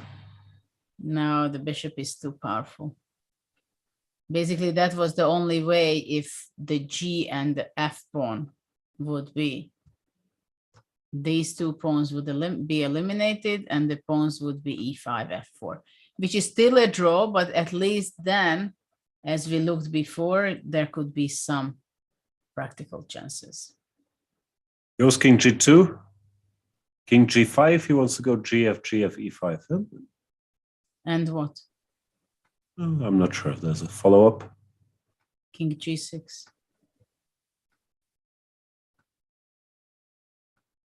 And then just King F7, King E6. Yeah, it's just a draw. So I think this is the moment when black goes King to G5. Maybe after, okay, after King G5, he can go Knight D8. Nice trap. But also King F6. Yeah. Richie with a new hairstyle today is going, I think. Even Bishop E3, not King G5. No. No, because after King G5, Knight D4. Knight D4, But then that's the way to blunder. But then Bishop E3. Still. So no blunder. But he went Bishop E3 instead of King G5 immediately.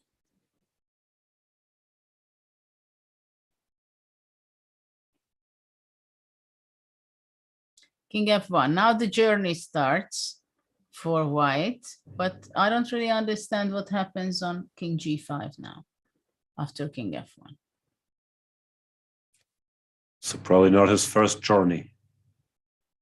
But okay, F takes, yeah, he wants to be tricky, that after takes King G5, then he goes King E2. But I think this is also there's never enough pawns left. Yeah. E5, Bishop C5.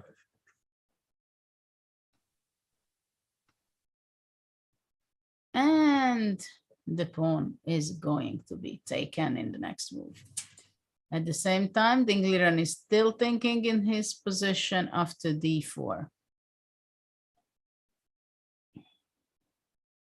Makes sense. He had an hour and a half. Very difficult game to defend. And of course, after Queen D7, which probably is the best move to eliminate the queens, it is not going to be easy at all. It's also possible to take and Rook B6, for example. This is also quite unpleasant. Takes, Bishop B5, or I don't know, what do you do? Rook E8. Thinking about F5, but nothing's very pleasant. Yeah. Well, I think after F5, I go E5. E5, yeah. Also an option. Yeah.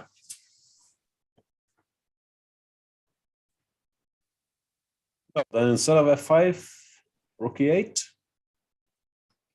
Oh. This is the big question. Rook E8, Rook A6, takes Bishop F6. 6 we lose, yeah, unfortunately. Or do we? What? I thought Rook E6, but you can even give a check. So Rook E6 is a very lost position. Very lost. Yeah, because there is 1, 2, 3, 4, 5 row between the two. But you know, it's the wrong A pawn. Sorry? But King F7 here.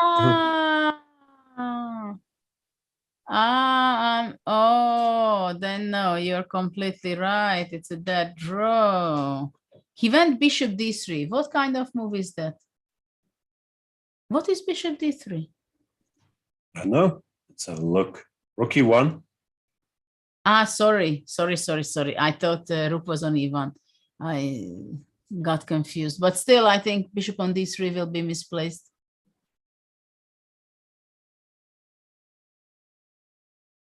Well, maybe he wants to take on d4. Because now we don't have bishop b4.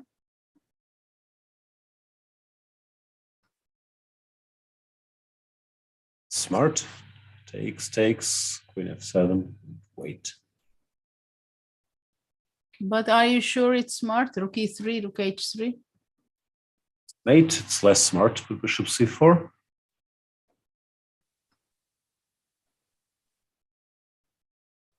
Six.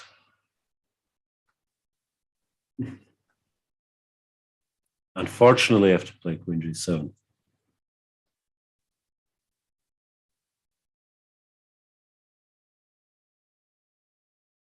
Well, it's a good drawing chances, I understand.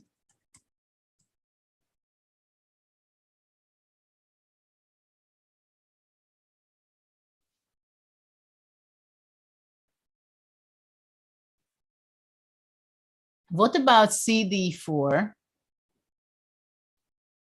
Queen d5 check. Queen f7 and queen c4.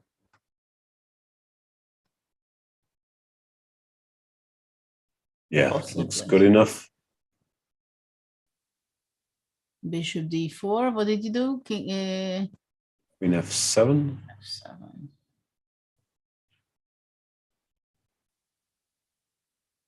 Maybe rook c1.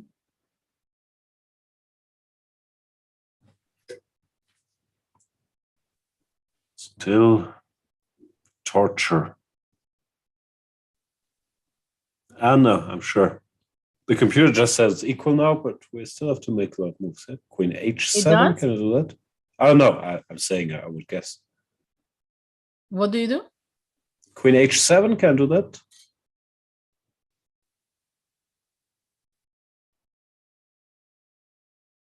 Well, okay, queen d5. Back. You go back.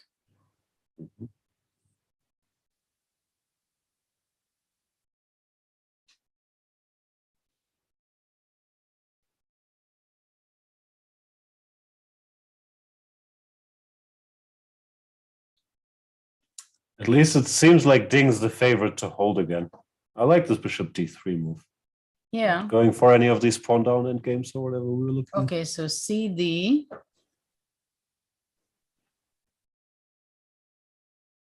Takes queen f7.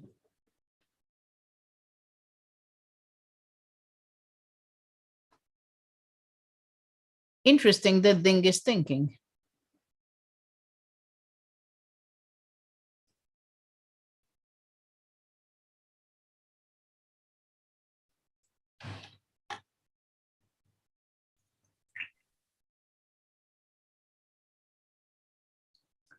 Queen f7, what should I do?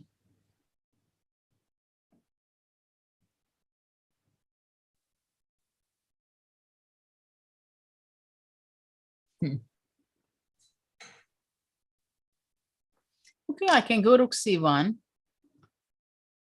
What did you do on this? Played queen h7 last time, I think. Yeah, but what about not rook here? I go rook e3. And when you go bishop c4, I go e5. This is what I do. cd4 is on the board.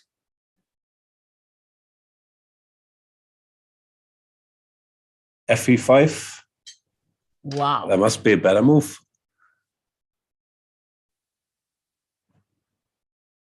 Check. Maybe. Yeah, queen g7. Well, okay, this is a draw. Should be. Maybe not. Queen h4.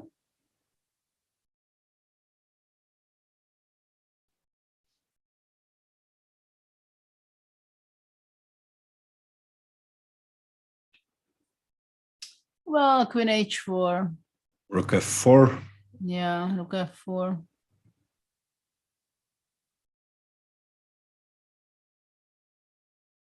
Yeah. Oh,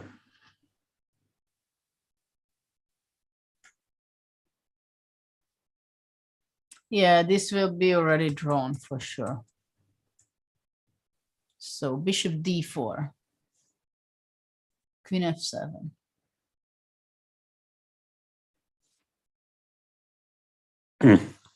Queen f7. Bishop d4 is on the board. What a tough game.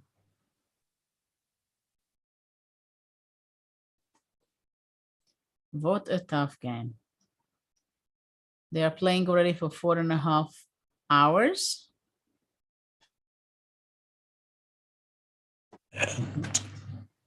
depends if Fabi manages to keep the pressure now for the next couple moves. If you get some at least pawn up endgame or something, they can still play for a long time.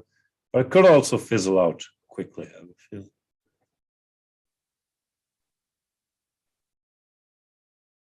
Ding's been very resilient. I'm very impressed with this blunder. Of course, this queen e5 was tough, but then not to collapse immediately. I'm very impressed with Ding. Yes, but okay, Fabi practically missed great opportunities like b4. Yeah. I mean, he could have already being said in his room probably for some Awesome. time. But of course, he's a fighter like very few are. I'm sitting in a hotel room in Madrid, and I can tell you, it's not as tempting as advertised. Maybe he likes being there.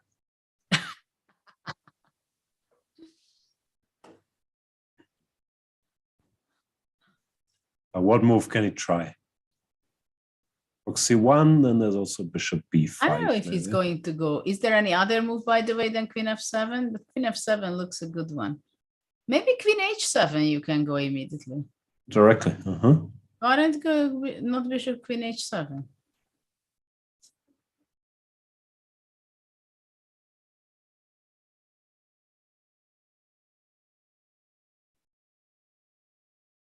Also looks very sensible. Yeah, nothing special there, no? Yeah, this may be even better, right?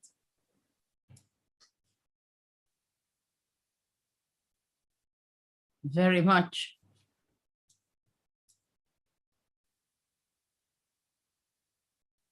Queen f3.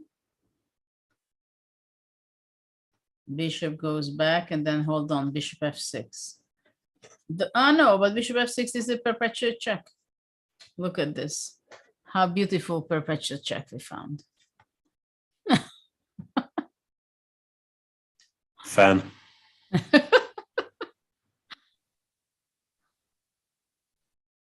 But a fun one. Yeah. So after bishop c4, but after bishop c4, queen c3. Not easy. So maybe... Bishop b5 instead, yeah? Yeah. But if you go bishop b5,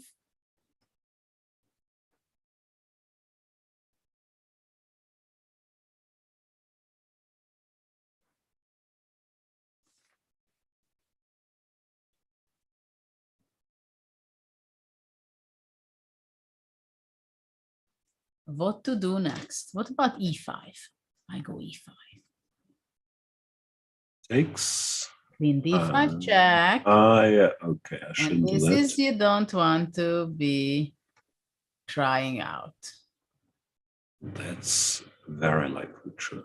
This is not something black will have fun.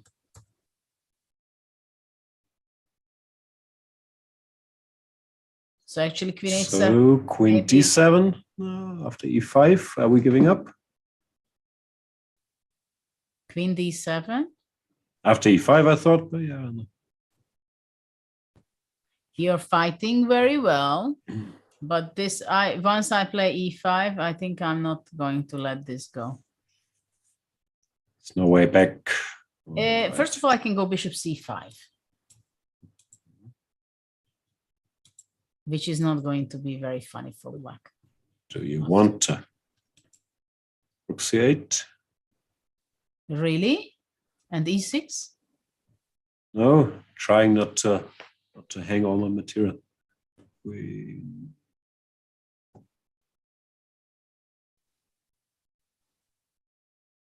Getting mildly scared, I'll admit. Yeah. But it's interesting. It means that Queen H7 is maybe losing. I mean, not losing, but extremely dubious. Right? I don't know, but yeah, it's certainly still very, very tough to defend for things like. So your Queen F7 was, after all, the move. But maybe anyway, I should be doing something like Queen F3, Bishop B5. But I cannot go E5.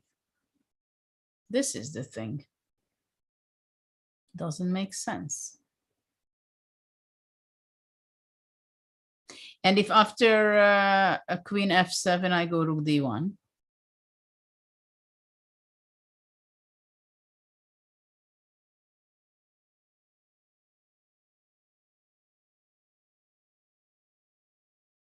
And bishop somewhere, B5 again. But if it's somewhere, then E5 again.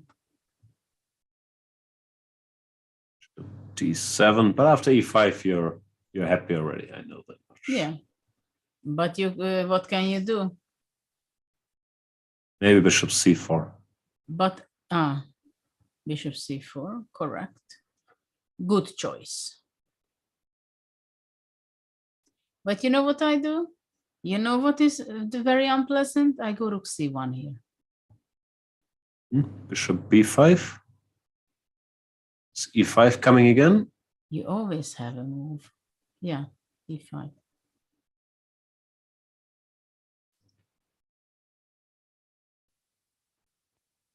I mean, Bishop D7. It's annoying with black. First of all, I can take on F6, which is you still have to fight. Yeah. That's I'm not thrilled about it. I can also try to move away. Yeah, then I was hoping F5, but I had a feeling that you're gonna go F5. no, it's unpleasant to play. I agree. Like, I'm sure Yeah, it's like very possible to hold, right? but every move you have to. I mean, Bishop calculate a lot of B5. stuff. I go Queen B6. Yeah, Rook E8, whatever. Rook C7. Oh, it's very unpleasant. You understand what I mean? Rook E7. I mean, even if I just take and Queen G6, right?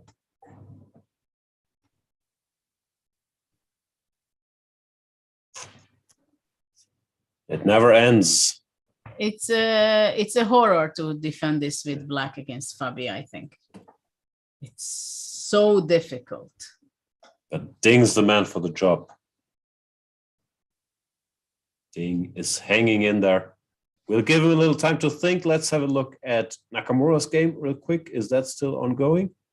It is still going, but I think there was no progress really. Or I don't see the difference. King is marching towards D3, C4. He hasn't tried that before? No, I think not. He was on H3.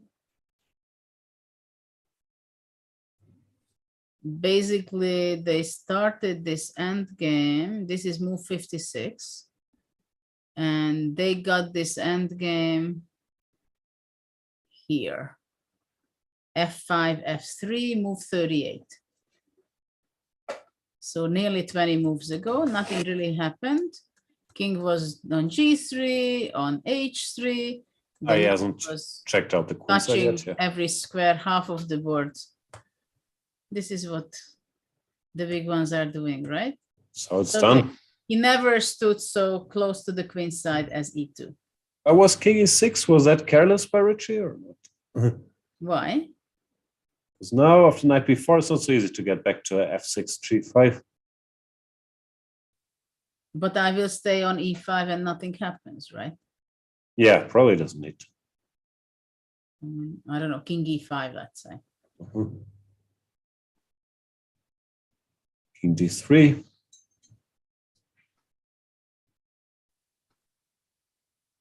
Bishop G5. Sorry? Knight D5.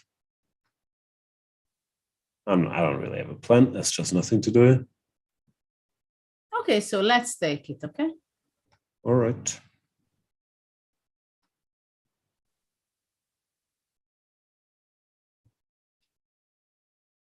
That would maybe lose. Let's say after G5 or did. G5. Zugzwang, yeah? Knight C3. You can go Knight C3, yes. Bishop A7. Yeah. Knight E2, and then what next? And then I Still go. Zugzwang. Yeah, it's just a draw. No, Richie will manage, taking his time here, but he's not going to lose this. Well, maybe he regretted that he entered to this endgame. Probably wasn't necessary. He didn't really have any problems before, but Yeah, but it's not funny to sit there and to be tortured where the knight is touching every square of the board. The king is going back and forth, tortured another 30 moves, and then a draw. I agree. Not much happening right now. We can go on one more last little brief break and then come back. Give our dear viewers a chance. First of all, thank you so much for watching. Apologies if my picture is a little shaky. I'm in Madrid. We'll try to improve it as time goes by, and we will give you a chance to check out good old chess24.com. There's a free package for people that first want to have a look around, get some instructions by excellent coaches. And if you decide to go premium, now is a great time. You get 50% off and the candidates mug with the codes candidates 2022. You can partake in the daily banter blitzes where top grandmasters are playing with Chess24 premium users. You can watch all the video series. See you then.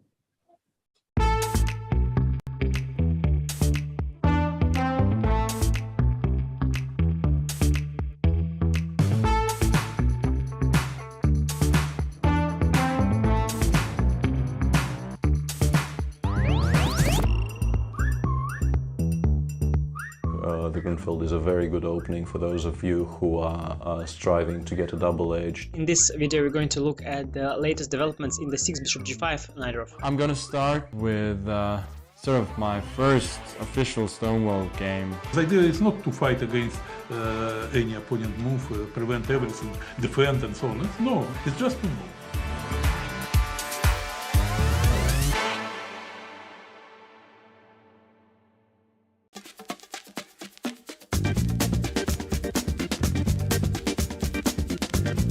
E5, it's E5 Patzers. A complete repertoire against 1e4 based on 1e5, now available to study with Chessable's unique Move Trainer technology. The backbone is the Marshall Gambit against the Spanish, with 3 Knight f6 against the Italian. Jan Gustafsson has revisited all these lines he has played for 20 years and worked on as a second for Peter Lecko and Magnus Carlsen, amongst others, with the help of the most powerful engines out there, Leela 0 and Stockfish 10. This has led to many new discoveries and a repertoire ready to master on Chessable that can serve the student for a long chess career. Maybe E4 doesn't exist after all. E5, it's E5 Patzers.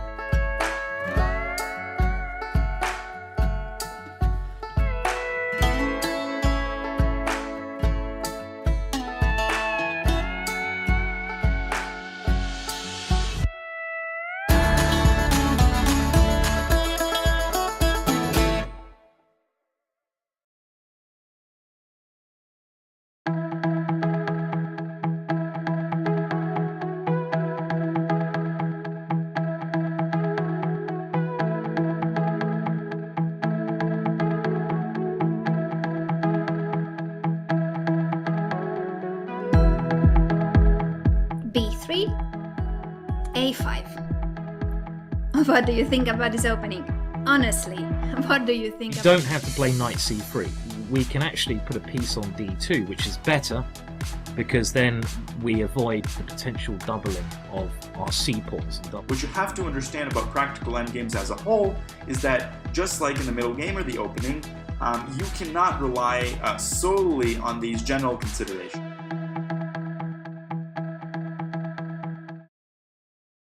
It's time to take control of your journey towards chess mastery. Magnus Carlsen introduces Chessable, the definitive solution for studying chess. Move Trainer uses the science of spaced repetition to identify your strengths and eliminate your weaknesses. There's no need to set up a board, remember which page you're on, or keep track of all the moves you miss. Get started now and join our growing community of over 100,000 chess enthusiasts. Chessable, take control of your journey towards chess mastery.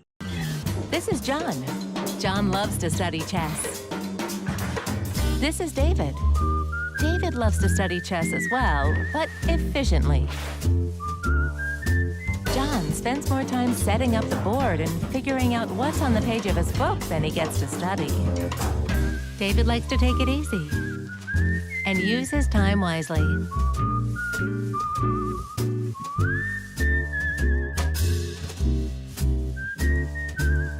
David has finished his exercise for today.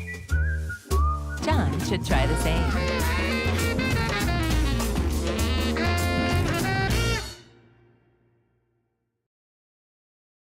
Welcome everybody! My name is Jan-Krzysztof, former world chess champion. Are starting a new course here for Chessable. A very special Chessable course. Master your chess with Judit Polgar. You know what? I learned a lot.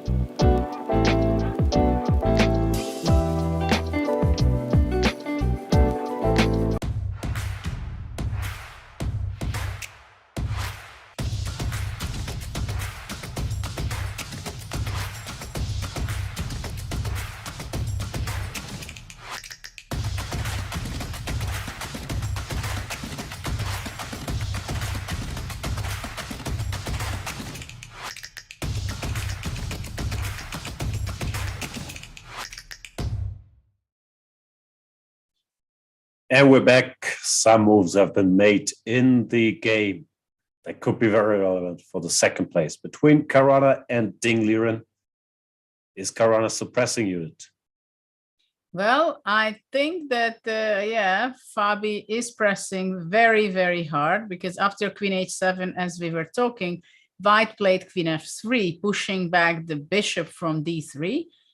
And now it will be very difficult for Black because after Bishop C4, we said Bishop F6 is not possible because of the possible perpetuate check. But instead of Bishop F6, we said Queen C3 can be very strong. I don't know whether we were completely right because maybe Queen F7 is possible. Then Bishop F6. Yes, Bishop F6, Queen F6, Queen C4. Well, and then Rook F1, I guess, right? Yeah. So maybe he has to go to B5 instead. Yeah, this is also something we were discussing. And after Bishop B5, E5, I've played. So with the idea that after F3 check, and after that, Queen takes on E5. So right now, the D3 bishop is questioned. Where is it going to be going? What's Nakamura doing? Still trying hard? Of course, Nakamura is still trying hard. There was an exchange of pawns, which was in some way a progress for Nakamura, I believe. They had this position, and then he forced Black to exchange on E4. And after that, King F3, because now Knight C4 was not possible due to the immediate grabbing all the pawns to King F4. So he went King F3, and Richie played King F6, and now the Knight starts to be maneuvering here and there and back. And Black is basically just sitting and waiting and going to be making bishop moves back and forth, and probably sometimes with the king to G5 and king to F6. Looks plenty good enough, doesn't it? Well, I'm expecting king G5 right now to start with, and then going back. Hard to believe Nakamura can make further But progress. hold on, maybe Nakamura wants to go king H3, and let's say after king F6 goes king H4, and let's say if Black is just, well, I think maybe the best move is to play this move. What do you think? If Bishop B8, E5 check is your point too? Yes, that's what I thought, that if Bishop B8, then E5 can be unpleasant, and then after king E6, king G5. And then after king F7, there is still a big question whether is there any opportunity for White to really win. King F4. King F4, king E6, king E4. Let's say bishop here, then check on F4, king F7. King D5, at least progress is being made. It's not so funny for Black. No, you shouldn't allow this.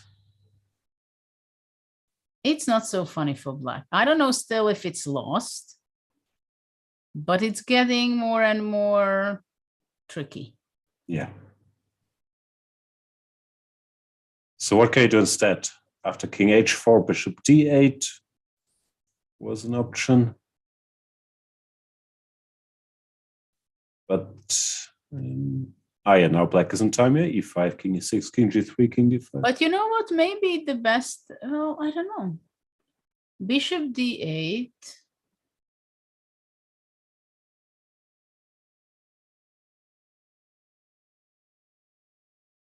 Yeah, bishop d8.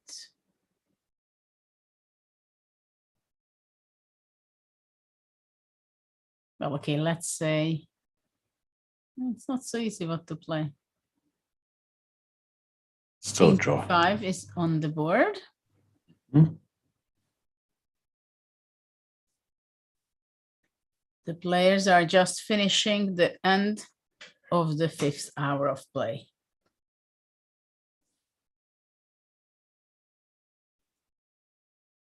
Yeah, okay. Here, Rapport should hold the draw.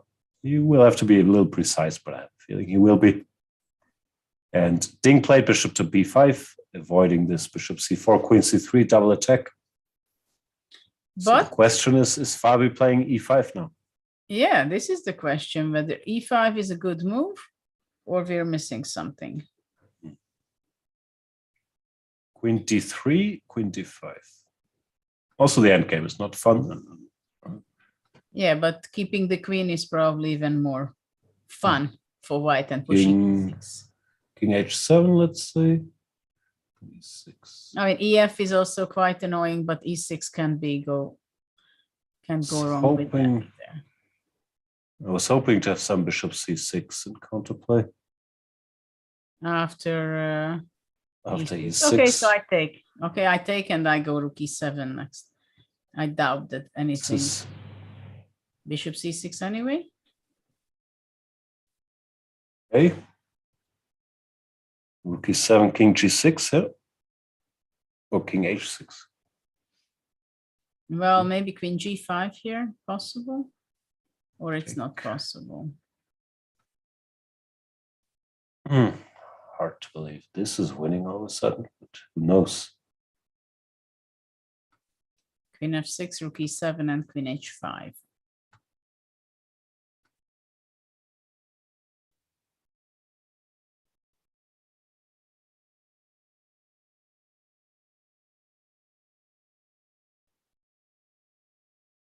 Yeah, nothing easy. All these lines are tough. Ding will have to be very, very cautious.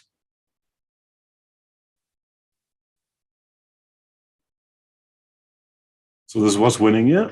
King h1. Did we have anything? Bishop g2. Some desperation. Yeah, bishop g2. I think king g2. Queen b2 check. G8 and then rook e7, rook g7. Ah, rook h1. Sorry. King.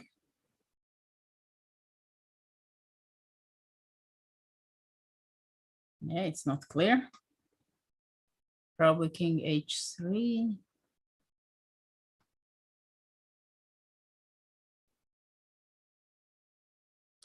Check, queen, rook e3.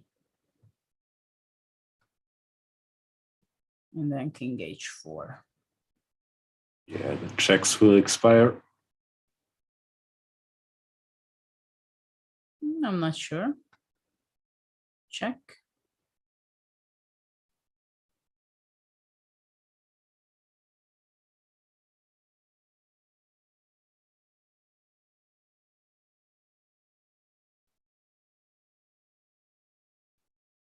But can we try king g3? King g3 is rook g8. Yeah. No, I don't know where I'm running away. Where am I escaping? So, but here, if we go back, queen d3. Queen d5, king h7.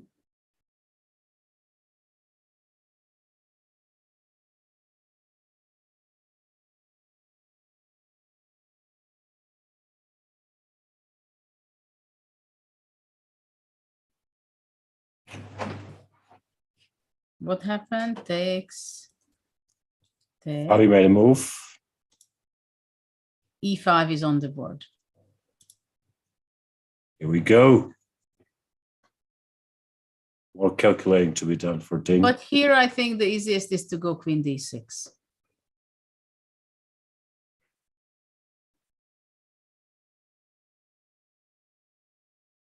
Rook f7 only move. Probably. Yeah.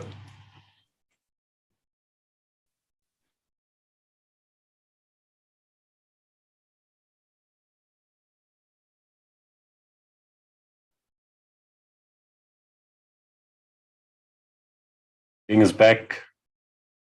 Queen d7 blitzed out. Queen d7.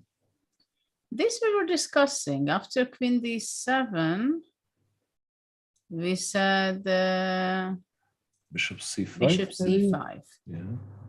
and e6. Oh yeah, rook c8, e6, and but there's queen c6.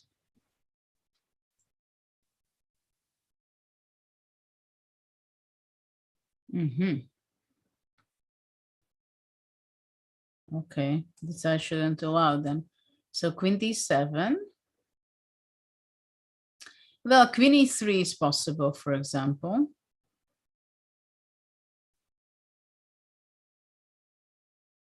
Queen e3 looks pretty tempting. Rook e8. By the way, rook e8.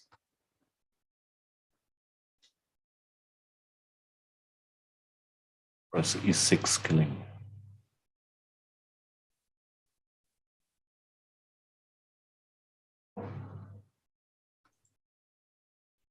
e6. Yeah, I shouldn't allow this.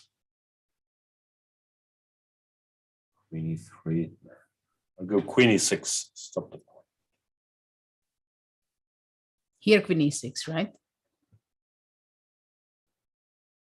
Always a question if these EF endgames, if there are anything or not.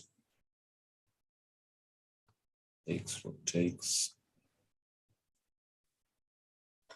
Well, Yes, it's a draw, but like still not comfortable. so what else does white have after queen d7?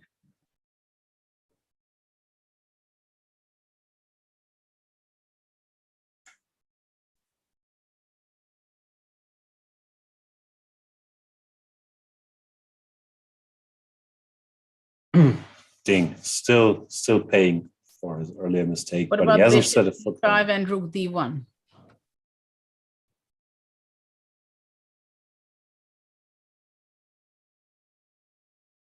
Is it queen e6?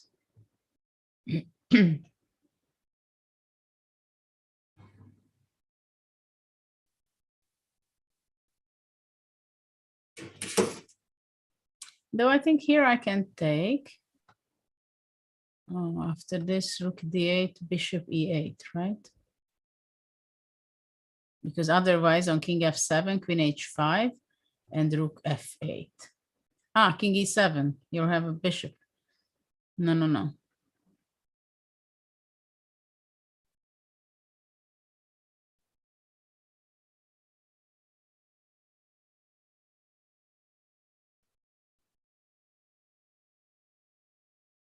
Not so easy. Bishop f2, though, it's possible, for example.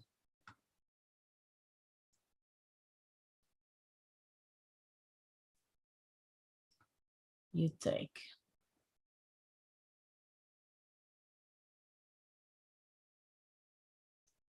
Not so easy. So queen d7.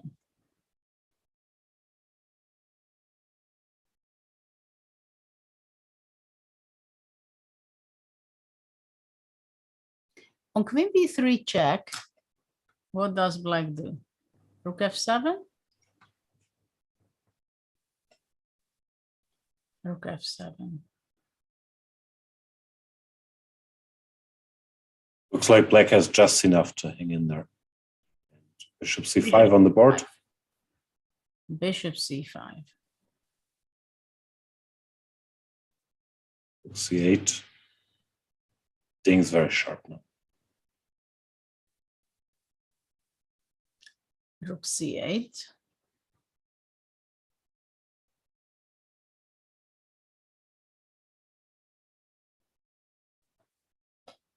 Well, to there go was home not as much well. of a choice, right? I mean, it was basically the only move. Yeah, I understand, but he also blitzed out Queen D7, and he had to Yeah. anticipate all this. And Fabiano is going down under 20 minutes, move 52, 8 moves to make until the next time control. Yeah, he's probably not too concerned about the clock situation yet. But it's also not eternal thinking time. Fabian Caruana. Big fan of horror movies. And he is. Ding? No, Fabi. Fabi? Yeah. He likes scary stuff. Well, this is not so scary. No, but Yet. the last 3 rounds must have been a horror movie for him.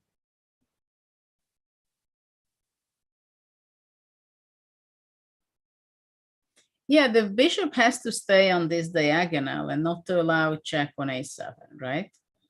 This is clear cut. After queen b3,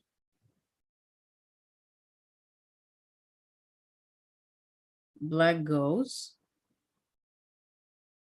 Where do you go?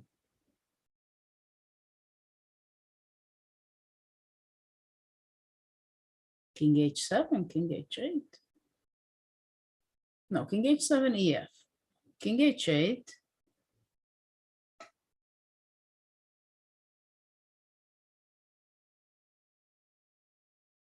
No, king h8, e6. Is that so deadly? Queen I don't know. c6 or queen d3?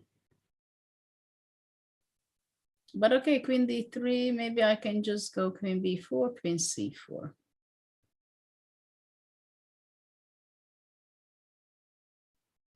Well, even this is possible, maybe to take and bishop d4. King g7.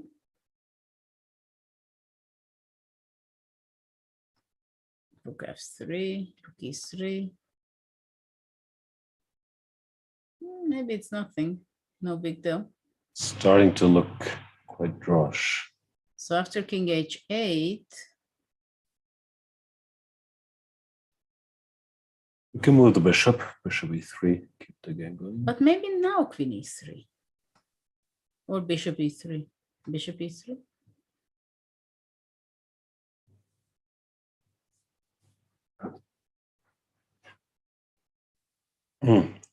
Looks like Ding is stabilized, but with that king on h8, or on g8, wherever it is, it's gonna be a bumpy right. If Fabi manages to ask some more questions. Deep thought, Fabian Caruana.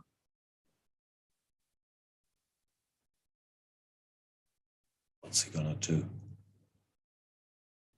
Well, Fabi is going down in time, and he has to find some moves which make Black's life difficult.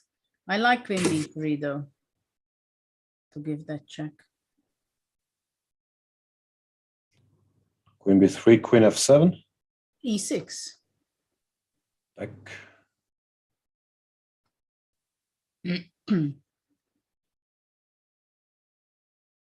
Queen c7. Yeah, after that, I was thinking maybe to start with e7, but I can also go bishop d4, for example. Queen f4. Yeah, maybe it's I not was wondering if, yeah, this looks good too. so unpleasant for Black because he also gets that active by now. Yeah.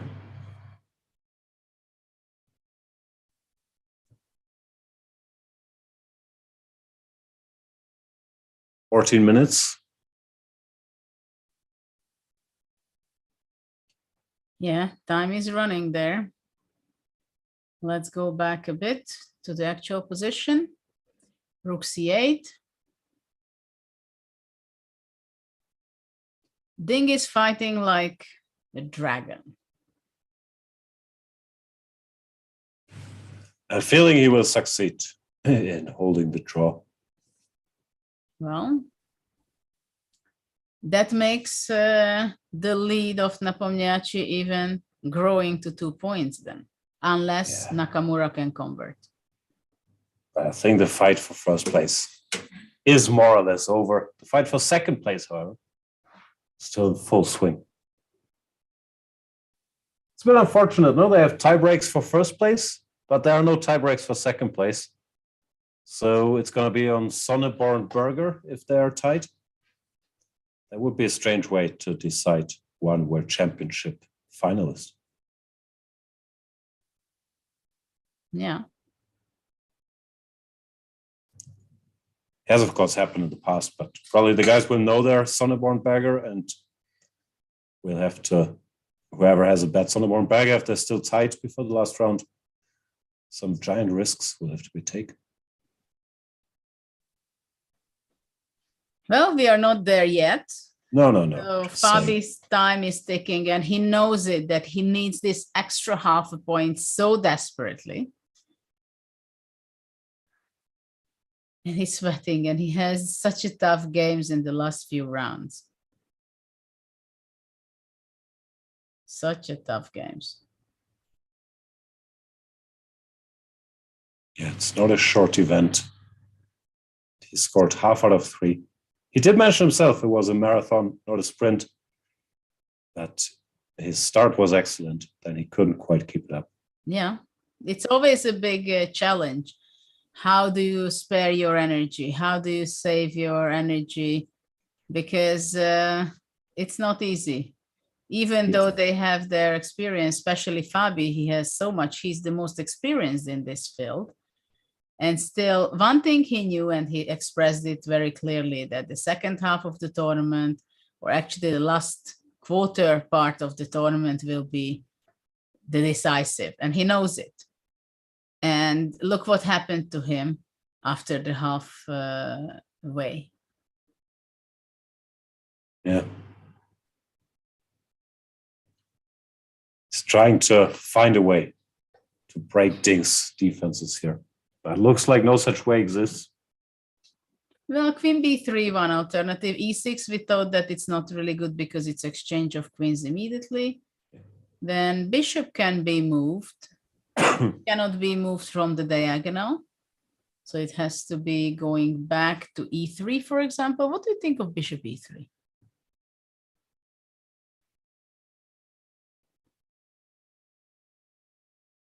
F takes E5 possible? I take on G5.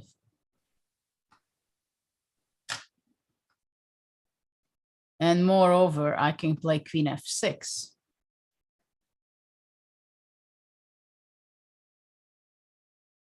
Yeah. Fun never ends in this game. Well, Rook F8, I thought you might be going for. So after Queen G5, Queen G7, and then you're kind of happy. But also after FE5, what about taking on G5 with the bishop?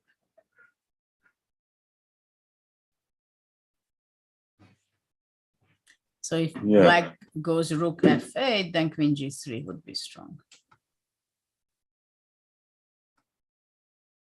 Can we exchange it? Queen A7.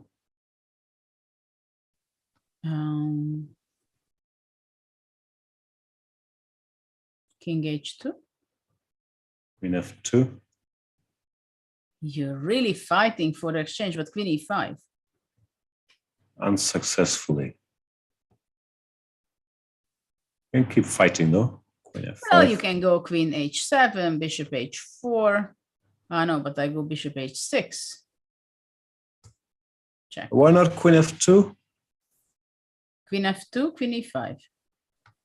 Queen F5.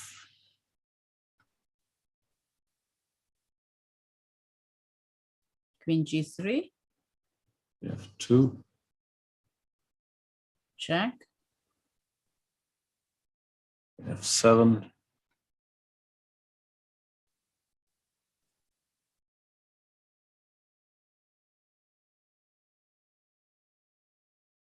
I don't know, Queen H3 maybe?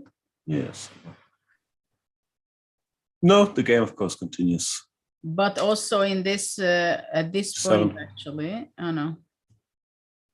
Queen B3 check. Wait. He made queen b3 check, and he went under 10 minutes. Now it's a big decision for Ding if you should go queen f7 and allow e6 or go king h8. Yeah, it doesn't look good to go king h8, by the way. No. But maybe he'll have to make. On king h8, actually, I also go bishop e3. Yeah, we looked at this, no?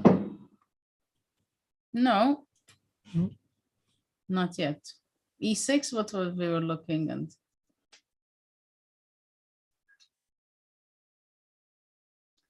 Well, it's a big decision for Ding. He may think quite some time on that.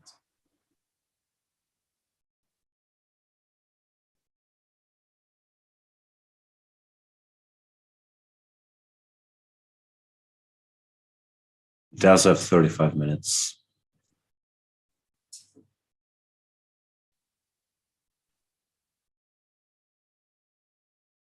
Richie is going for a walk while Nakamura is still trying to. Something happening in their endgame. In their endgame, nothing really happened. King is on f3 right now. Knight is on d2, and it's not clear where the knight wants to be going. And black is just making moves. Bishop c7, bishop d6, and the king to g5 and king to f6. So the important thing is that black is really controlling this diagonal, specifically the e5 square, together in hand with the bishop and the king. And queen f7 played. Queen f7, forcing e6, or white can also try to go to queen e3, for example. But now it's FIDE's turn to decide whether is he going to be ready to push the pawn to e6, or he keeps the tension and goes, let's say, queen e3. E6 played. Instantly. Ding will go back to c7.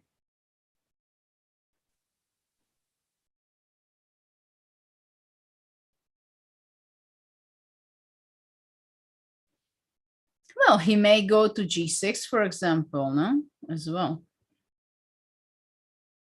If he thinks that he wants to keep his queen near to the king, or queen c7. After queen c7, white is going to go e7, king g7, and let's say bishop d4. Something like this. c7 played. Queen c7 played.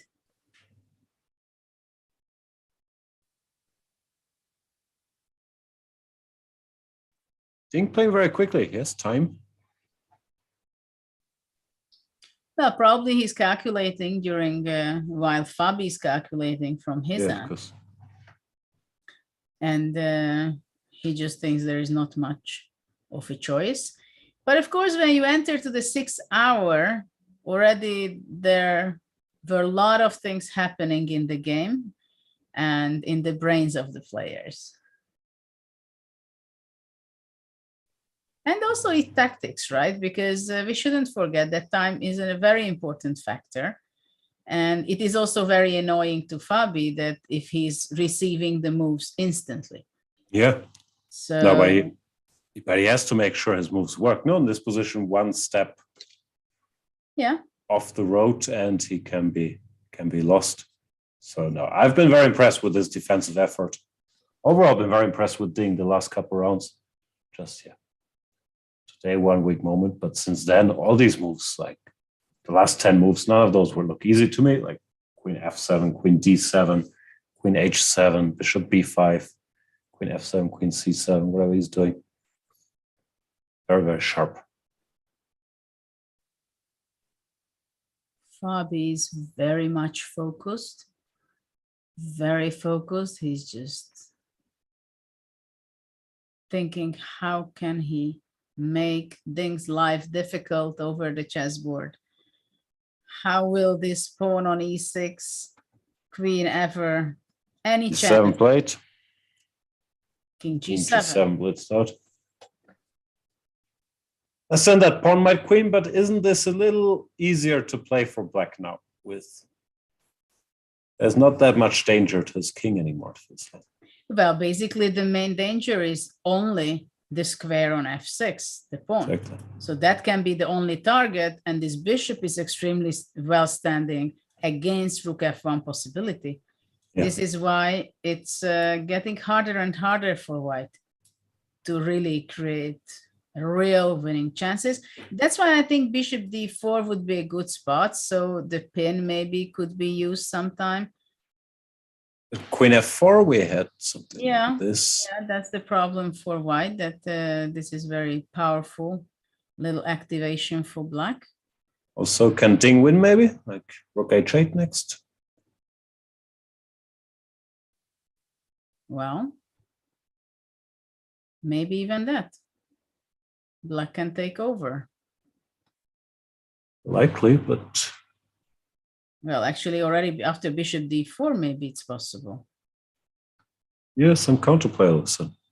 Here, bishop f6. Yeah? Okay, bishop f6 takes, and queen b2. b2, taking the rook on the diagonal.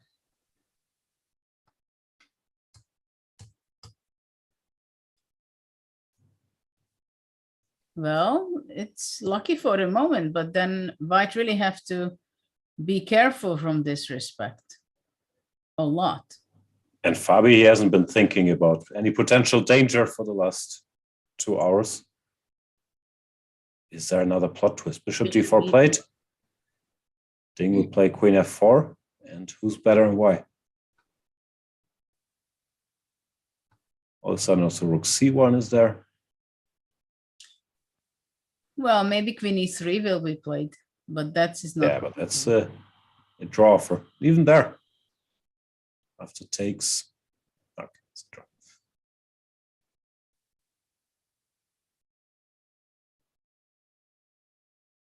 Well, most likely this game will be a draw.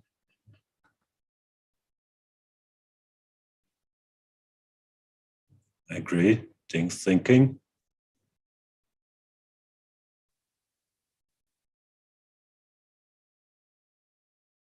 Very tense. There comes the queen. Fast. Making excellent moves quickly.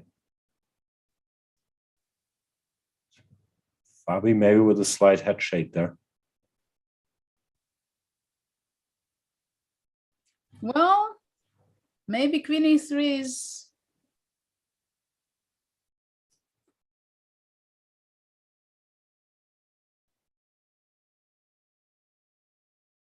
The engine says 000, obviously. As usual. Yeah. But I was just curious to check it, but I felt it also. I mean, we felt it that it's over. It's now bishop e3. What's the point of bishop e3 after queen g3? What does white want? What is the idea? You play bishop e3? He went bishop e3. The Ding takeover is real. Queen g3. Suddenly he's pinned. His rook is attacked. Rook h8 is there. What is bishop e3? What's he doing?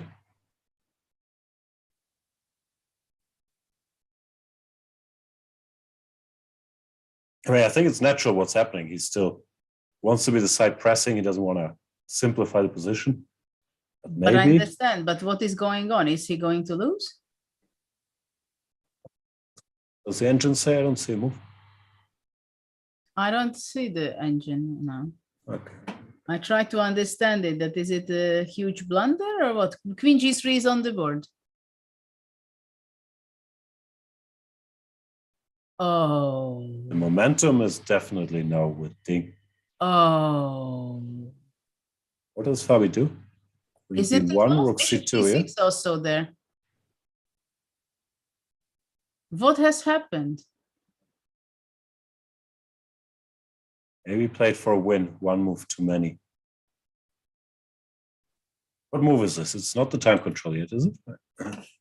3 more moves White has to make, but can he make 3 more moves? What is this? A great spot for 3 more moves.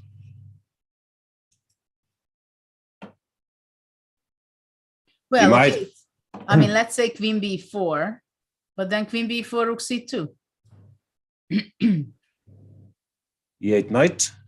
Ah, no, I'm just saying moves. No, bishop d2 only move. Bishop c6.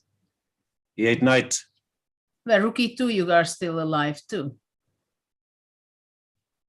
But About my knight. what a shaky business.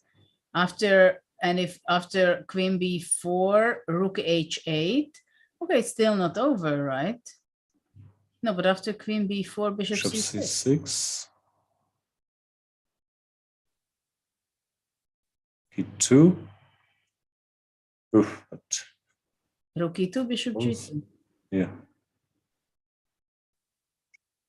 2. Bishop f4. Ah, nice. So that.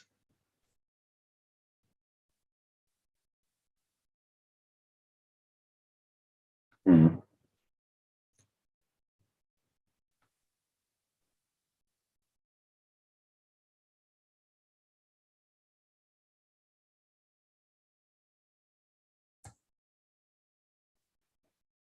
Around 2 minutes. Takes Queen and b4 rook plate. g2.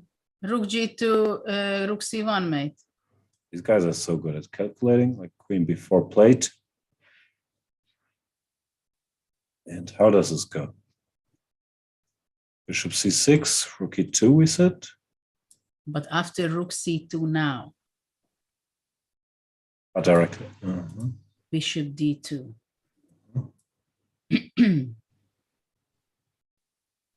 This helps the e-pawn. And okay, what happens on rook h8? It's not threat. Well, rook h2 is a threat. Bishop c6 is a threat. I want to start with bishop c6. You would start with bishop c6.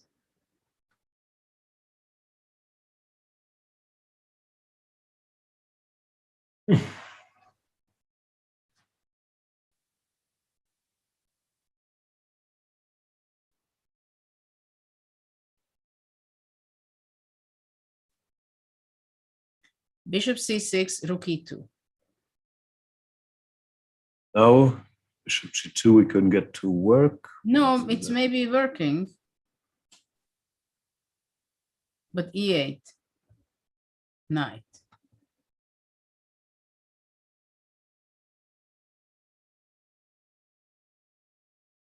Ah, no, but because takes and bishop f2, queen h3.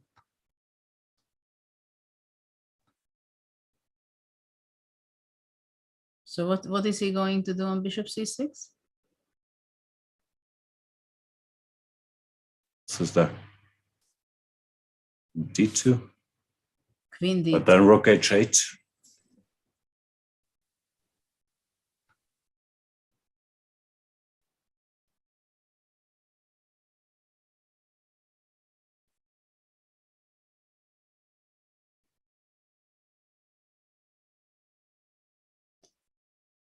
What a roller coaster. They're just this saying game. queen d2, only move, rook h8, e8 knight.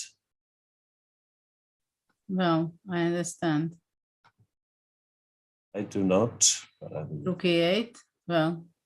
Still sad, no? Queen f2, and all of a sudden we play with colors reversed almost, no? Now it's black with Yeah. the attack. No, but this is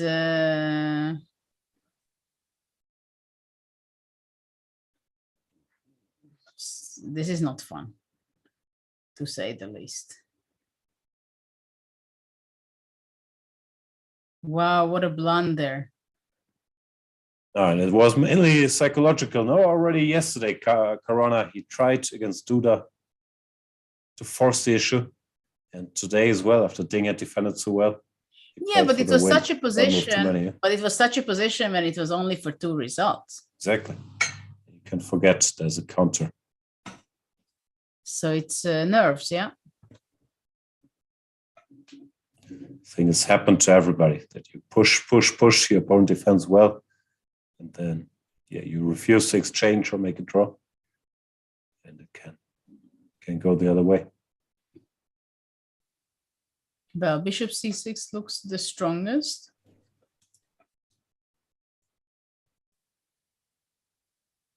And Nakamura is still pushing. And now he just pushed the pawn to e5. Progress. In the 50 meantime, moves, he will both push to we e6. have a move rook h8, not bishop Rook c6. h8. Rook h8. Interesting. So not threatening mate in 1. Maybe he didn't want to move 60 to have an easy move for Fabi. Maybe. What can Fabi do? Well, e8 is always there, right? And maybe that would be not a bad choice. But after e8, he takes with the bishop. Pretty sad.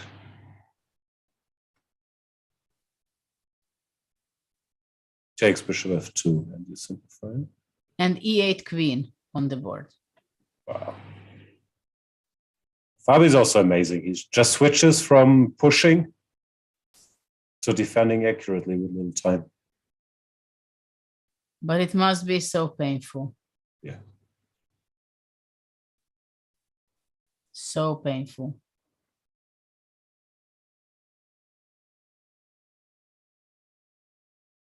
Where he thought that he's only one who is pushing. It was one way. There was no way that he can go wrong in this position.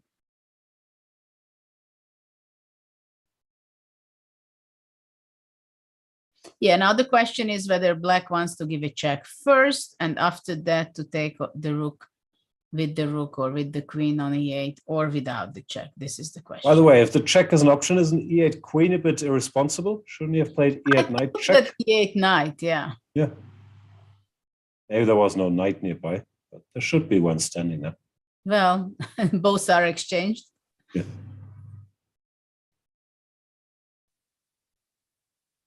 Maybe he wanted him to push to play queen h. Maybe he's seen the check is bad, but that would be a lot of cunning with 2 minutes on the clock. Like,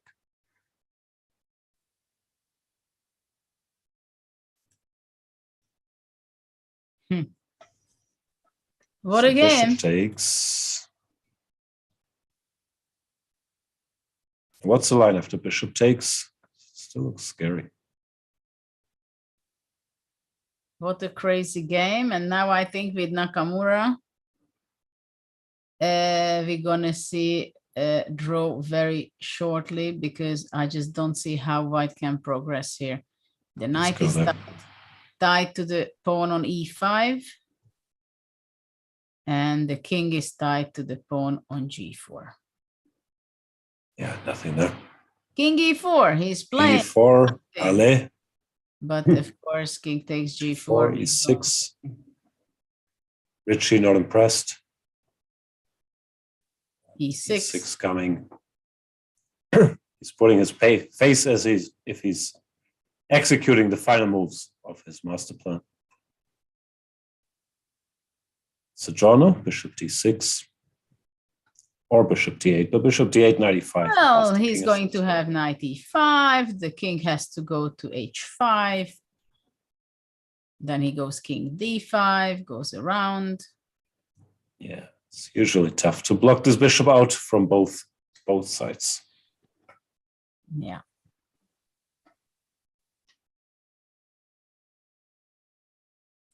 Still big fights are going on, playing already for 5.5 hours. Let's go back to Ding, see his time control move. Or do we expect a handshake here? Move 59. Bishop or rook will be taking on e8. Bishop looks logical now after he just played rook h8.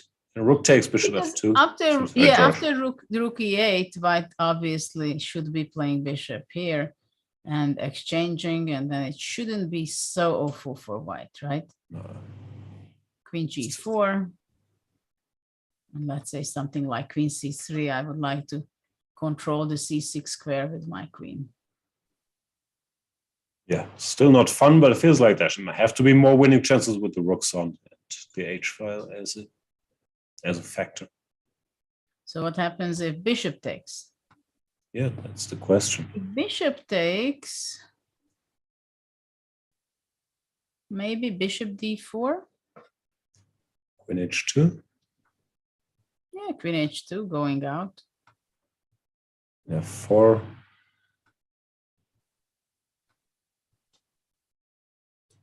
Nothing there.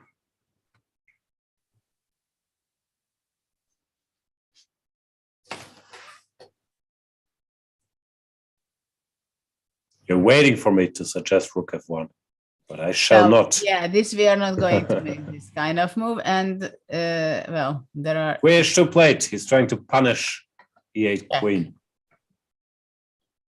for not being e8 knight. Second takes with the rook, so now that bishop f2 is no longer possible. Rook e8. Move 60. Very frustrating for Fabiano what has happened in the last several moves. Very frustrating. I mean, he had, let's go back just a bit, what really happened, which is quite unbelievable. And right now, Fabi cannot spend time and energy cursing himself, blaming himself. Look at this, just few moves before. He could, of course, make a perpetual check by taking on f6. He went e5. He was trying. And in this position, I think in this position, he should have played bishop e3. He did not feel that by pushing the pawn over to e6, it's actually not giving him extra chances. But after e6, black gets very good counterplay. Black king is safe all of a sudden, no? Yeah, the black king is safe, and also the queen stands exceptionally well. Plus, after king g7, the new idea rook h8 appears. Plus, the bishop on b5 stands excellent, controlling the e8. So suddenly, black's pieces are simply standing better than white's. And black is more ready to attack than white. This was a sad story what happened. Though I'm not sure here after bishop c6 it wouldn't be lost or much more dangerous than after rook h8. Not even now. Still dangerous. Hikaru. Absolutely. Studying. Everything is, it's protected. The rook on e8 by the bishop. So that also we don't have any tricks with white. Was white play bishop d2? White did not play yet. Now 15 extra minute was received for Fabiano and also will be for Ding, or he received already. And from now on, from the next move, the players are receiving 30 seconds per move. So from now on, 15 minutes for the rest of the game. But after every move, the bonus 30 seconds will be added.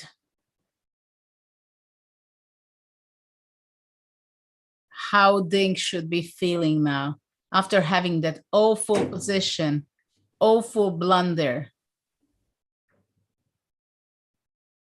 Real roller coaster is happening here.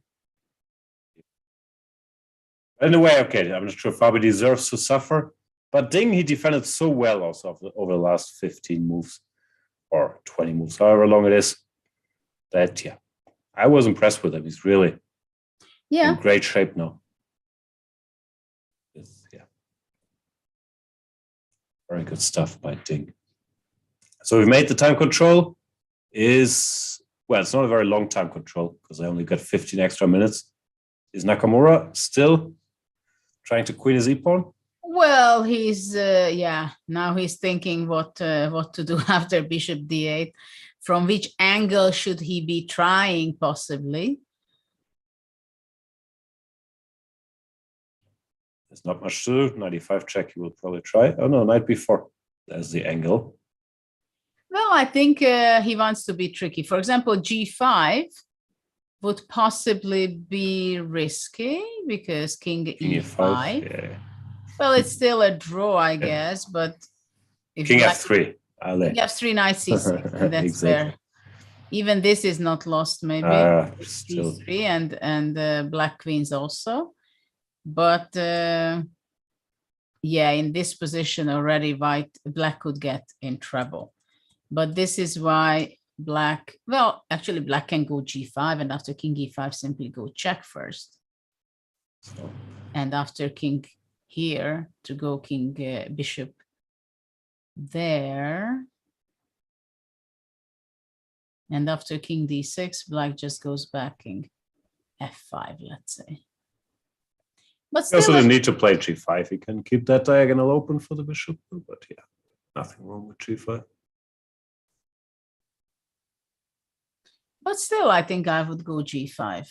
If you don't go g5, you go, let's say, king g3. You're gonna get knight d5. Well, then now you go g5 already. Oh, well, yeah. Yeah. Fabi played very fast and played queen g4. In g4, let's look. Tadeusz told in chat that the best move was bishop takes g5. Ah, was it a perpetuate check or what? Guess so. Yes, because the thing is that maybe white can simplify, exchange the queens, and it's the bad corner. So check, bishop here, queen g5, and probably somehow to exchange the queens. Or at least the a6 pawn falls here. Wow. Okay. But queen g4 played. Oh, this could still go very wrong for Fabi. Well, for example, after queen g4, well, the next move wants to be bishop d4. That's clear.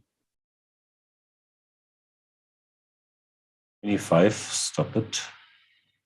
Queen e5? Yeah.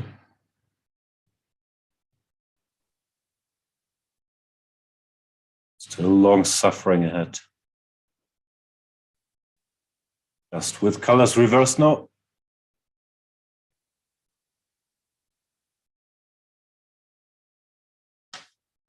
No, really bishop bad, d2. actually. Queen c5. But then big queen b2. I wanted queen c5, But I think maybe, well, queen b4 only move. Well, it's getting very dangerous. Here we're Actually, approaching. Sorry? Very In the dangerous. Nakamura game, we're approaching the end of the game. Wow, he didn't take the pawn. He's still entertaining us.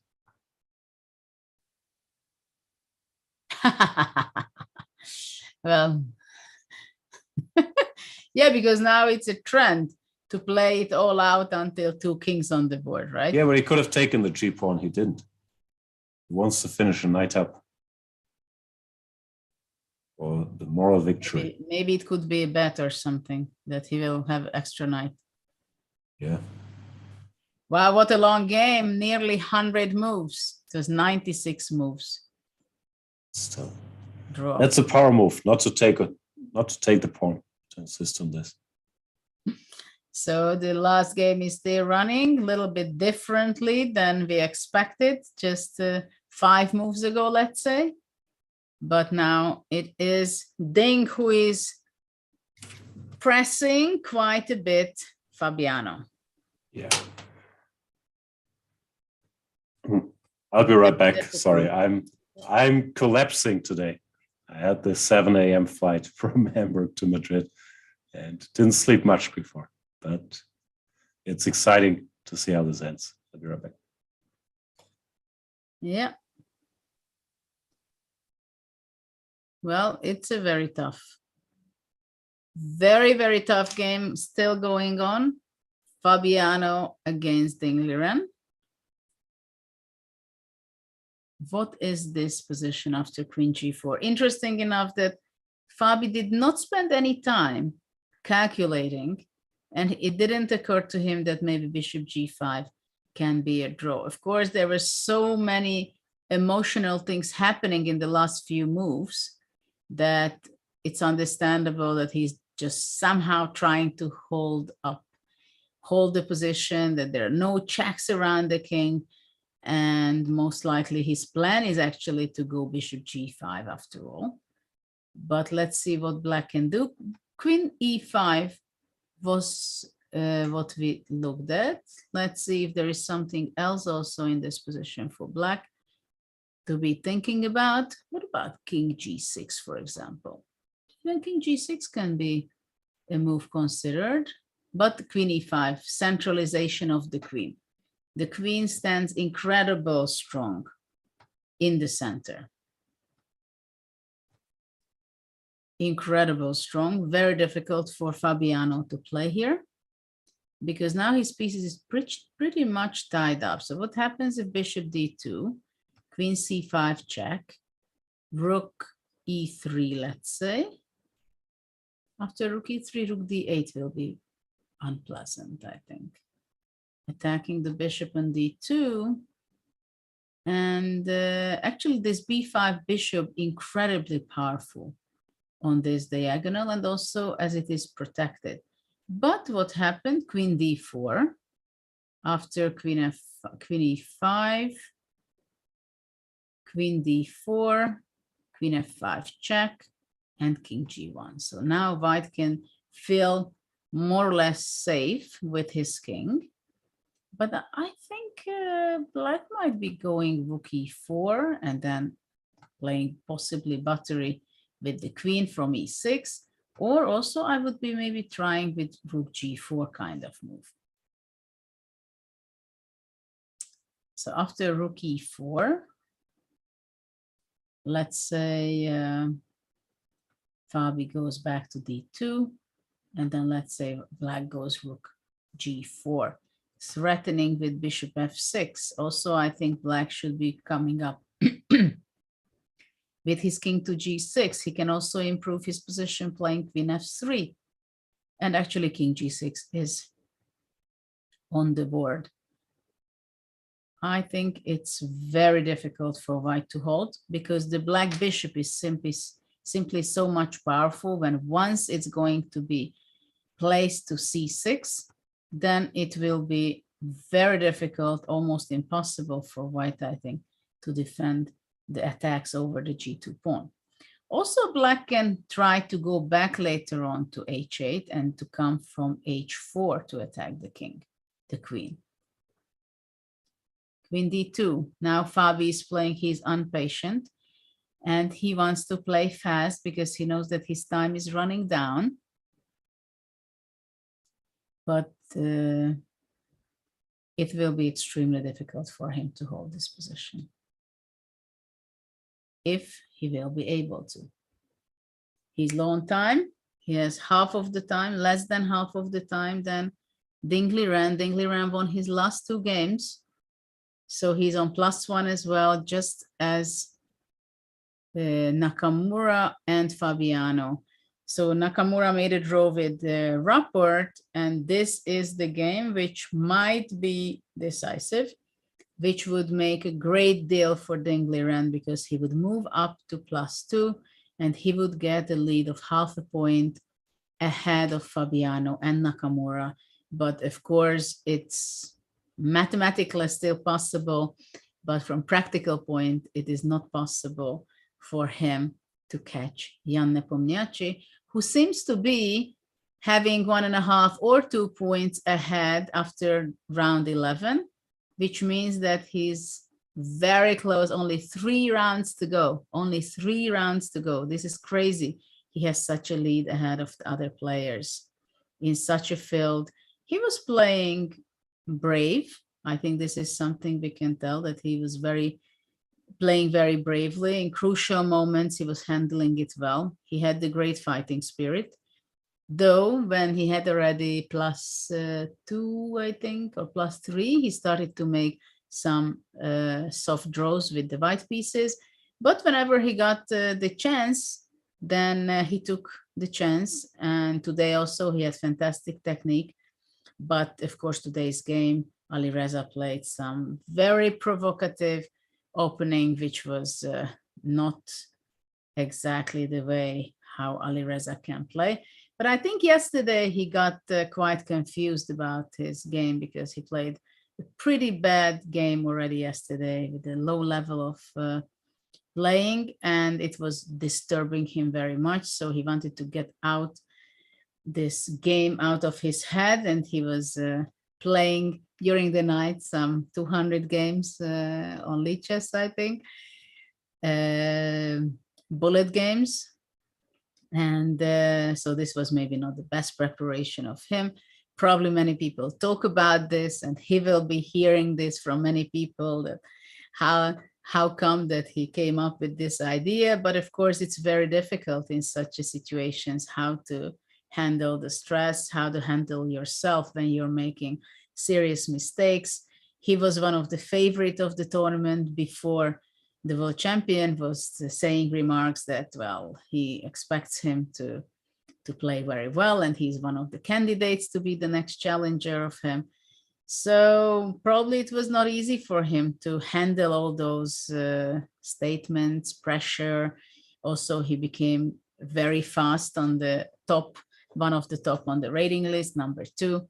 And he was not playing in the last 5 months. He was probably preparing and focusing so much that he played only one tournament, one classical tournament before the candidates. But of course, we are going to see him, I think, in many more candidates coming up. But for these candidates, it was definitely not his tournament. And there is 3 rounds still to go. So when you play badly, it's not something that you're very happy with, to know that the tournament is still longer. And of course, every game, every round is something exceptionally strong here. So after Queen D2, Ding started to think for quite a few minutes already. Because, yeah, the question is whether how to improve the position, right? This is the main question. He played immediately Bishop C6 already. Let's see what he has in mind. Actually, there is an idea for Black to go also Rook E5 and try to capture the pawn on A5. Because if that would be possible for Black, that means that then the position will be winning. The question is for me whether after Bishop C6, can White go, let's say, Rook F1, and after Queen E4 or Queen G4, can White go Bishop D4? But I'm afraid that this is not possible because of Rook E2. And if Queen D3, then Bishop E4 is the move, or after Rook F6, King H5, and look at this, the white pieces are standing on black squares, but look at Black, it's standing all the pieces on the white square. So the other color than the bishop. So this would be over. This is not possible, and this is very fortunate for Black that it's not possible to play Bishop D4. And yeah, it's a problem for White that if he goes Queen C2, let's say, then Bishop E4 is possible. And that is again something very big problem, because after Queen F2 already, Queen G2, and the simplification Bishop G2, because now the E3 bishop is hanging as well. So White played Bishop F2, but I'm not sure that after Bishop F2, Queen G4 is not something very strong in this point. Let's see what happens if Bishop Queen G4. Also Bishop E4 might be a move. But let's see Queen G4.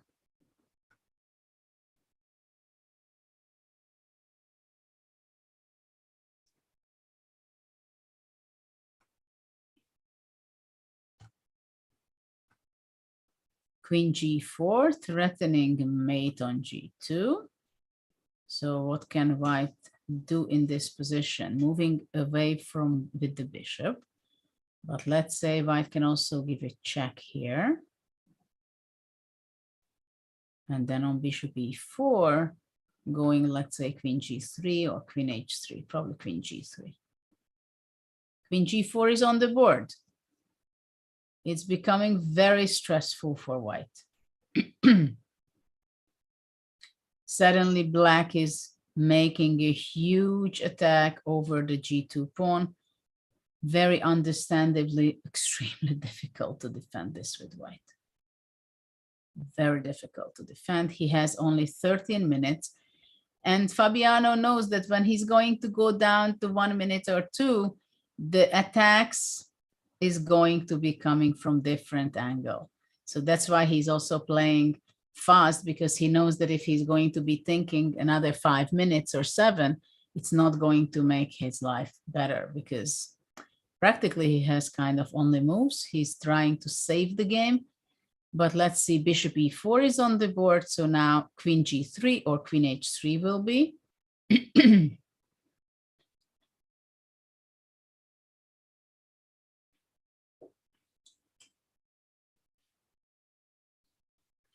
Well, queen h3 is something I think more dangerous for white, for white, because black can take here and maybe black starts immediately already going f5, protecting the bishop on e4.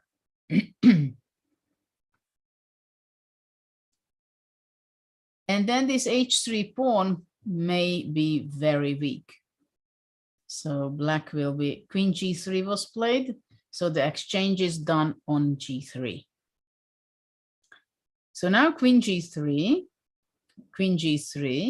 bishop g3, and then I believe that black is going to go f5, which is standing on the board already, because black wants to be pushing the pawn to f4. He wants to bring his king. And of course, later on, somehow he will want to control the c2. On the second rank, it will be important to put pressure. Very difficult for white to look for counter chances. So probably black is pushing, while white can only sit and wait and be very passive. This is the big problem for white. Well, Jan, we have this position since, because basically there was a pretty good technique, I think, how Ding is playing. After rook e8, queen g4, queen e5, he wanted to go queen d4, queen f5. But to tell you the truth, this was a very bad sign that he missed this bishop g5. Looks very rattled, yeah. But Ding went for the endgame. I'm surprised that he just thinks it's winning, yeah? But I think it's extremely difficult for white. First of all, he has 13 minutes. It's going to be a torture with seconds later on, probably. Secondly, probably it's very difficult to hold it. Yeah, just felt like with queens on, it would be more torture. Worse torture, yeah. But I also thought at this point, for example, when he played bishop c6, I was expecting rook e4 or something. Yeah, rook e4 and go to g4 to put pressure. Yeah. But maybe he thought that, well, maybe this game has so many ups and downs. Maybe let's go only for the where really there is no other result than 2 results, right? He's going to be winning or draw, but he's not going to lose this one. Yeah, fair enough. So after f4, the question is whether white can play g3, or will he play g3? Provoking f3, probably this would be a good chance for a draw already. Yeah. Right? So king h5, very, very logical move, wants to come to g4.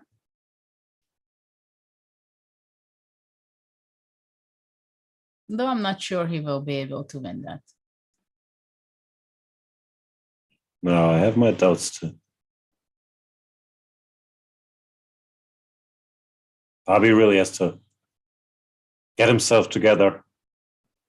Well, that change of scenery. But it's awful difficult. I mean, what he had to live through during this game, oof. It's a huge challenge to control himself, to focus in this kind of situation, and to make the best moves even. But probably it's easier to play it with white already now than with the queens. Yeah. That I agree. That white should have fought for that. That's a reward to exchange the queens. I agree. So king f2, or what does it do? Do you play g3 voluntarily? Probably not. No? I don't think so. I think white cannot play g3 because then rook h8. King f2 is played. So I guess king g4 is going to be on the board in a second. Because I'm afraid if white goes g3,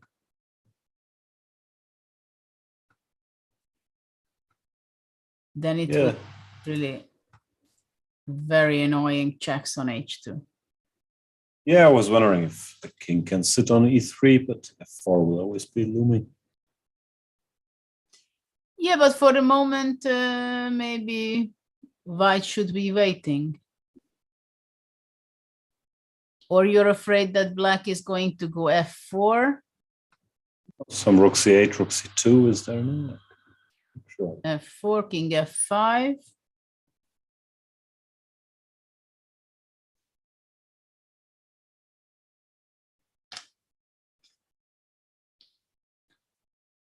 What a game. Yeah, what a game, what matches. I mean, Jan's game was also unbelievable. But in this game, there were quite a few serious mistakes. Very ups and downs. It's entertaining for the audience, but not for the players. After such a game, many of the players don't sleep well. Looks like Fabi hasn't been sleeping well for a couple nights now. Well, if he's not going to hold the draw here. And he's going to go home. He'll board the next flight to St. Louis. I don't know, but he has Maybe to. he'll play bullet all night against Alireza. If he loses today. No, because he saw that it didn't work out. Yeah, maybe. But he started to think now, and there is something to think about here for sure. Yeah, the question is whether are you going to go with your rook to d1 and d6, let's say. But then it's too active, and then what is it? Played rook c1, which is a pass. If rook c8, he has bishop f4. Well, for now, it's difficult for black to bring his rook, right? Yeah. So somehow it's the important squares are blocked. So black can go rook h8, let's say, but also the h2, which is important, is blocked. Maybe So rook it e7, rook d7. Yeah, somehow I also like think this, that yeah. black should make this kind of moves. Or rook e7 immediately, right? Yeah, that's the same.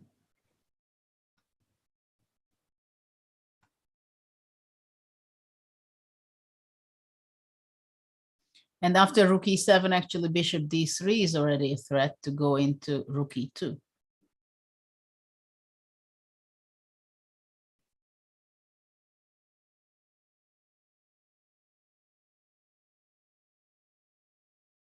Fabi is drinking. Very stressful situation. Dingliran has still nearly half an hour left. Fabi has only 11 minutes. Yeah. I'm also drinking. I finally found a coffee in this hotel. So now they can play another 2 hours.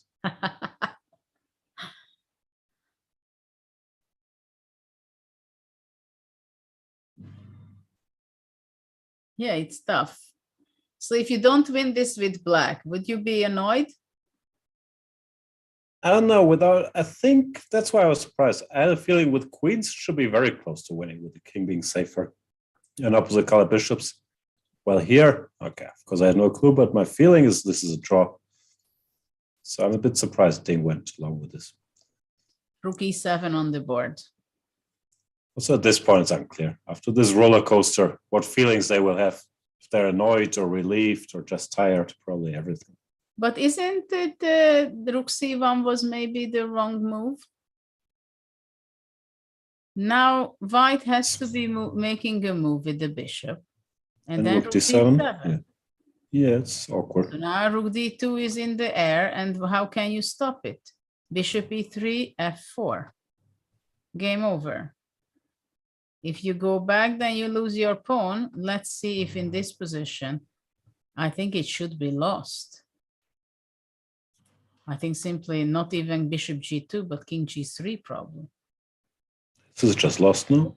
Should be just lost, I think. Yeah. So after rook e7. Time to go g3. No, but after g3, rook h7. Well, that's what you wanted. Not sure if that's about king e3. So if g3, Rook d7 I go anyway.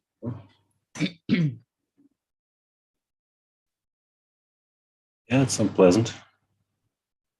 And then Rook let's c3. Sorry? Maybe rook c3. Rook c3. Okay. Very rook pleasant. 2. 3. King e3. Rook g2. Oh, you go King king d4. Yeah.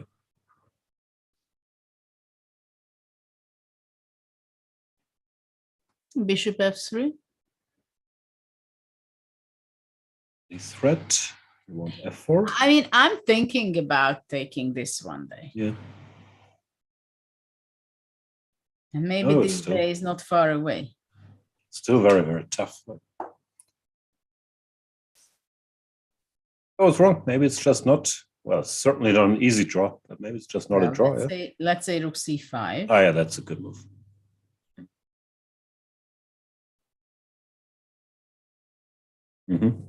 That's nice. And he's played rook c3, I think without g3. Yeah, rook c3 directly. He went rook c3. Okay, anyway, rook d7 on rook c3. Rook g3, king h4 doesn't really change anything. Okay, King h5. so pushed back my king. Or he's going to go f4 now. But rook d7 is on the board. Yeah, blitzed out. No, ding means business. Also putting pressure on the clock. But what was the point to play rook g3 played. To allow, that anyway, he wants simply to. Yeah, he wants to set up, which I think he has to do. Well, it's a big question whether f4 is the move here.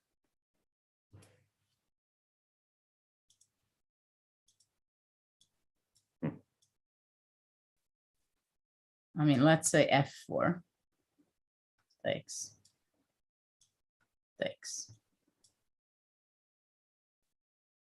Rook c4. Rook c4. I know this is becoming close to draw now, I think. Okay, so f4 is too early.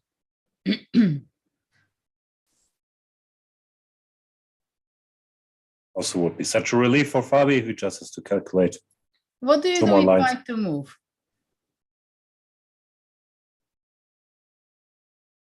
You know what? I go rook d5. King e3. You go king e3.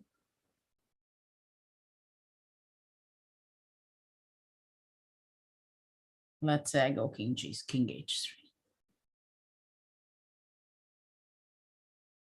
Just I'll wait, I guess. King f2.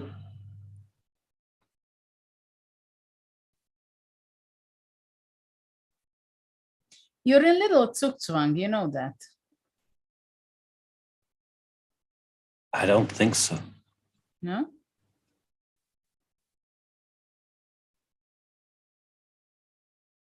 You want king g2, yeah, if I go back to e3.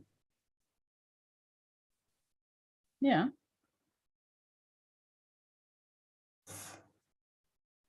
Okay, so I go king h3 immediately.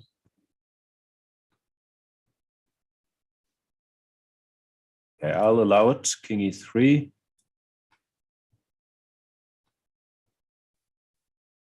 No. After king e3, I'm thinking to take this.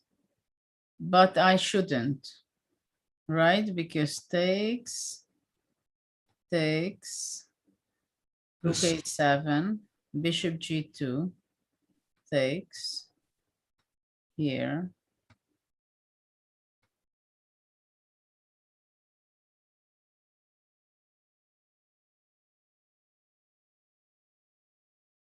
Picture of myself. No, but king d2 is possible, and rook f6, and king e2, and I succeeded to lose with black. Okay. Okay, so g3. No, actually, maybe he has a great chance to hold a draw. I think this is the setup. It's sort of active. The king is now coming to e3. Move 73. Finally. 6 hours and 10 minutes. They are fighting already. Dingliren also started to think, because he was maybe over optimistic that he's going to be winning this. Yeah. He might regret this decision to exchange queens.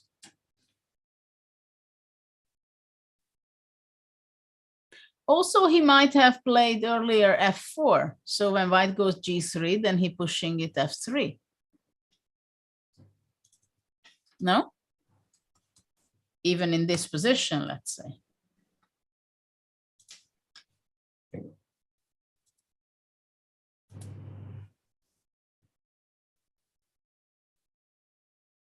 But of course, it's not easy to decide. G3.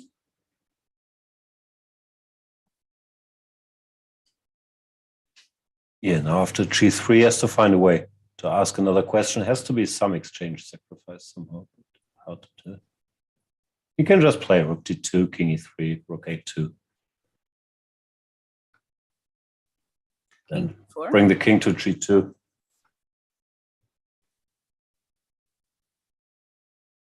Play bishop d3.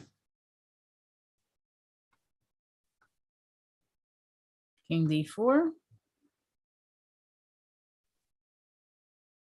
He went bishop d3. He goes back to b5, right? Actually, I like the bishop on b5 a lot. I was even surprised that he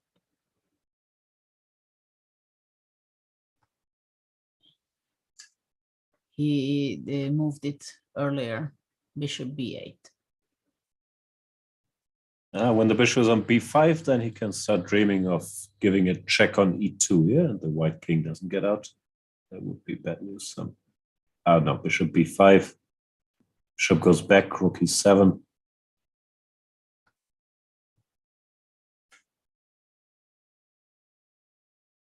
Where do you go with your rook now? No, I said if the bishop goes back, then rook e7, and maybe we're making progress. But I think I just go here, no? If white wants to go out, then he can go out now. And if rook e7 check, then... No, maybe f4. f4 now.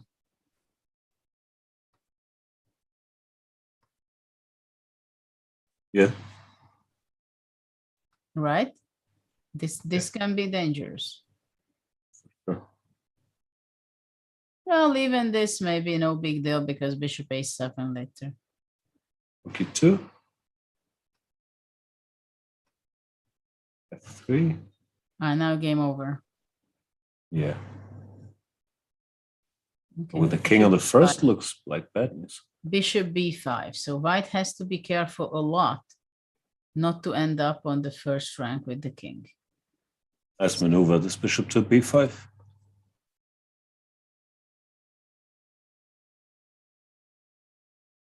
No, but now it's very unpleasant because how do you really, because king e3, f4.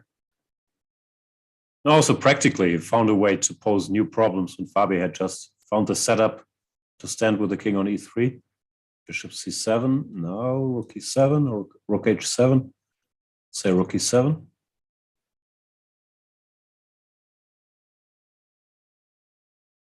What do you go? Bishop c7, bishop c7. Yeah, that's what was played, but now rook e7. Fabi. Rook c2, bishop d3, right? Yeah, and I guess rook endings are lost. Yeah, so rook c3, and I give a check. Rook e2. Yeah. King g1, bishop b5, and that should be lost with the king boxed in there as mating attacks. King g1 and bishop b5, right? Or bishop e4, both. Yeah, well, I like bishop b5. The king can't. I love the bishop on b5. Yeah. Come to f1. Well, now really, king h3 is a huge threat. This looks really bad. Also, f4 might already win. F4. But F3. how can he change this? I mean, if in this position after rook e7, rook c2. Yeah, bishop d3. He has bishop d6 then, or something? Rook e7 played. Rook e7 played.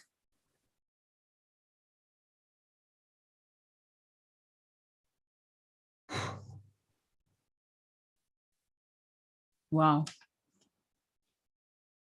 Yeah, interesting that the bishop on e4 looks so good, and then he put it back on b5, and it's so much better because it controls this important square, for example, c4.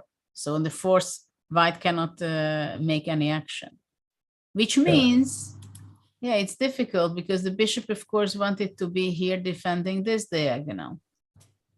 It's very stressful. It's just over now, yeah? Or over is strong, but with the king boxed in. King is going to be boxed in. Rook c2, bishop d3. If rook d2, I think the rook ending is just very easily lost. It's just give a check. a2. Yeah. Probably just rook a2. Just resigns. a3 if we want to. Now rook g3 and rook a3 and it's gone. Yeah.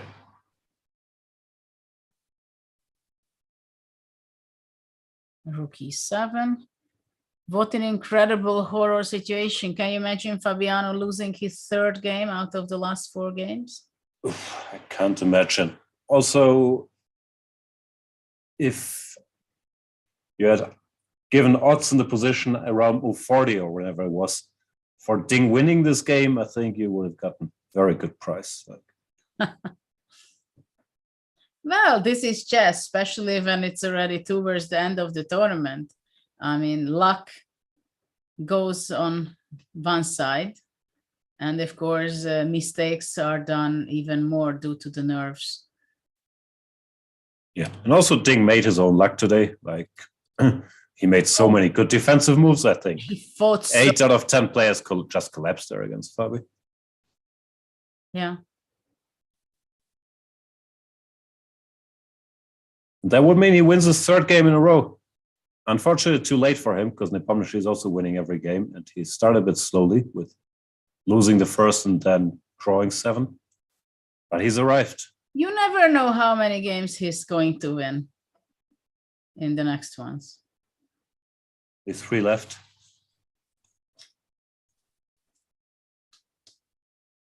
And what are the pairings? Let's see the pairings of tomorrow. Rapport plays against Caruana. Ding plays against Rajabov. And Nepo plays against Naka. Interesting day. So what's the most fun outcome? Hold Hikaru on. has to win, Ding has to win, and Hold Fabi... on. Round 13, Nepo still plays against Rapport. And Firuza plays against Ding. And in the last round, Ding plays against Naka and Duda plays against Nepo. Well, of course, there is not... Nepomniachtchi is winning this. He's 2 points ahead with 3 rounds to go. Like that. That is enough. Sorry, he's 1.5 points ahead, no? If Ding wins, +5 plus 2, yeah, 1.5. I can't do math. Yeah, of course. Yeah, of course. Only 1.5, yeah. please. Okay. Then it's anybody's tournament. Of course, yeah. No, mentally, I will still at this game ends in a draw, but of course, it's mathematically everything is possible, but in reality, there are less things. So look what happened. White played bishop d8, rook check.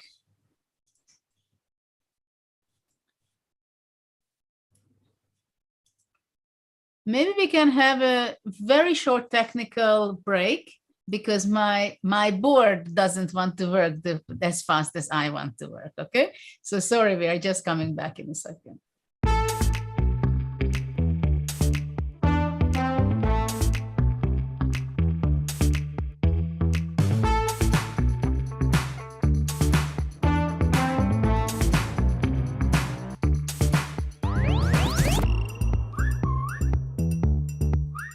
the Grunfeld is a very good opening for those of you who are striving to get a double age. In this video we're going to look at the latest developments in the 6 bishop g5 Najdorf. I'm gonna start with sort of my first official Stonewall game. The idea is not to fight against any opponent move, prevent everything, defend and so on. No, it's just to move.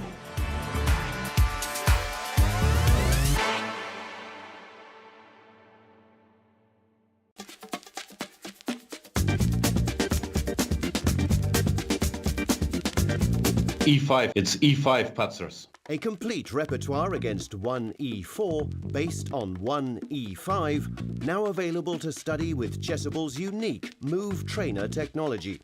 The backbone is the Marshall Gambit against the Spanish, with 3 knight f6 against the Italian.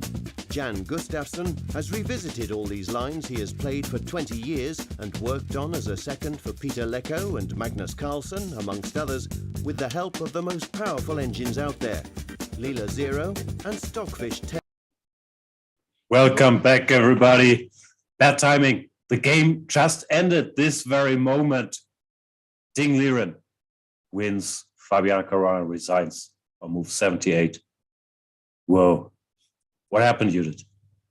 I don't know what happened, but it's definitely the biggest drama we can call of maybe of the candidates. I mean, this was really something very ups and downs, and it was so incredible game. Looking also what happened with these two players in the last several rounds, right?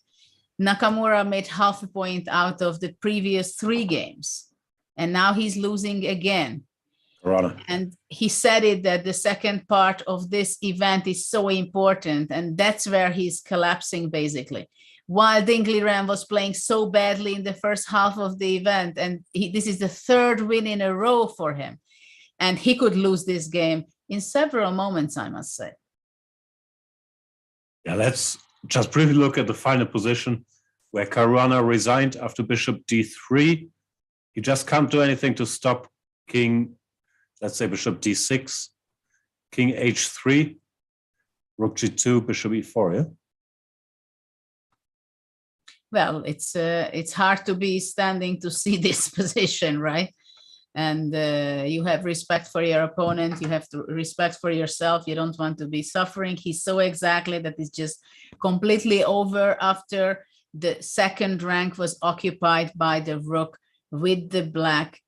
And you see here, this is the final touch for the game, that the rook reached the 2nd rank, and with the enjoint with the king and the bishop, White can just not avoid getting mated. Yeah. What a comeback for Ding Liren. So now he's only 1.5 points behind Jan Nepomniachtchi, who also keeps winning. It feels like every game. So he stays firmly in the lead. Let's have a look at the standings if we can. There. 8 out of 11 for Jan Nepomniachtchi. 6.5 out of 11 for Ding Liren. And just 5.5. Fabi's back to 50% after starting with 5 out of 7 for Caruana. 6 out of 11 for Nakamura. Oof. Well, incredible turning points and turning upside down the whole event.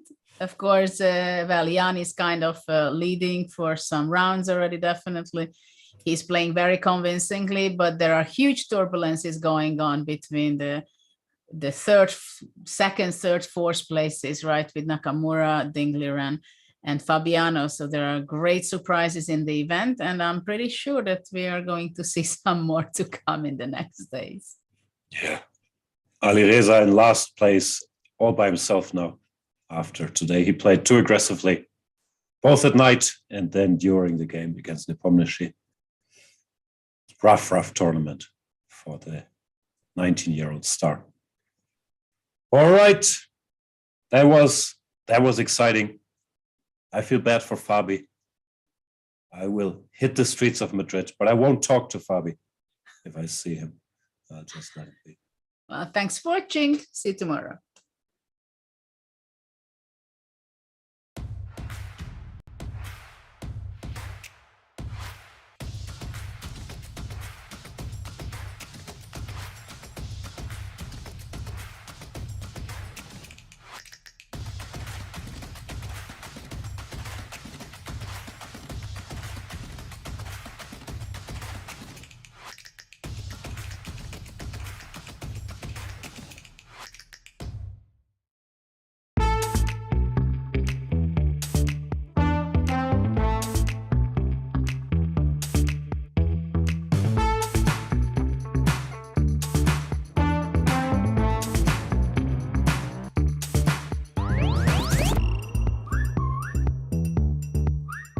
Grunfeld is a very good opening for those of you who are striving to get a double edge. In this video, we're going to look at the latest developments in the 6 bishop g5 knight of. I'm gonna start with sort of my first official Stonewall game. The idea is not to fight against any opponent move, prevent everything, defend and so on. No, it's just to move.